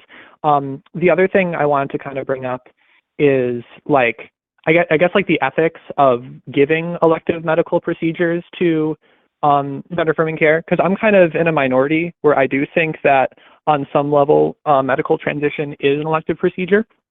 Not to say that it is genuinely really good for you, but also like it is theoretically possible to have gender dysphoria and just not transition. It's like, the outcomes aren't great. But it's also possible to have an infection and not have antibiotics and you're fine. You know what I mean? Like, just because it's possible, that doesn't mean that antibiotics aren't considered a necessary form of care for somebody with an infection. Okay, yeah, and that's true. But there's a difference between like deferring care until you're 18 versus never getting those like antibiotics, Yeah, but again, I don't care if the procedure is elective if the benefits of it outweigh the harm, right? As long as the benefits outweigh the harm, I'm not too worried if it's elective or not, even if it's for a minor. Okay. Right. However you consider it. All right. So. Okay. And as far as I want to address what you said at the beginning with the hormones, it's not a neutral decision to not prescribe hormones to a trans child or to any child. That's not a neutral decision, because if, like, let's say that you have like a cis boy who's deficient in testosterone, right? Like, are you just not going to prescribe them testosterone simply because the law says you once like all I'm trying to say is it's not a neutral decision. Like, you are making a decision to force that child to remain hormone deficient if they're a cis boy with testosterone deficiency. You know what I mean? Like, that is a decision you are making medically. And I think that's the wrong one if that child needs the testosterone. And I say needs because that is sometimes the case, just like it is the case that a trans boy needs testosterone at some point.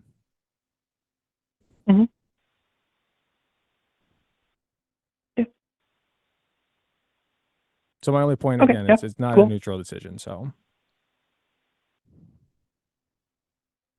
Yeah. Okay. I mean, I said what I wanted to say. Anything else? Sure. Or? Nope. That's all. Nope. All righty. Okay. Cool. Well, thank you for talking. It was very nice to talk to you. Yeah. You have a good rest of your day, Kate. Thanks. You too. Bye. Do you guys see how I match energies? Do you see how I match energies? If you come in without nonsense, you're going to get non-nonsense Jovan. There you go. I think that's coming fair. with nonsense. Just kidding. These, look at the last two, 31 and 36. Which one of those interests you the most? They're essentially the same call.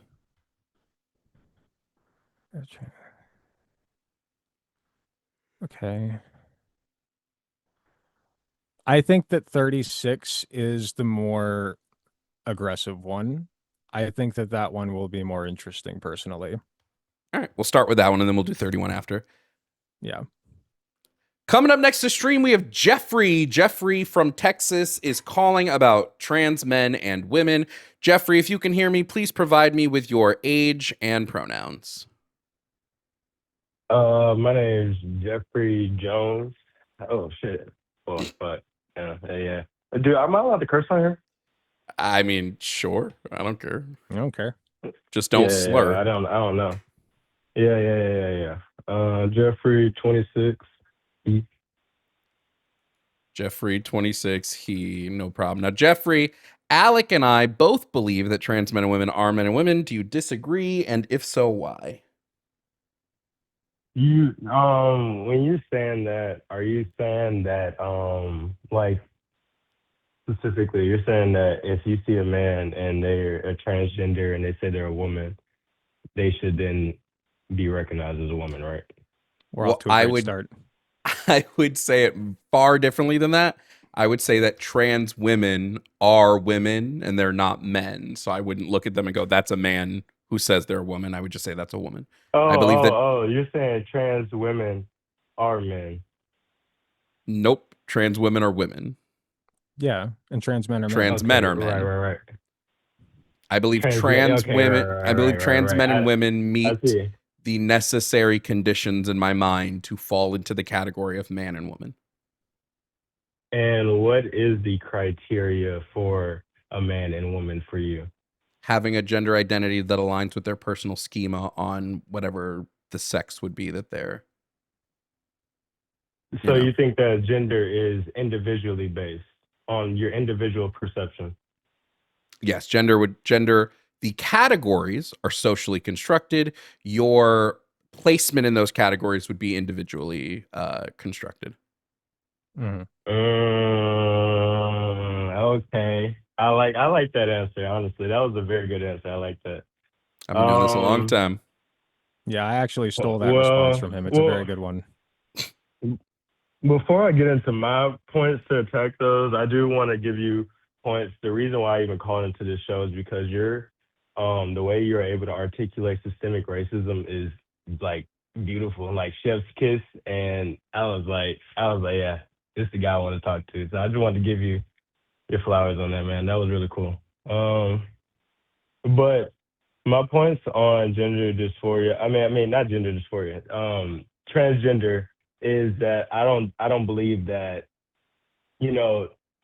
like your internal sense of self, like your individual, I believe that reality is what majority consensus is. Like psychologically, whatever you believe that something, whatever the majority believe that something is, the terms of something is, that's what it is. Like if you were to look at a rainbow, for example, whoever created the color scheme in terms, if they were to say that the color red was like green, everybody would say that that's green.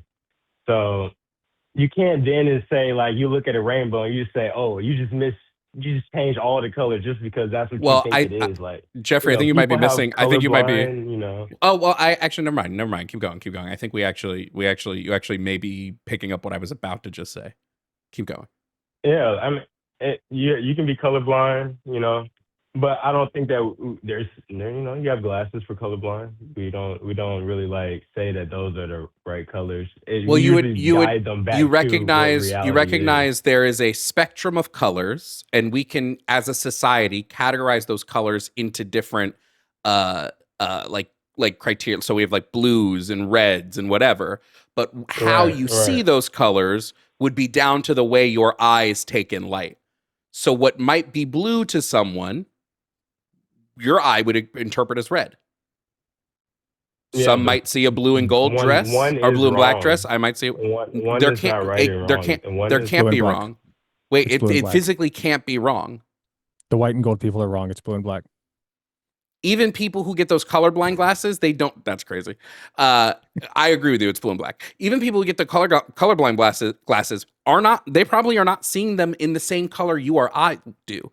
Me and you might be seeing red vastly differently, right? I like agree. it's just how. So like there is no right or wrong here. It's just about your individual perception on the colors. On that point, yeah, I mean, I don't. There's no way to agree with that because I don't think that if 10 people in a room say that it's red and that one person who's colorblind said it's blue, like But again, that just, what I'm what not about to color, say it's blue. Like I'm not about Jeffrey, to say Jeffrey, you're what right. That what makes no color sense. I something can't. is subjective. It's about the way your eyes see the color. It's about like again, humans, we can't see as much. There are animals that have a larger color spectrum than we do. So are we wrong because those Yeah. animals can see colors we can't? Yes. Yes, we are wrong. We can't see the But colors that they. Yes. that's an If they were to be able oversimplification, to man, and it's if they were to be able to articulate what they can see better than us, I would be like, oh my goodness, I've never seen that. I would be But like, you yes, say you are better. right. You say better. I think that I see just fine, especially since getting LASIK. Like I don't think that I have the need to see those additional colors. So it's not wrong, quote unquote, to say that like there is an invisible color that to me that animals can see. Like blind people, for instance, like they can't see anything. Colors don't exist to them. That doesn't mean that like they're wrong for, having that understanding that colors simply don't exist to me. That's just their individualized experience. Yeah, I completely see where you guys are coming. I'm seeing it. I see it. I completely disagree. I think that psychologically, because I'm a psychology major, reality is what the Okay. group, a group of people. And then I'm studying to get my okay, psychiatric nurse I'm practitioner gonna license, I'm just so gonna you just know. pivot off of this because I'm gonna pivot off of this because I'm not gonna agree with that. So let's just say that Sorry, Jeffrey, we do agree. Jeffrey. Were you about to just say with your whole chest that reality is just dependent on what the majority claims is real? No, no, Because no, not the majority. What a like, yeah. What a group of people, yeah, what a group of people is. Like, if, for example, if I were to get a group of 100 people and say that lion religion is real, technically, like that is now a real thing. It has now been a created wait, the thing that a group of people. category You would be can't. real. Hold on, the category, sure. Like but if I had 100 people that all were colorblind and physically couldn't see the color red, and I show up and I go, "Hey guys, there's this color that exists. It's called red." Neither of like the existence of the color is still real, whether they all don't think it is or not. Okay, and then I do agree with that, but I think that in that sense, majority trumps whatever the majority thinks something is real. Like if the majority thought that, like you can, like that's literally if the majority thought that for anything, like that's literally how you create Okay. laws and everything. Like what the Here majority thinks for something, that's how here's the something is question. done. You can't just Here's say a, like a few hundred people, like now this is good, you know? okay, what if the majority thinks that race mixing is bad and wrong and we should not do it? You said majority thinks that race mixing is bad. Yeah, are they And correct? Because that's what 96% of yeah. people thought in like the 1940s. I believe that's the statistic and the time frame. Right. They're wrong, right? They were wrong back then. And those 4% who thought They were otherwise were the wrong. correct ones. Yeah. And so those 4%, what their job was then is to convince the other 96% that they're the wrong ones. And now today we have a different perception as a society and race, people who are of different races who get married and have babies together. People think there's a problem with that. Of course, there will always be those people. But as a society, we've kind of, largely moved on from that as compared at least to the 1940s. So like Right. I guess I'm not understanding what your point is here with the majority, because even if the majority thinks that like, oh well, penis equals boy, vagina equals girl, whatever, okay, well that doesn't make them correct. That just means that that's a misunderstanding that the majority of people have. Okay. I will say that let's- socially constructed things can become more interlaced in society based on like the collective, but like, yeah, I would say the society doesn't determine reality. No. Yeah. Right. I mean, yeah. So let's say that we do. Let's say that we do accept, that transgender women are women. Let's say that we could just go just accept it all. Okay, right? I Sure. did. Then at that point, if we do accept that, it can then come to sports is a prime example, and I feel like that's an unfair leg because if you were to allow trans women or trans men, I'm sorry, I don't know the definition, but if you would allow a man to transition into a woman, Okay. Go on.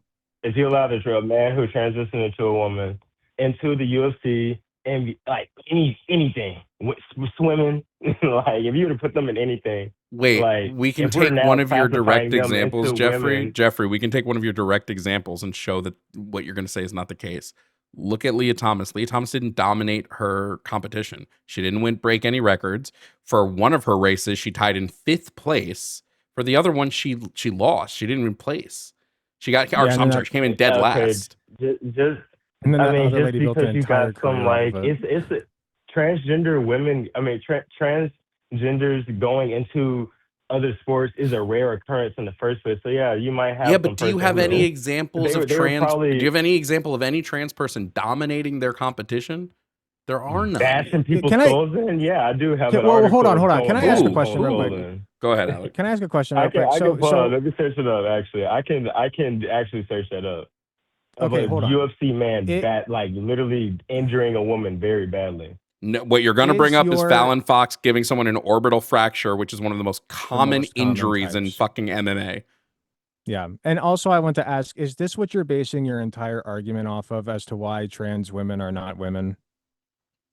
That's not what I'm basing it. That's what I'm saying. That's not Okay, really a well leg. then, That's just like a pit. That's not my whole argument is that I don't think that yeah, I'm not sitting here saying that like, oh, we should be against them. I think that we should let them do whatever they want, but I don't think that you should except expect for swim me next to each other. to go and I'm just going to believe bring that up. I'm just going to bring up you this can really believe quickly, whatever you want Jeffrey. as an individual. Jeffrey, we have a study that just dropped this year, and this study analyzed 6,000 people, 6,000 athletes, or not athletes, 6,000 people on athletic performance. I actually think it actually was athletes were in the cohort. Trans people were at the center of this, and what this study found is that there was virtually no difference in the athletic performance between trans women and cis women after trans women had been on pubertal suppressant, or I'm sorry, on HRT for 2 years. There's virtually no difference. They used 6,000 people to make this study. After HR, why are you adding in all that extra? No, I'm talking Well, about if you brought what? like Shaq and he turned around tomorrow. Hold and on, said, hold I'm on, a hold on. woman The and reason went I to bring the this up is because UFC, almost every sport has HRT requirements. Yeah, and So also I don't you operate Oh under man, like. that is crazy. Hey, what is and you HRT? I don't know what that is. Is that like a woman gene or something? I don't know. hormone replacement therapy. Jeffrey, Hormone. So I don't want to start clowning you, but come on, homie. no. I didn't know that. I know what hormonal replacement therapy is. I didn't know that was a requirement for Almost going into every sports. sport has HRT requirements for trans women. Okay, Obviously, we don't and think that then someone should just be able to be like, if I have a fucking dude who's been working out his whole life, he shouldn't be able to just transition tomorrow and enter any sporting competition. Just like I don't think whatever, it doesn't matter. But like there are HRT requirements of like 2 years typically for people to be able to compete at like the national or collegiate level. If But you're also, doing it, I if just you're like just playing against yourself, do whatever the fuck you want. But I just want to point I out mean, I I don't see think that that I still happening. think Like even with HRT, go ahead, I'm go ahead. just real quick. I don't mean to cut you off, but I don't see this big phenomenon happening of like these jacked dudes trying to enter competitions as women and then suing when they're not allowed. Like, where are all these cases at? You know what I mean? No, Like, it's just because not a real the thing that only happens. people who are in that realm, like, bro, the only people who are in that realm of that situation, like it's a rare occurrence. And that person who is in, like, they're not, like, psychologically, they're not about to do, like, they have way different, like, ways of going about life. Like you just, it's not a average Joe going in there. This is What? a person in Dude, a there are completely 10 different trans thinking. athletes at the NCAA level, and all of them have gone through HRT requirements to be able to compete. And it's not even The about HRT HRT. requirements. Wait, but here's the That's problem. Here's the problem. Most people don't even give a shit about whether or not you have an advantage. They just don't want trans people to compete. They put fucking trans block in chess. They said trans women can't compete against women in chess. And Like, esports, people are something getting like upset that. about I don't really trans care esports. for. women That's can't not compete against physical. cisgender I'm women in talking. chess? That's all I need to know to tell me that at the core of this is not about advantages. It's just about they don't want trans people to become normalized. And No, misogyny, I by the way, agree. That's because probably holy that's shit. probably the slippery slope. Like that's the slippery slope of the bigotry or whatever you want to call it. That's that stuff. But I'm talking about specifically like physically, you know, like bone, like even with the HRT stuff, But this is, speaking of slippery slope, let's just, because I don't agree with the sports thing. Isn't even my main thing. Because my point of this is that if we start believing in this, it is a slippery slope of now we're arguing about the trans women thing. Now It's not a can I be slippery slope unless you transracial can now? demonstrate Can the I be trans no, like anything no, that me as an hold individual on, believes? Like I can Jeffrey, believe anything. Jeffrey. You know. Gender is an internal critique and categorization system of the self that's made on a neurological and sociological and psychological level. Gender is an Right. external classification method created by a state or governmental force that categorizes you externally without any I'm not black because I feel black. There's no black brain, there's no black gene. I'm black because the United States government puts me in the category of black. And that's like race was created Okay. specifically by Gomez de Gerard in, when was it? Fucking 1400s? Black didn't exist So until why like, don't I just get 1 million Americans and go say that there's a new race called freaking we dinosaur have meat? done this. We have Just done this. We have created new and does it work? races. Okay, so it's like possible. So that's what I'm saying. Like, let's just You're go not, do anything. you don't. Like, let's just Okay, go okay. do whatever the fuck we want. Let me ask you Like, this. that's Let my me ask you point. the It's such a slippery I'm gonna slope. start bullying. I need to stop talking. Go ahead, Alec. let me ask you the magic question. What's a No, woman? go ahead. No, go ahead. I think you're. Go ahead and start bullying. Like, I want to hear the good points. Like, I want to hear why I'm wrong because I don't see why. I'm not saying it. I I'm don't going to think that you should demonstrate to put you right a now. minority belief on a majority group of people. That doesn't agree with me at all. I'm going to demonstrate to you right now why you're wrong. I'm going to ask the magic question. Ready? What is a woman? Mm-hmm. A woman is someone with the X chromosomes, has a vagina, all that good stuff. Okay. X chromosomes, double X chromosomes, vagina, all that good stuff. I'm writing it down. Okay. So somebody without XX chromosomes then is not a woman, correct? Yeah. Okay. Are you familiar with Swyer syndrome? Nope. That's okay. Swyer syndrome is when you have somebody who presents female at birth, they observe female Hold on. anatomy. It's lagging a little bit. I don't know why my videos. Hold on, wait. Alec, we lost you It's lagging. hardcore on Uh-oh. that. Try and okay, are you back? Say something. Hello? I was about to say. Okay, you're back. Okay. Okay. So with Swyer syndrome, you're born, you have female reproductive anatomy, and you get the F on your birth certificate, right? And then usually around pubertal age, you discover that you don't have menses, you don't menstruate.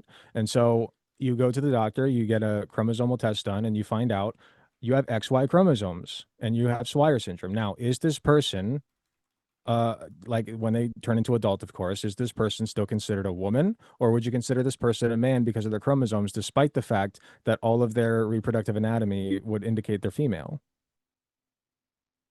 I think that if the majority of their like they still have a vagina and all that,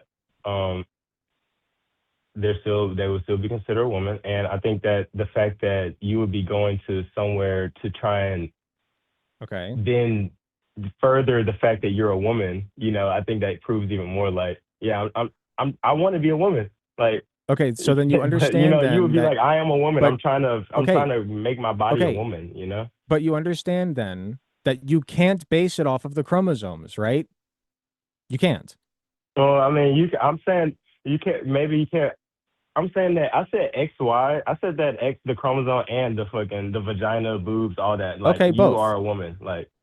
Okay, so do you know You what need both of vaginal those. Like, you agenesis can't just is? have the chromosomes and because there's people with X and they have mixed chromosomes and whatever you have, that's what Okay, you are. And so then what you about have the rare percent who are both and Wait, stuff. wait, Like, wait, wait. everything has extremities and Wait, odd ones out. Jeffrey.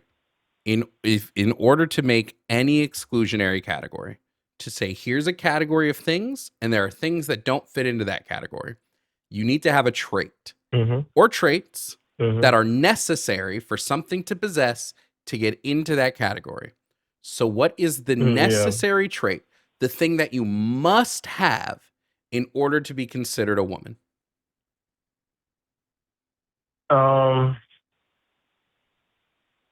Yeah. I mean, that's a great question. And that's a gotcha question. I mean, not in It's a not a insulting gotcha. way. Like, yeah, I have no good answer for that. That can good. If you do not have a necessary condition, then you cannot exclude trans women from the category. because And you should sit my with that. beliefs are because if anything, I haven't searched up the majority belief on, like, I haven't done a lot of research on gender and all this, so I don't know the majority beliefs. So I can't tell you the elements of because I'm in law school, and I know what you're trying to say. You're essentially saying that what are the elements of being a woman? I cannot tell you because I do not know the definition of being a Law woman. Like, school? but to me, the majority, Didn't what you I've say been you were raised taking around and what I psychology know, classes? a Now you're in woman law is school? yeah, yeah, I'm in Well, law school. okay, so you're Press taking X like to Dow, psychology fam. as like a. I mean, listen, the bottom line is there's no exclude. Like, you haven't given us an excluding. What'd you call it again, Jovan? You worded so much better than I do.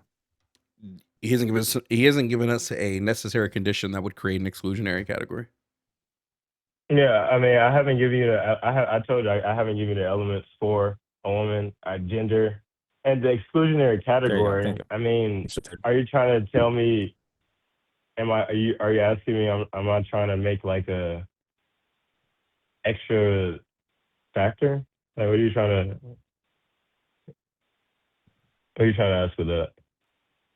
Did we lose you again, Alec? I think we did just for a second, but I'm good. Okay.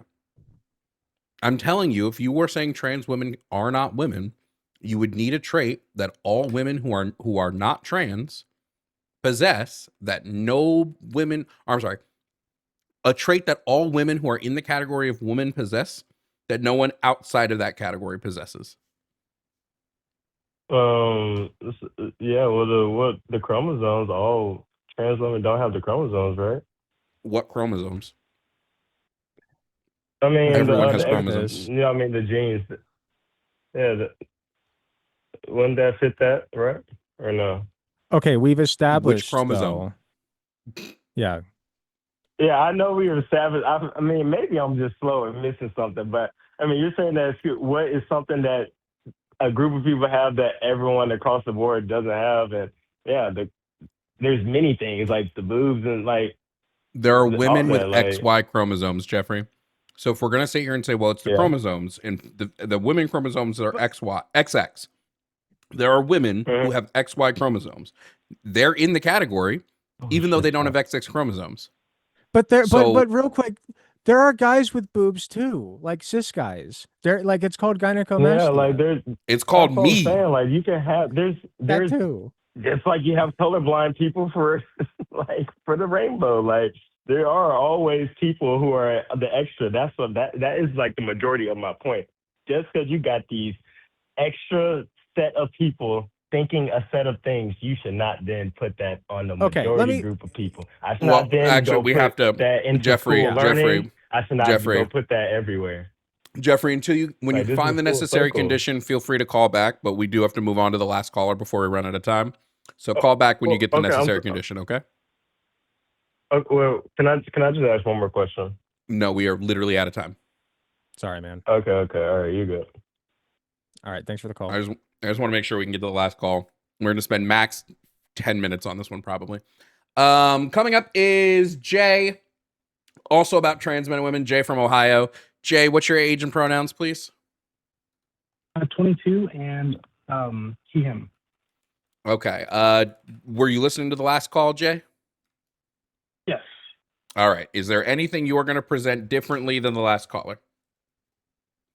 I think the call did kind of go in a direction that was sort of in the same vein, but it wasn't entirely. Okay. Well, if you listen to the last call, you know our argument. So what is your contention with the point? I just wanted to address, I forget what video it was, but I was watching a video of yours where you had mentioned basically, and this seems to be a point that's pretty consistent across the board when it comes to like trans women in sports, is people say like, oh, well, trans women, they don't dominate in their sport. So basically that's like a reason why people shouldn't, oppose trans women in sports, which I'm all, for trans people existing and, playing in sports. And I think it's ridiculous when people say, they should have their own category because they're such a minuscule percentage of athletes. So that's kind of my point there. However, the contention I had was where that argument kind of, I believe, will fall apart because trans athletes, I guess transitioning becomes more normalized and more accepted part of society, there will become more trans athletes. And not that trans athletes have an advantage due to being trans. That's not even, my argument. I just think because there's going to become more trans people in sports, there will eventually become trans people that are able to, contend and compete at the highest level and potentially become the best. So just in really their quick, sport. Jay, So just really quick. I know that you're taking this to like, this might be used to like be anti-trans. My official full stance is all sports should be co-ed and just whoever's the best should be at the best. I don't really give a shit about sports to care less than that. So it's mostly I understand where you're coming from. But like my official stance would be just make all sports co-ed and see whoever wins. I could be wrong about this, but if I recall correctly, a large part of the reason that we see the difference, like the vast differences, I'm not saying that hormones don't play a role, they absolutely do, but the vast differences that we see between men and women's sports is like a lot of it has to do with funding and coaching and how we treat the sport and like who ends up participating because like with the way that women have been oppressed throughout history, they just simply haven't had the same opportunities in sports that men have. And we've seen in the past that when they do as well as or better than men, that's when they decide to separate the sports into different categories. Well, isn't that interesting? So I agree with Jovan. We should just have co-ed sports at some point. Because sports is not about like why bring gender into it? This is about seeing the peak of human performance here, regardless of gender. Yeah. And I see the value in that. However, where I would kind of have a hurdle with that is, on average, women, whether trans or cis, there is typically a disparity in, your maximum capacity for strength or muscle endurance and things of that nature, where if we had an average NBA player or even below average NBA player and put them in a league amongst cis women and trans women and all make it in the one category, I think you'll see that for the most part that gives women overall a lesser position, where it would be mostly the men on the top half, and then you may have anomalies on either side. So the way but it's I think split most directly right women- now, that's literally exactly how it's split right now. Women are put into a separate category in which not many people, not as many people watch or support, but at least in mixing everything in co-ed, at least in that regard, some women will compete in the men's spots and some men will end up competing in the lower spots, right? We can have different leagues. We can have like League A and League B, and we put people in based on performance. You can even do it like fucking football in every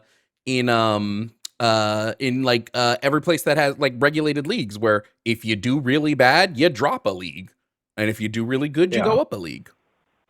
But we already have that separation where one sport, one type of sport is punished for the sheer fact that they're women. I mean, the the WNBA just got a higher percentage or a higher official starting salary because they're underrepresented. So I think you would just like, all it is saying like, hey, now there's some wiggle room. Yeah.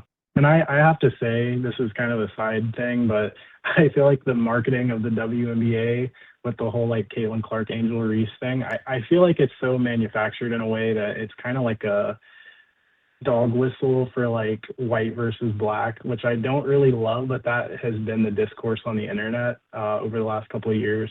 I feel like they've kind of inflated ratings with that, which I don't agree with, but that's neither here nor there. I going back to the category thing where you said like League A, League B sort of thing, you know, as far as the integrity of the sport, I feel like that is a perfect solution and I'm all for it. And I'm glad you brought that because that wasn't something I thought about when I was kind of thinking about how this conversation would go. However, I feel like from a ratings perspective, or like you said, salary and things of that nature, people watch sports for it to be like the best of the best. You know, I don't feel like, you know, the C League of any sport would get near the same like viewership or. I don't know, dude. Have you seen arena football? Not only arena that, but football's weight classes. huge. Weight classes, like lightweight, featherweight, heavyweight. Like people want to watch all of those. They want to see the skinny guy knock down another skinny guy. Yeah, no, that's fair. I think Also, if I'm tuning in and League B has more engaging gameplay than League A, I'm watching League B every time. Yeah, like I hate if I turn on football and I watch a team score and another team do terribly. That's a shit ass game.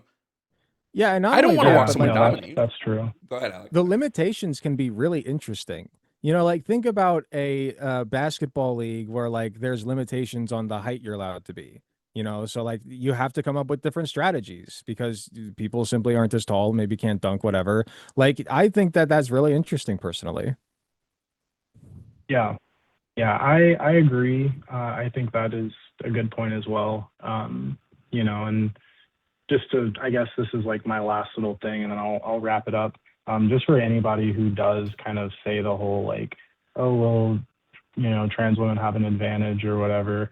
I just think, you know, even though we kind of see that so far that's not really the case, there's also people that have advantages that are both, you know, cis people, and it's just based on, you know, your genetics are not determined by your gender. So whether, you know, it could be Shaquille O'Neal and Spud Webb, or, you know, they played in the same league. So I just think that's a really ridiculous point, and I'm glad you guys kind of, you know, speak out and say those things, because a lot of people don't even get the full picture of what they're really saying or dismissing.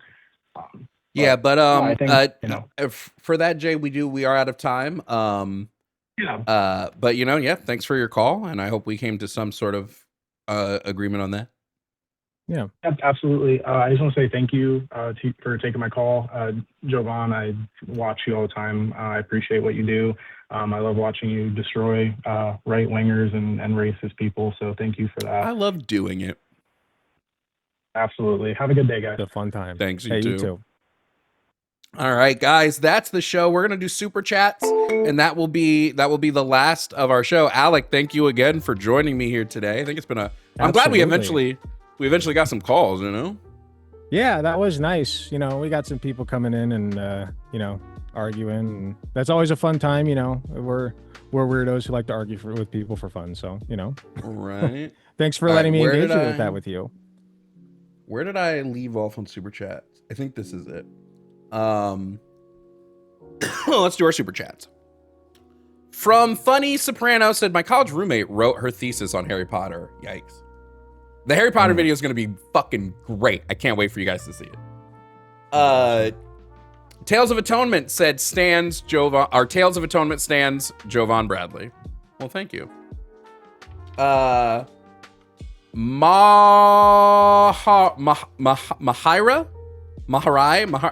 fucking suck at this. Come on, give a little credit to Charlie Kirk. He's not said anything hateful or bigoted in over 6 months. I can't believe Maharaga would say something like that. He really has been the most tolerant he's ever been. I know, right? James with a Z said he leaned left at the end, based Kirk-genuinely. I love that. Oh my god, my mouse is now fucking slowing down. Ugh. Don't even start on my mouse issues. Hold on, let me close some tabs. That might help me out here. One more. Skate Zine said Charlie Kirk moved to the left after getting shot. Well, he fell to the left. Oh, I get it. He moved more left. Oh, I get it. That one's good. Oh, I like that. Oh, Shiny no. Happy Demon said the Wisconsin County naming a road after Kirk needs a petition to add a blood fountain in the middle of it. Crazy. Oh no, dude, these are brutal. Mm-hmm. The Behold Network said, when my Russian family wants something, they always say in Russian, Lenin recommended we share. It's a good recommendation. from Mr. I Lennon. might start using that. Delco Taro said, can we start calling Drewski Erica Yerp? Yes, we can. That's awesome. Joey Wander said, I was the one you said the milk and cereal bit to on Dumb Jeopardy like 2 years ago. Fuck, should I bring back Dumb Jeopardy, guys? And I will never forget the internet is forever. Maybe that's what we'll do for the fundraising stream. Maybe I'll bring back Dumb Jeopardy. God, I miss Dumb Jeopardy. That was fucking fun. Sorry. Sounds tangent. like it. No, you're fine. Katie Iron Fist said, why do you want to force them to have a kid? True. Glam Pixie, John approves of unaliving little children, just not non-living ones. Hold on. John was stupid. Unaliving living. Oh, I see. Yeah, I got it. Sorry, Yeah, that took yeah. me like 5 seconds. It's been a minute on the stream. Glam Pixie said this is an ableist argument. You guys got to give me some context. Which one was ableist? I don't remember. Yours, all of them. Yours. Yeah, Every all single my one. arguments are ableist? Fucking true, dude. Damn, this is how the autism got me? God damn. Autism got me making ableist remarks. Oh no, Who would've just like guessed? Elon Musk. Beast Mentality said, please go on tour. I don't know that I'm popular enough. I think he could pull it off. People have done it with way fewer viewers than you have. I mean, there were these two idiots I remember from Twitter doing it. I'll join the Unfuck America tour. No, I won't. There you go. Game Master Flash said, can we kick this ignorant caller, Zoria? A lot of his assertions are harmful. Yeah, I wasn't a big fan of that call, but whatever. Yeah. Balthazar, CNC is machining metal using computers. How one makes that a kink is beyond me. How we're not just going around in circles at this point. True. Balthazar also said, defecation fetish seems like a crappy fetish to me. Oh no. Get out. You couldn't even be bothered to say shitty. Legally Maud said, everyone needs to Google Cleveland Steamer. No, you don't. Stop. Don't do that. No, I'm good. Please don't. Grey Ghost Volume 1 said, I'll still send a super chat. Was going to be to hang up on Matt, but it was very strange that there seemed to be an uptick of Matt supporters during that call. Was Matt the one I got pissed at? I think so. Dumbass.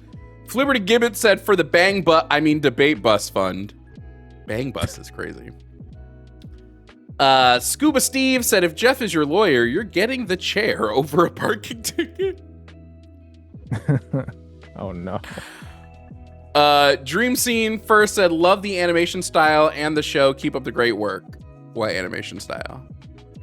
Yeah, like in my style? intro. I mean, my intro is animated.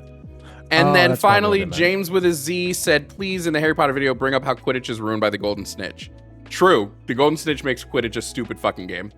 Dumb rules. I know. I have told this. Okay, my wife. I've argued with this about this with my wife. Like I swear, it is the dumbest thing. Just like catch the snitch and the game's over. Like that's all Literally. you have to do. Literally. I don't understand. Like, why even have the fucking snitch at all? There's no reason. Thank you guys so much for watching. Thank you for being here. Alec, thank you for joining me today. If you guys want to see more of Alec, where can they find you? Absolutely. So you can find me at twitch.tv/AlecGunter. I am really trying to get my Twitch views up. I stopped Twitch for a long time, but I'm back on it. So please get your butts over there and follow and watch me on Twitch. You can also find me on my site, alecgunter.com, or on YouTube, youtube.com/AlecGunterTTV. I want to show my crochet works here. I do crochet. So this is a plushie that I made. It's Mugiwara no Luffy. So if you like these crochet plushes, I also sell these on my Etsy store. That's etsy.com/shop/GunterGrabs. Or you can commission me. You can hit me up on Discord or Etsy and drop a commission, and we can work together on something that works for your budget. And I love crocheting, so give you some commissions to work with. But yeah, that's about it from me. Thank you very much for inviting me on today, Jovan. I had a great time. Yeah, for sure, bud. Just a reminder, guys, we may cancel the lecture tonight. I'll let you know at least an hour before. I'm starting to feel it. I've been feeling it this whole stream, so it's hitting me. I'm sorry. But if it's not, lecture tonight in the Discord at 7 p.m. Tomorrow, Discord night 8:30 after stream at 5. Sunday, Calling It Now with Jimmy, and then Tuesday, 11 a.m. co-stream, or 4 p.m. co-stream with Katie. That's just your update on like everything we're going to be doing for the next couple of days. I love you guys. It's been fun. It's been a blast. Sorry to Andrew Wilson, who was waiting in the queue. Sorry we couldn't get to you. You call in every day, and every day we're not able to answer the call, and it's because you can't open that pickle jar. So once you can get that done, feel free to call in. Thank you guys for hanging with us. We will catch you later. Bye-bye. Thank you guys. Love you.